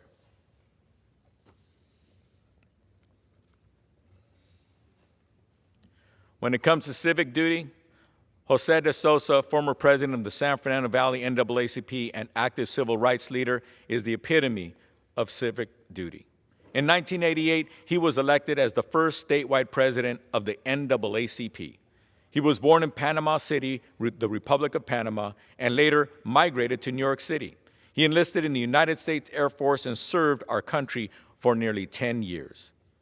De Sosa worked for the Pacific Telephone and Telegraph Company. Soon after the company merged with AT&T, he and his wife, Juanita, moved to Pacoima. As president of the NAACP, he used his Black and Latino heritage to build working relationships between both cultures. He was a passionate critic of the tactics and procedures of the Los Angeles Police Department and led the effort to ban the use of the battering ram and the chokehold by LAPD. He led peaceful efforts to unite hundreds of community members demanding for change. He was a former board member of the Neighborhood Legal Services of Los Angeles County, and to this day, their community room in Pacoima is named in honor of him. We have many legendary sports heroes that emanate from our community of Pacoima, especially at our great San Fernando High School. San Fernando High School Tigers football team. During the 1960s and 1970s, home of the Mighty Tigers was the training ground of future USC Trojans and NFL stars. An A-list of players such as Charles White, Anthony Davis, Kevin Williams, and Manfred Moore. Charles White, who recently passed away, was a track and football star at San Fernando High School. He was a star running back and won back-to-back city football championships at our high school. He then went on to USC, where Charles White was an All-American and the 1979 Heisman Trophy winner. He played in the NFL and led the NFL in rushing yards and was selected to the Pro Bowl in 1987. After his retirement, Charles worked for USC, and despite his struggles with addiction and mental health throughout his career, he was a true star. Unfortunately, we recently lost Charles White on January 11th, 2023. Anthony Davis was also another football star. He was also an All-American in 1974 who played for the USC Trojans. At San Fernando High School, he was a running back during their city championship run. He was known by Sports Illustrated as the Notre Dame Killer when he infamously led USC to a comeback victory. Notre Dame had a 24-0 lead. But before the end of the first quarter, Anthony Davis scored a touchdown, which kicked off a 55-point comeback. He scored 6 touchdowns, ran and caught for 368 total yards performance in one of the games, in a game versus the Fighting Irish. Anthony Davis helped lead the Trojans to 3 Rose Bowl games, including victories in 1973 and 1975, and 2 national championships during his 3 seasons. During his Trojan career, Davis won 5 national championships, 2 in football and 3 in baseball. He played his professional career in the NFL, the USFL, and the CFL. Another great star is Kevin Williams, who was also a USC football and track star and part of the tremendous trio with White and Moore at San Fernando High School. Known by his family as Little Man and nicknamed The Bug, he was known for his speed and elusiveness on the field. He played for USC and was drafted to the NFL. After his athletic career, he worked as a brakeman for the Santa Fe Trains. We unfortunately lost him in 1996 in a devastating accident. Manfred Moore, before Charles and Anthony and Kevin were there, Manfred Moore, he was the running back for the 1967 San Fernando High School City Champions. He was also a state wrestling champion as well. As a USC Trojan, he was part of the 1972 national championship team that had one of the most dominant college seasons ever. These 4 mighty Tigers set the bar of athletic excellence for all of us in the San Fernando Valley. They are all true champions.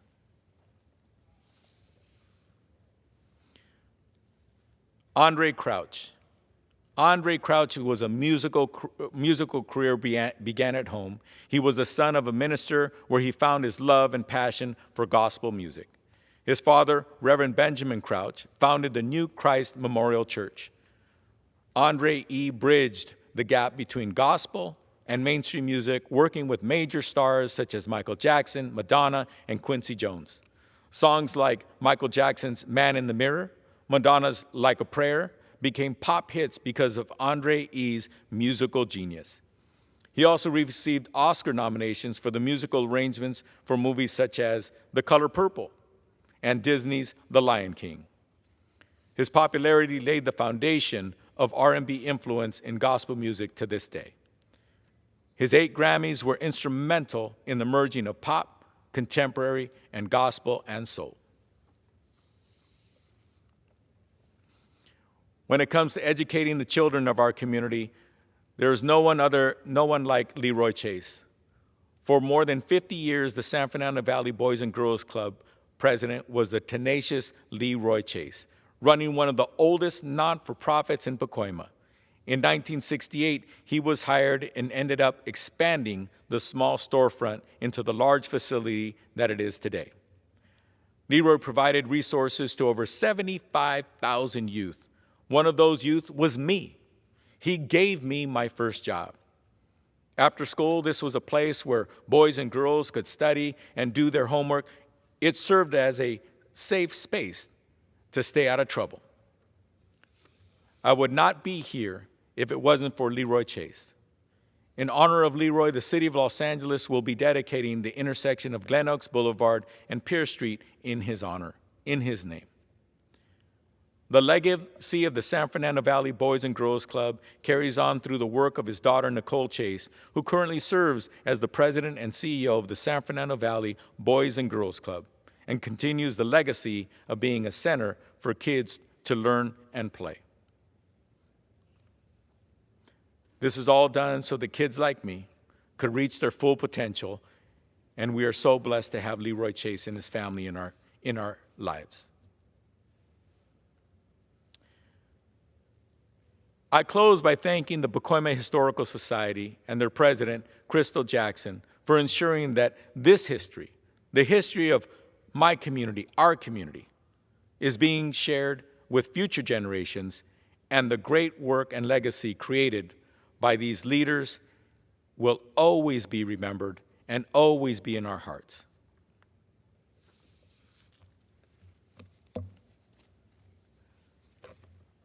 I would be remiss if I didn't take this opportunity to take some of the time afforded me as a member of the House of Representatives to comment on the amazing, wonderful work that our president, President Biden, is doing and his administration. As I said earlier, I'm blessed to be a member of the chambers of the House of Representatives, to be able to speak on this floor, to be able to address my fellow Americans about the issues that face us, the challenges that we've had, and the hope and challenges that we will tackle in the future. President Biden and his administration is one of the most successful administrations in just these 2 short years that most administrations have yet to accomplish in 4 or 8 years. And I'm excited for the next 2 years to come. People talk about our government is divided, but at the end of the day, I truly believe in my heart that by working together, by hearing each other, we will be able to accomplish what we were sent to accomplish for the people of this great nation, but also, more importantly, to make sure that we restore the confidence that the world has in the reputation of the United States of America. Just recently, one of the most devastating earthquakes that has taken thousands and thousands of lives occurred in Turkey and Syria. And immediately, the Biden administration, along with all of the communities around the country, rallied together to send help and rescue teams to the people in need. Now, that's the United States of America that I've always known. That's the United States of America that we all can and should be proud of. That's the United States of America that we have some work to do to restore our reputation around the world. Because not every presidency is the same, Mr. Speaker. Some presidencies have torn down our image. But I'm so proud of the fact that President Biden and his administration is doing the work that we all deserve as Americans for our president to do, is to restore our position and the faith that people have in what good it is to know that the United States of America is here, and we're to help.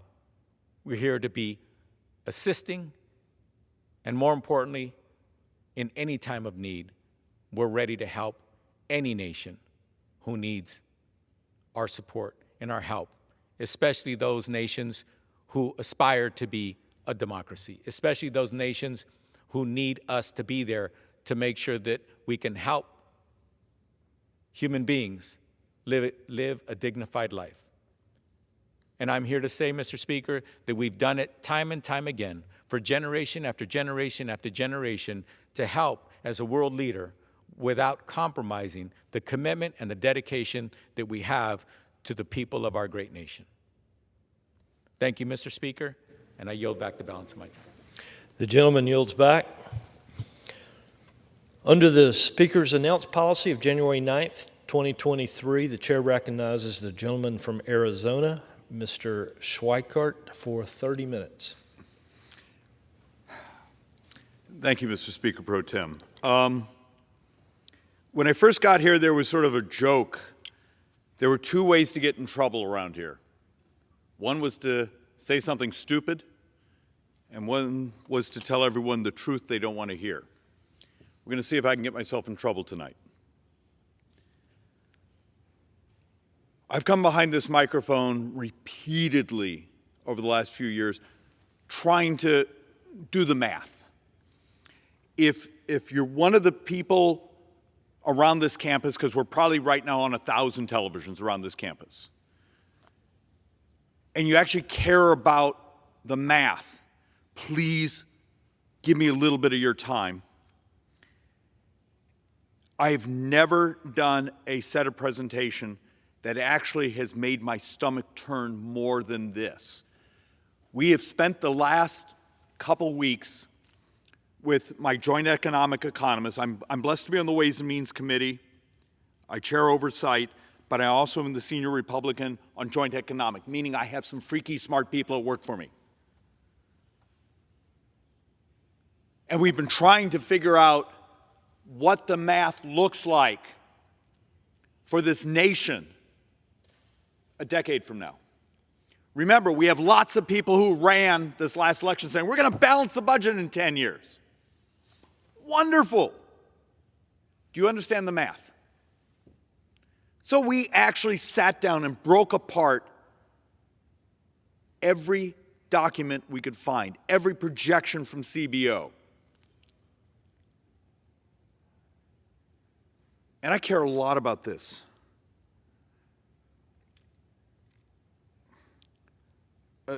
I accept I'm an older dad. My wife and I spent years trying to adopt. We were able to adopt an amazing little girl. She's 7. And we just are in the process of finishing up adopting her brother, who's 7 months old. So yes, my wife and I are 60 years old, and we have a 7-month-old. So we are pathologically optimistic about this country. But please, look at the math I'm about to show you, and then tell me what you are willing to advocate to save my little boys, my daughter's future, your kids' future, your own retirement.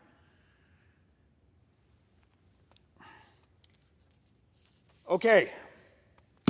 CBO baseline, Congressional Budget Office baseline. If we just keep doing what we're doing, and there's no recession, there's no war, there's no more pandemic in 2034, so that is 10 budget cycles from right now. The baseline number is we'll be borrowing $2.6 trillion that single year. And it gets worse from there because the next year, Social Security Trust Fund is gone, and we always made the assumption that when it blows up, you're not going to double senior poverty in this country. And this is not a non sequitur. I was just so angry at the president's speech last night on the comments about, promise me you're not going to cut Social Security and Medicare. We're not going to cut Social Security and Medicare, but are you promising you're going to work with us to save it? Where was the discussion saying all the data says in 10 years the trust fund is gone and there's a 23% cut out there? And I'm going to show you at the end of this slide deck that the pandering from my brothers and sisters on the left, just raise the taxes. It doesn't fix the problem. It doesn't even come close. And instead of having a moral discussion from this podium over here saying we're going to not let doubling of senior poverty happen in this country, we're going to work together. It was used for a campaign kickoff. This number here is the baseline. So for all of us running around saying we're going to balance it in 10 years, great. You have a structural $2.6 trillion on 2034. That's 10 budget years from now. Where are you going to get it? So let's walk through the math even more to understand where we're at in the fragility. Let's say over the next 10 years, there's 1% more interest on what CBO was projecting last year. What was 1% do to us? It basically means on that 2034, that 10-year budget from now, you're sitting at 3.1 trillion structural deficit. That's every year. That's the baseline deficit with just 1 point change in interest rates. You're going to balance in 10 years. I want to balance in 10 years. You find me $3.1 trillion that will be gone in 10 years. Do you understand how bad the math is? But we're going to talk about the shiny objects around here. Oh, there's a balloon. The balloon's a problem. Oh, there's this. It's a problem. This is what will take down the republic. And it's hard to talk about. It's math. And I don't know how to make math necessarily interesting. But it always wins. And we produced this chart, and I know this one's geeky. We basically took all the CBO projections. And we partially stole this from others, so I can't, our economic team can't take all the credit for it. What it's basically telling you is most of the projections, almost all the projections from CBO have been far too optimistic. So when I'm showing you numbers, I'm basing them on the CBO numbers. And oh, by the way, historically, they've been far too optimistic. You get the punchline? Now, the only other caveat I need to give you on the math is because it's going to take 10 days or so to calculate it. We haven't done the interest adjustment, so I'm going to show you on some of these of what would happen if we got rid of this portion of discretionary, if we got rid of all discretionary, got rid of defense, did this. Okay, you have interest savings there. I have not done that calculation yet. And there's a whole other concept I've talked about here, that if we could convince the debt markets here and around the world that buy all this U.S. sovereign debt, that we might get lower interest rates because they realize we're starting to be serious about what the future looks like, and that we're really serious that we are going to have capacity to manage our future debt, that we're going to suppress it, and over time, the growth. Remember, there's two sides to this ledger. We need to find a way to grow like crazy. And we're going to have to discuss things that are uncomfortable. We're going to have to discuss how to fix the immigration system, how to fix the cost of health care, how to do a tax system that is all about growth, a trade system that is about growth.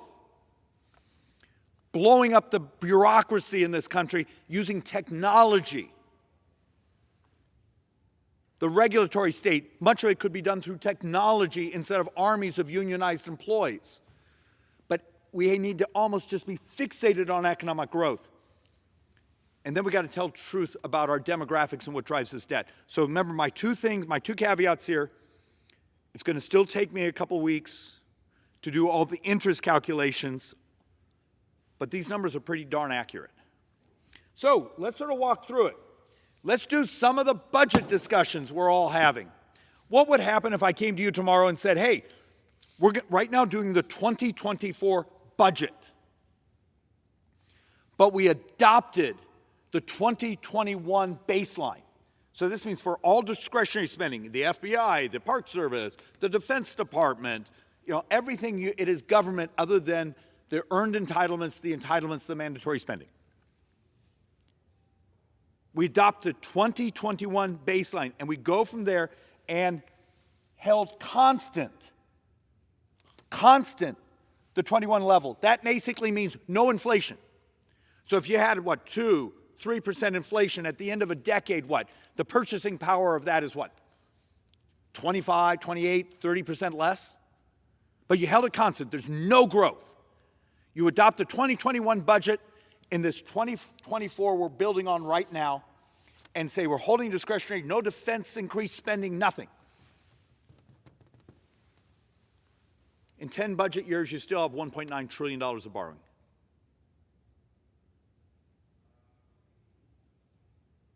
How many of you understand how ugly this is? And look, I will get people who will start emailing me, texting me, going into our website. I don't like what he says. It's math.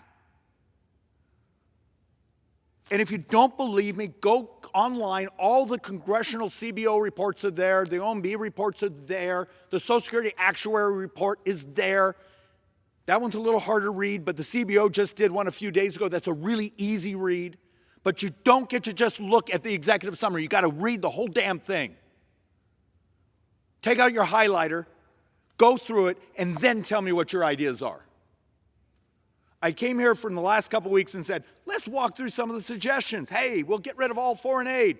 In this coming year, it takes care of like a couple weeks of borrowing. Get rid of congressional salaries. That will take care of, well, that took care of 28 minutes of borrowing for a whole year.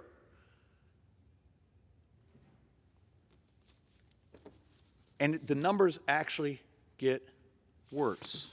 So let's have a little fun here. So let's say instead of using the 2021 baseline budget for discretionary, that's defense, that's everything that's not a mandatory spend. So we're going to now use 2019. And we're not going to let it grow at dime. So every year, you know, inflation, that purchasing power goes down, but we're not going to do it. We're going to hold defense, so the purchasing power of defense a decade from now is what? 28, 30% less because of the inflation. You still have a $1.6 trillion borrow 10 years from now. How many of you are ready to vote for that because you promised, oh, we're going to balance in 10 years? But it's the math.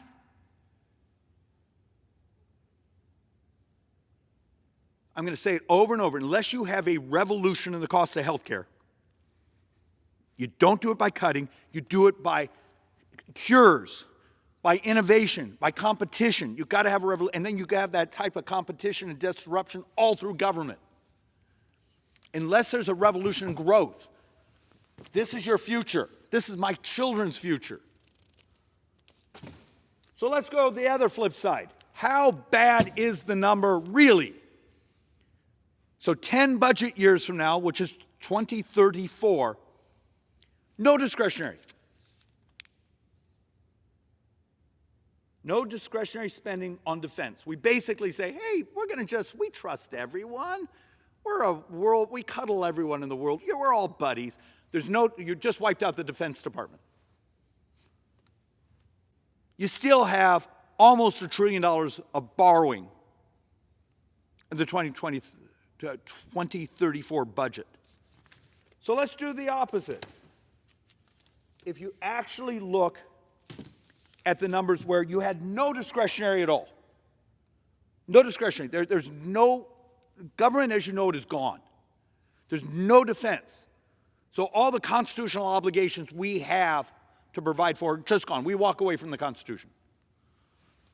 Now, we haven't done, my caveat again, we still haven't done the interest savings calculations on the savings.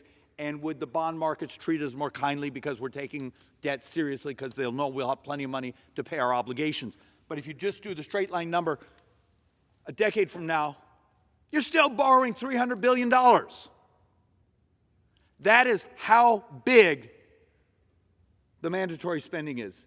And understand, most of the debt's coming, 3/4 of it comes from the growth of Medicare. And you had a president behind that podium last night. Did he talk about the morality of us keeping our promises and the fact we're going to have to work together and do really hard things to make this economy grow, to actually add competitions in these things so we crash the price because we're going to keep our promises? Instead, it was almost sounded like pandering for the next election. Does this place have a soul? And you start to look at the reality of different scenarios. So once again, what we just did, CBO baseline, $2.6 trillion of borrowing in 10 years. If we got discretionary, we used the 2019 discretionary, just held it, no growth, no growth. You're still borrowing $1.6 trillion in 10 years. If you come and say, well, let's use the 21 budget, and we'll just take that discretionary budget on defense and everything else, and we freeze it. You're still borrowing $1.9 trillion in 10 years. How about we do this? There's no defense. Well, you're still borrowing 0.9, so almost $1 trillion. Well, what if you had non-defense? So you do this, saying, we'll pay for defense, but we get rid of all of the rest of government. You're still borrowing $1.4 trillion in 10 years.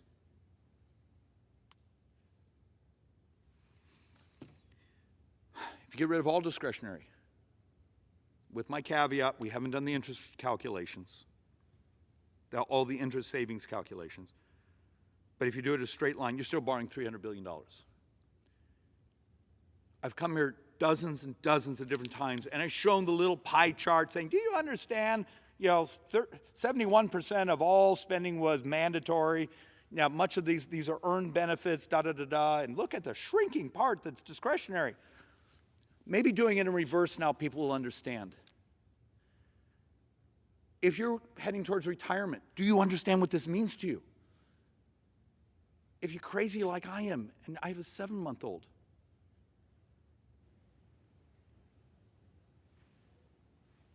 this is the moral question of our time. And instead, how many speeches were behind any of these microphones today giving a damn about the country's future? Yes, but we were looking for a good political edge that will look good on my next campaign thing. And to the people who keep trolling our attempt to find a way to save the Social Security Trust Fund so you don't have grandma having to have a 23% cut in 10 years. I have one that keeps, maybe it's a bot, that keeps sending in things to our office saying, just increase the taxes, so take all income and make it subject to the Social Security tax. Okay, fine. Guess what? We found it in the Social Security Actuary Report. Go read the damn thing. If you take every dime of income in the country and do the original Social Security formula, so I'm taking 90% of all income, and what is it? Well, and forgive me, I'm going to get this wrong. Last year it was $142,000 was subject to the Social Security, 12.4%, and we basically now, I know that's going up because, and it's taking good pop because of inflation, but we basically say every dime of earnings, you make $1 million a year, every dime of your earnings is subject to the 12.4% Social Security tax. I only cover 31% of the shortfall.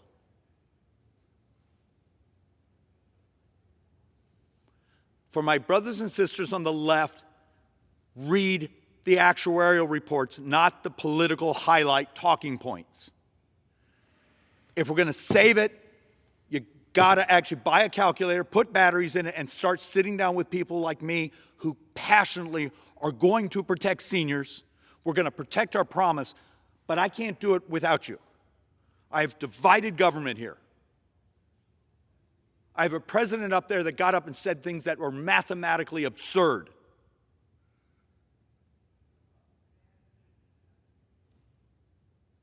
And the family motto, the math will always win. And it always does. Mr. Speaker Pro Tem, may I ask how much time I have left? The gentleman has 12 minutes remaining. Thank you, Mr. Speaker Pro Tem. I've done this chart, and there's an update on this chart coming in a couple weeks. And I'm told it's going to look substantially uglier. But this is the reality. And remember, this chart was built like 2 years ago. Every dime of the $114 trillion of borrowing in today's dollars that we expect to have 30 years from now, 75% of it is functionally Medicare, 25% is if we actually reach into the general fund and backfill the collapse of the Social Security Trust Fund, which happens in 10 years. Oh, and the rest of the budget is actually calculated to have about $1.9 trillion positive. We got old. I'm a baby boomer. I'm a crazy baby boomer. I have a 7-month-old. Greatest little boy you ever met. I wanted to bring a big picture of him. He's so cute. And I will do whatever's necessary to protect my kids. But this is the truth. Unless this is part of every conversation around here, we're not telling the truth, because this is going to drive every discussion of policy. I want to spend more on defense. Have you figured out this? I want to spend more on the environment. Have you figured out this? I want to help other countries. Have I figured out this? Unless you're willing to work on the morality of, here's what's about to happen to us because it's our demographics. Are you going to adopt policies from the immigration, the tax code, to technology, to everything that grows like crazy this nation? And then are you going to take on the cartels that cost us so much money? Are you going to actually build a world where we crash the price of healthcare because you use technology, because you cured diseases? And some of that may be utopian. We don't have a choice. And for everyone else who says saying, well, I just want my money back. If you're someone out there who will say, for Social Security and Medicare, just give me my money back, we will take that deal in a second. Now, people forget, Social Security is progressive. If you're a lower income worker, you work your 40 quarters, you get actually quite a spiff on the taxes you paid. If you're a higher income worker on Social Security and you had your 40 quarters, you actually get less than you actually paid in. But the average, if you do the mean, a couple on Social Security, you will have paid in about $625,000 in taxes over your 40 quarters, and you're going to get back $698,000. Now, you would have made a hell of a lot more money if you'd been allowed to take a portion of that, put it in the markets. President Bush tried doing that. He got the crap kicked out of him by the left. So fine, you're poorer today, but you do get, for the average American, you get your money back. You get a little spiff on Social Security. What the primary driver of those debt numbers is this right here. That average couple will have put in $161,000 over that lifetime of work into the Medicare. And understand, the Medicare taxes you pay, the Medicare Trust Fund is the Part A. 3/4 of Medicare actually comes right out of the general fund, and that's what this is. So you put in 161, you get about 522, and we expect that number to go up fairly dramatically in the next sets of calculations. It is this gap right here that is primary driver of U.S. sovereign debt.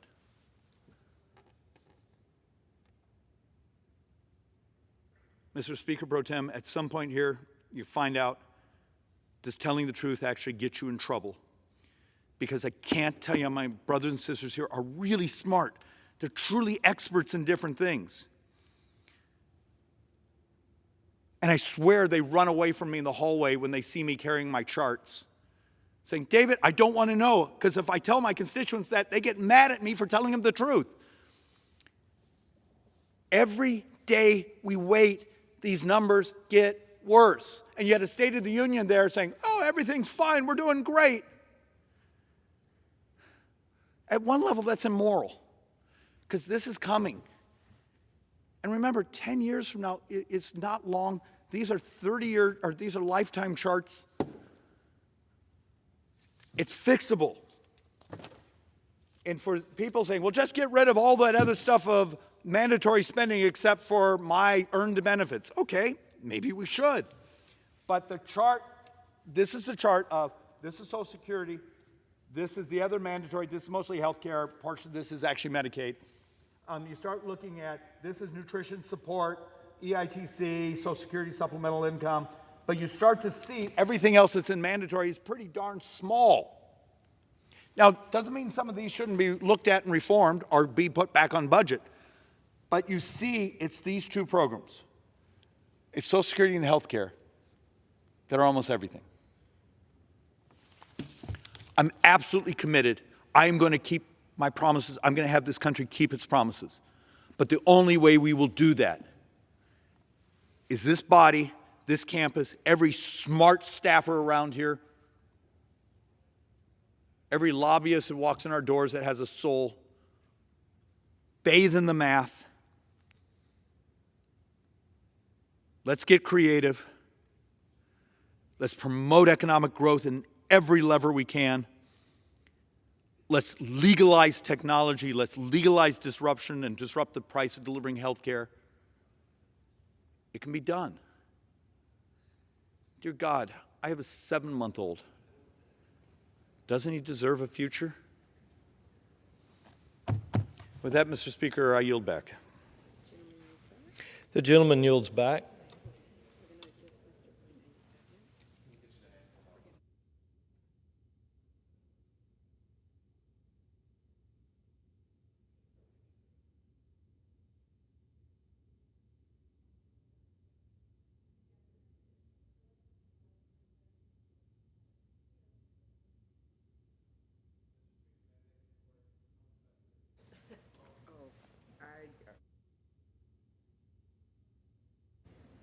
Did I get within a few seconds?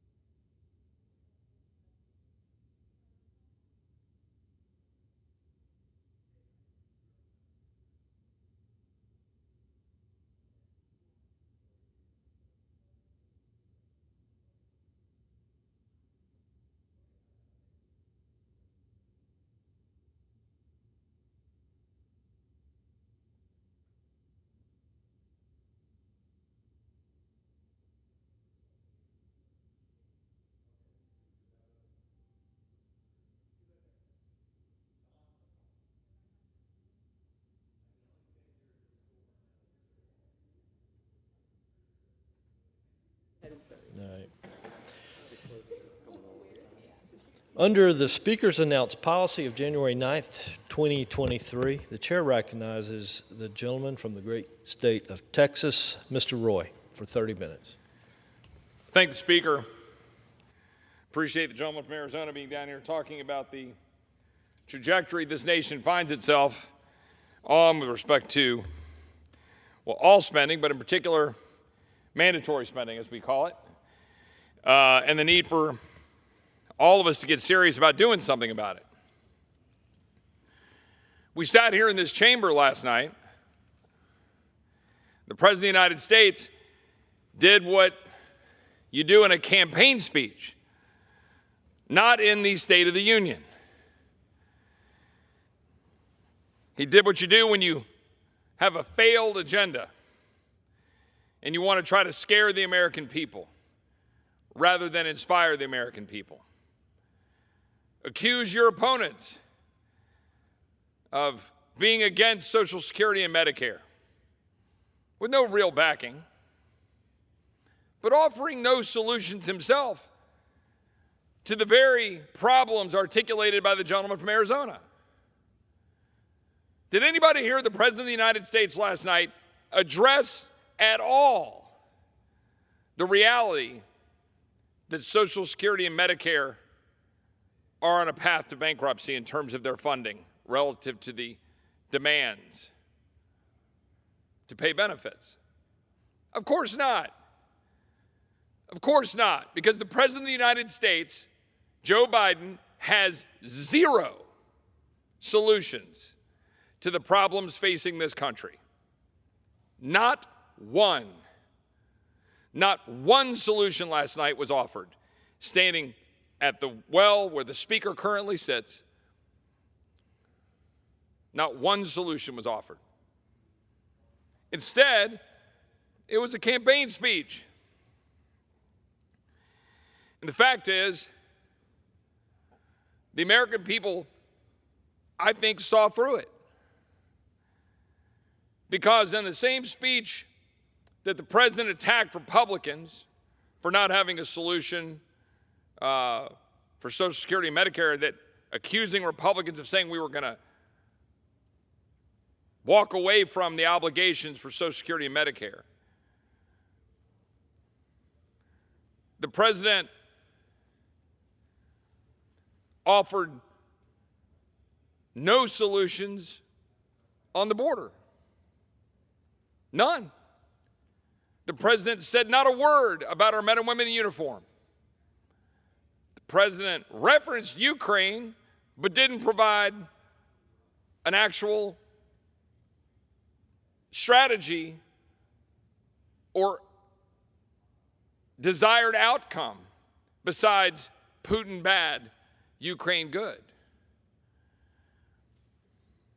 Look, the fact of the matter is, the entire nation is tired of exactly what we saw last night. Tired of it. The President came in and tried to offer populist rhetoric, frankly, stealing some of the rhetoric almost directly from President Trump. He tried to offer some old school Democrat rhetoric, saying, we've got a program for everybody in America. Don't worry, we're going to pay for it.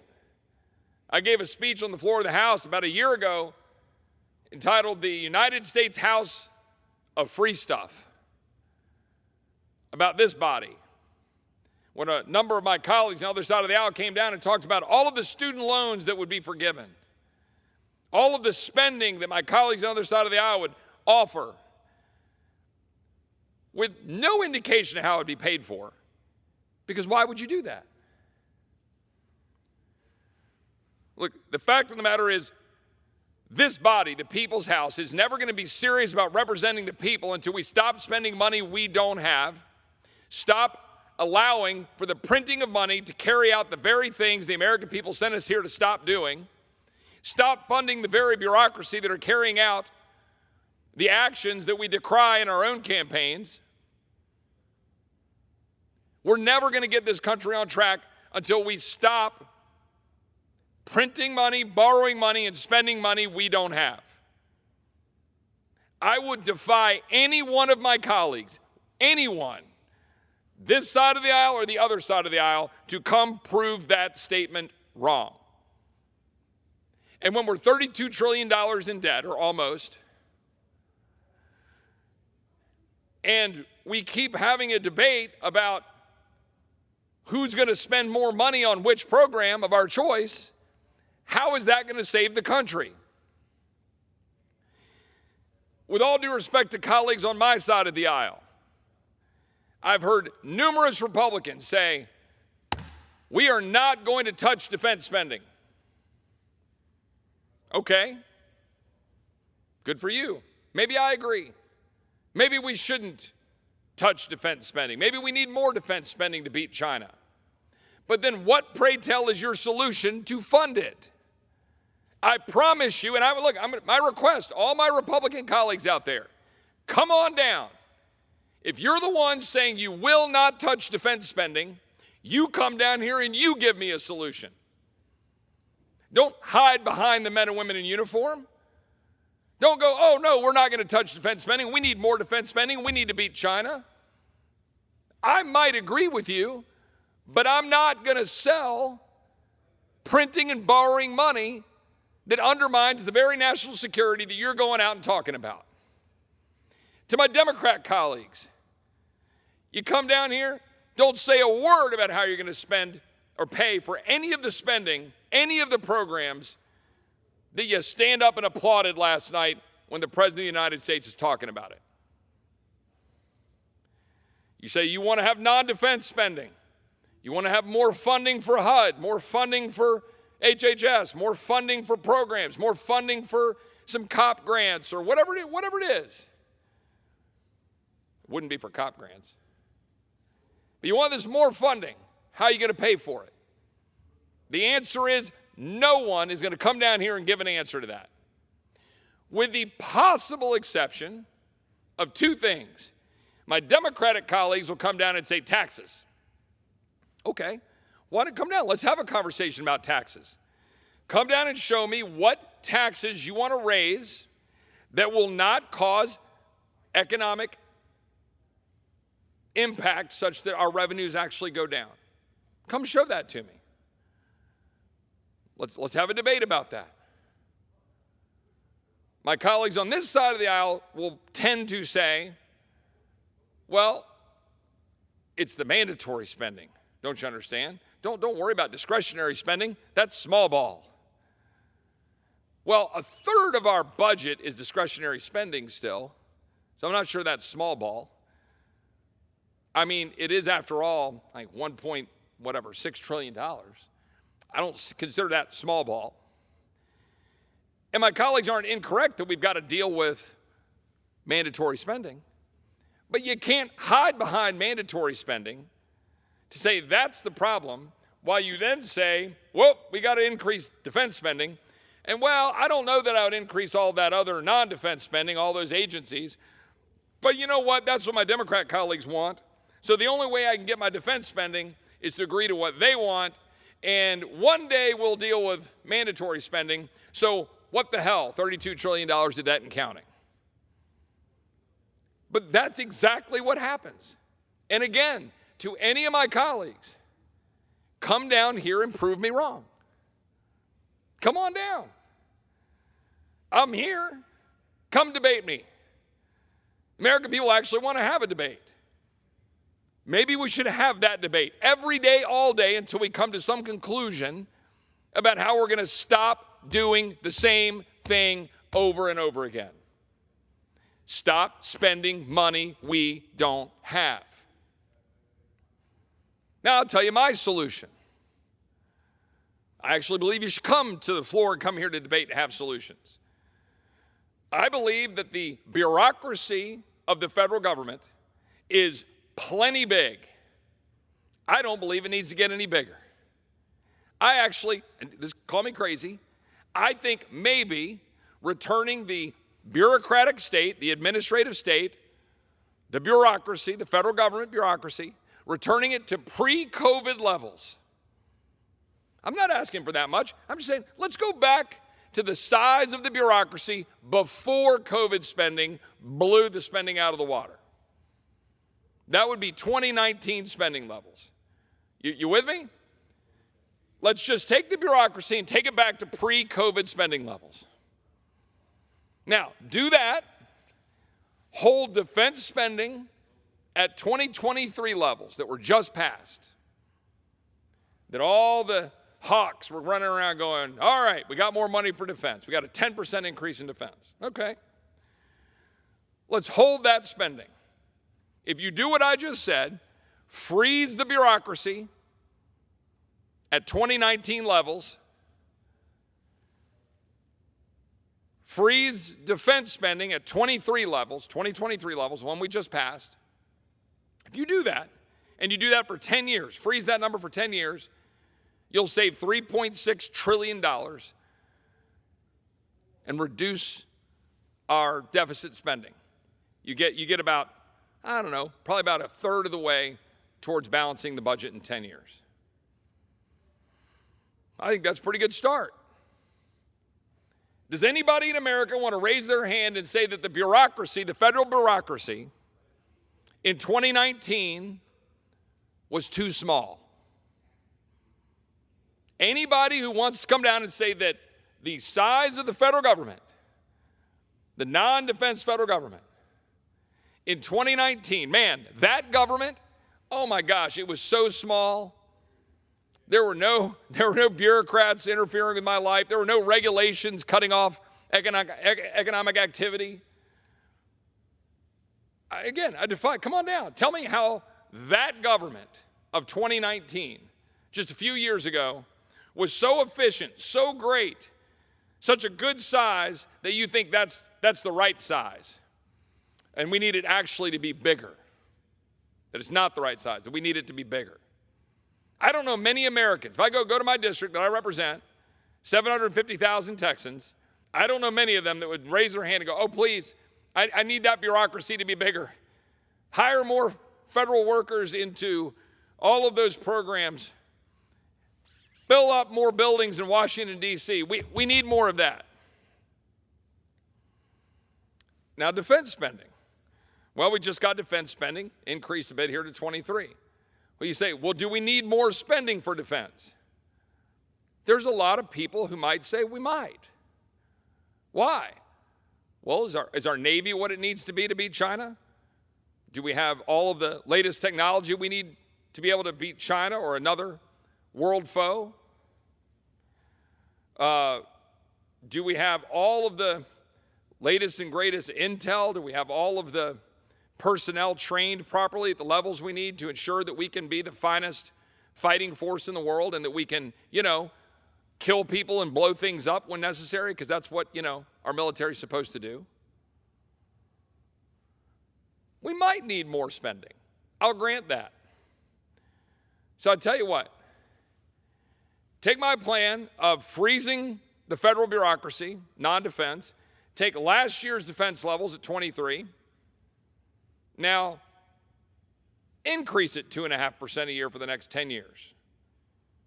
Well, instead of saving $3.6 trillion, we would save $3 trillion.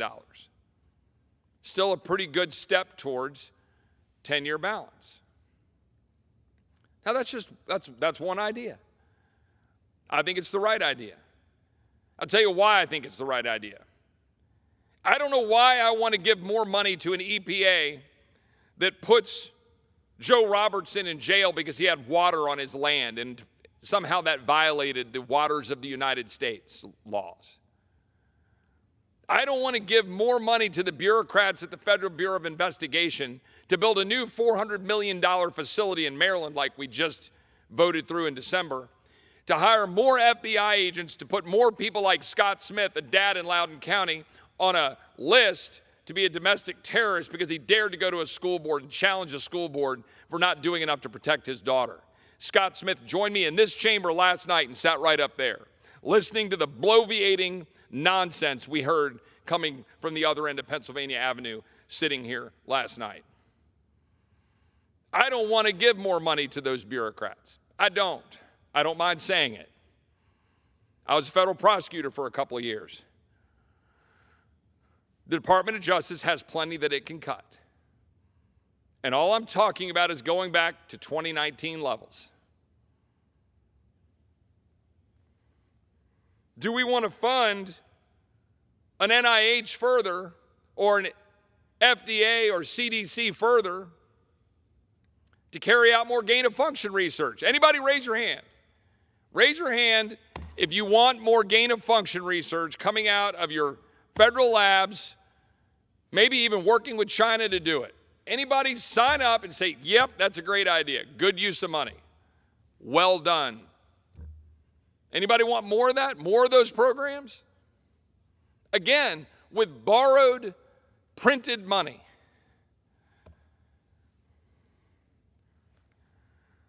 How about you want more money to go to the Department of Labor to shut down, for example,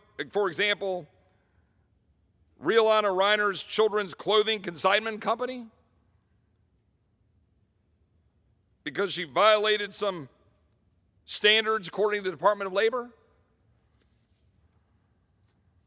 How about more money for the Bureau of Alcohol, Tobacco, and Firearms to issue by regulation, not a law that we passed, to issue by regulation a barring of pistol stabilizing braces that potentially make felons out of, I don't know, 10 million or more Americans?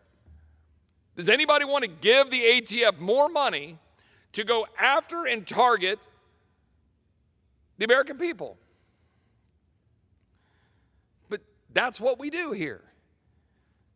And with all due respect to my Republican colleagues who like to go take shots at my Democrat colleagues, for a lot of good reason, by the way, it's not enough to campaign against this stuff and then come here and fund it. But that's what we do.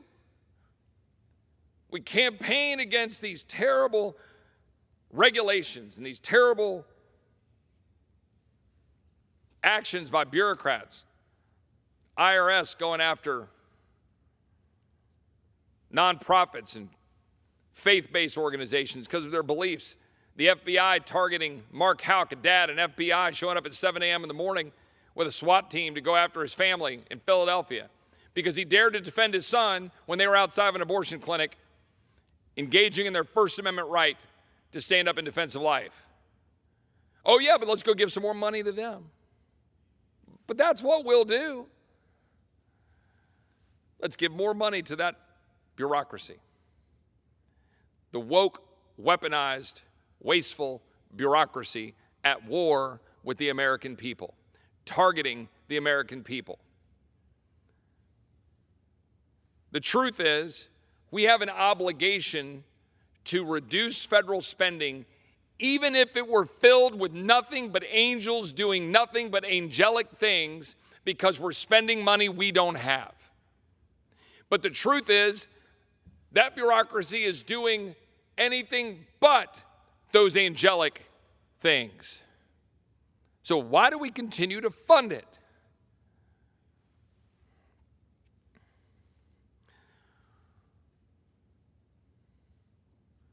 The funding that we continue to provide for a bureaucracy that not only is at odds with and targeting the American people, targeting the Scott Smiths, targeting the Mark Houcks, targeting the Joe Robertsons for having water on his land, targeting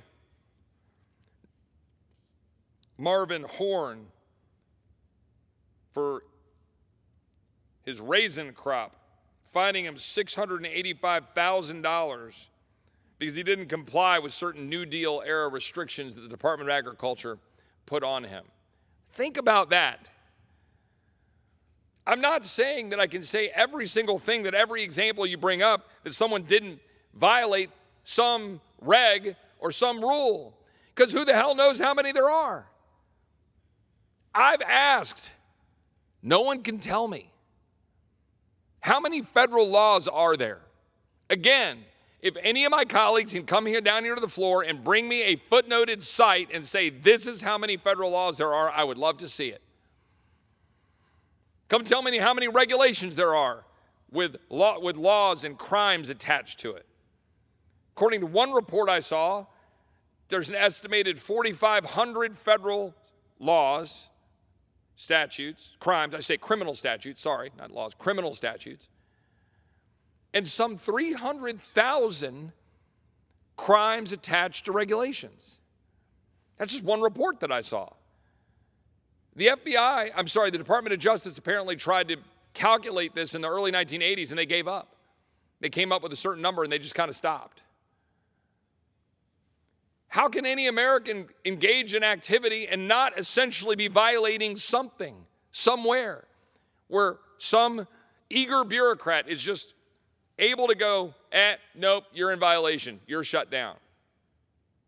We were sitting up in the Rules Committee the other day talking about vaccine mandates.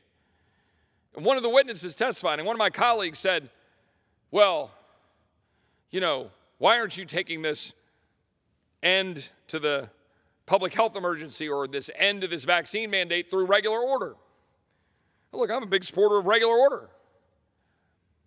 I think we should take things through committees, bring them to the floor, offer amendments. Let's keep in mind this is a one-page bill that's pretty straightforward. And I'll just say this. What was the regular order carried out by the executive branch in just unilaterally executing an order to force vaccines upon private citizens through OSHA requirements? Shut down by the courts, by the way. Where was the regular order? Where was the sort of equivalent to due process for the American people, where we could at least go through and make some good decisions? For the executive branch, when they said, yeah, you military guys, you got to get this COVID vaccine. Based on what? Well, Anthony Fauci said so. Rachel Walensky said so. But didn't CDC Director Walensky say that the vaccines don't do anything for transmission? Well, don't mind that. We'll just keep mandating needles get stuck in the arm for our men and women in uniform, notwithstanding some of the concerns of myocarditis among the young, healthy population that predominantly make up our military, by the way. Last night, my friend Senator Cruz, who was sitting right over here last night during the State of the Union, brought a young man, a member of our military, who's been kicked off the career track. They're coming after him to come get $75,000 of money from schooling. Coming after him. He's got to write that check or they're going to keep coming after him. They're not fired him because of the bill that we passed in December saying, well, we're not going to allow you to remove members of the military if they don't want to take the vaccine. But he's still being punished right now. A patriot who signed up to serve his country has his government going after him for money that he's got in for his family after his sacrifices to serve the country. They're going after him. His government is going after him when all he wanted to do was serve his country and not stick a needle in his arm because some bureaucrat said so. Let me be perfectly clear to my colleagues on both sides of the aisle. This is going to change. We're not going to do this. We're not going to allow the government to do this to the American people. And I mean that. When we fund the government this year, things better change, Mr. President. You come down here and you make threats to us about what you think is going to happen with respect to default. You come down here and lecture us in the people's house. Well, let me tell you, Mr. President, we're a co-equal branch of government. And we're not going to allow the American people to continue to be targeted by the very government that is supposed to protect them, that is supposed to do their constitutional duty, that is supposed to secure the border of the United States, that is supposed to stop fentanyl from coming in, that is supposed to have operational control of the border so that neither Americans nor migrants are dying, that is supposed to stop dangerous cartels, that is supposed to stand up to China, that is supposed to have a strong military, sparingly used but not woke. We're not supposed to spend money we don't have. We're supposed to balance our budget. We're supposed to defend the American people. And I'm not going to agree, sitting in the Rules Committee or on this floor, to continue the process of spending money we don't have, of not changing the status quo and not demanding that the President of the United States act like it, act like he's the president, defend this country, secure our border. He doesn't get to come down here and lecture us. The People's House decides how dollars get spent. The People's House represents the people. We need a reckoning. We need to actually stand up and fight, stand up and be counted.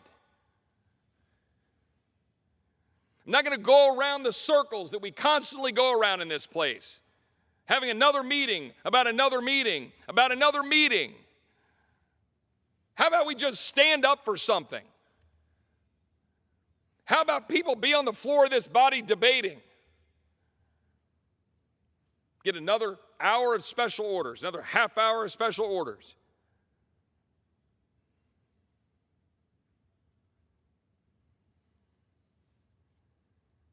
I'm sick and tired of watching Texans that I represent die from fentanyl. I'm sick and tired of watching my fellow Texans in the state legislature debating right now spending more Texas taxpayer money to do the job the federal government is supposed to do and secure the border.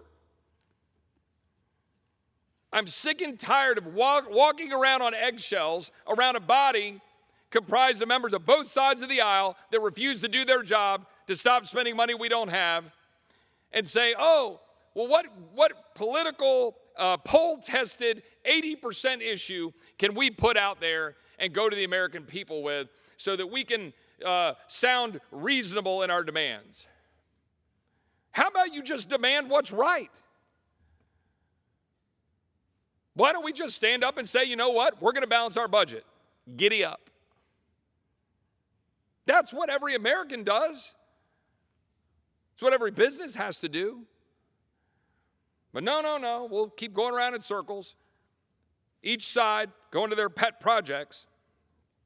Meanwhile, the federal bureaucracy is going to continue to be at war with the American people, like my friend Scott Smith, who was here last night. Not one single mention by the president. Hadn't apologized a lick for putting him through that. Domestic terrorist. Hadn't apologized a lick for the fact that his Secretary of Homeland Security, who was here last night, stood up at a lectern and said that his own Border Patrol employees that worked for him whipped Haitian migrants when he knew full well, both from the video evidence that we all saw with our eyes and a memo from his own people in Department of Homeland Security, that was not true. He knew it. And then he blamed it on systemic racism. Has he apologized? No. And the reason he hasn't apologized is because he's at war with the people of the United States and the fact that his job is supposed to be to secure the border, and the president knows it. President goes down and does a photo op with a preset visit in El Paso where they literally go out and clean out the streets of the migrants who are piling up in El Paso and sets up a photo op.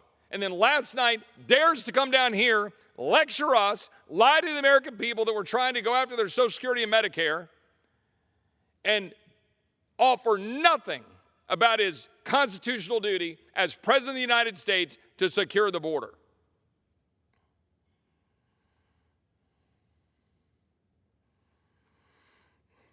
Mr. Speaker, I will Yield back here in a minute. I assume my time is running short. I'll just close by saying this. The American people expect more out of the People's House. They expect more out of the President of the United States than what we saw last night. It was not a State of the Union. It was a state of confusion. We have an obligation to do our job and stop spending money we don't have, secure the border of the United States, and actually represent the people. Thank you, Mr. Speaker. I yield back. The gentleman yields back. Members are reminded to direct their remarks to the chair and not to a perceived viewing audience.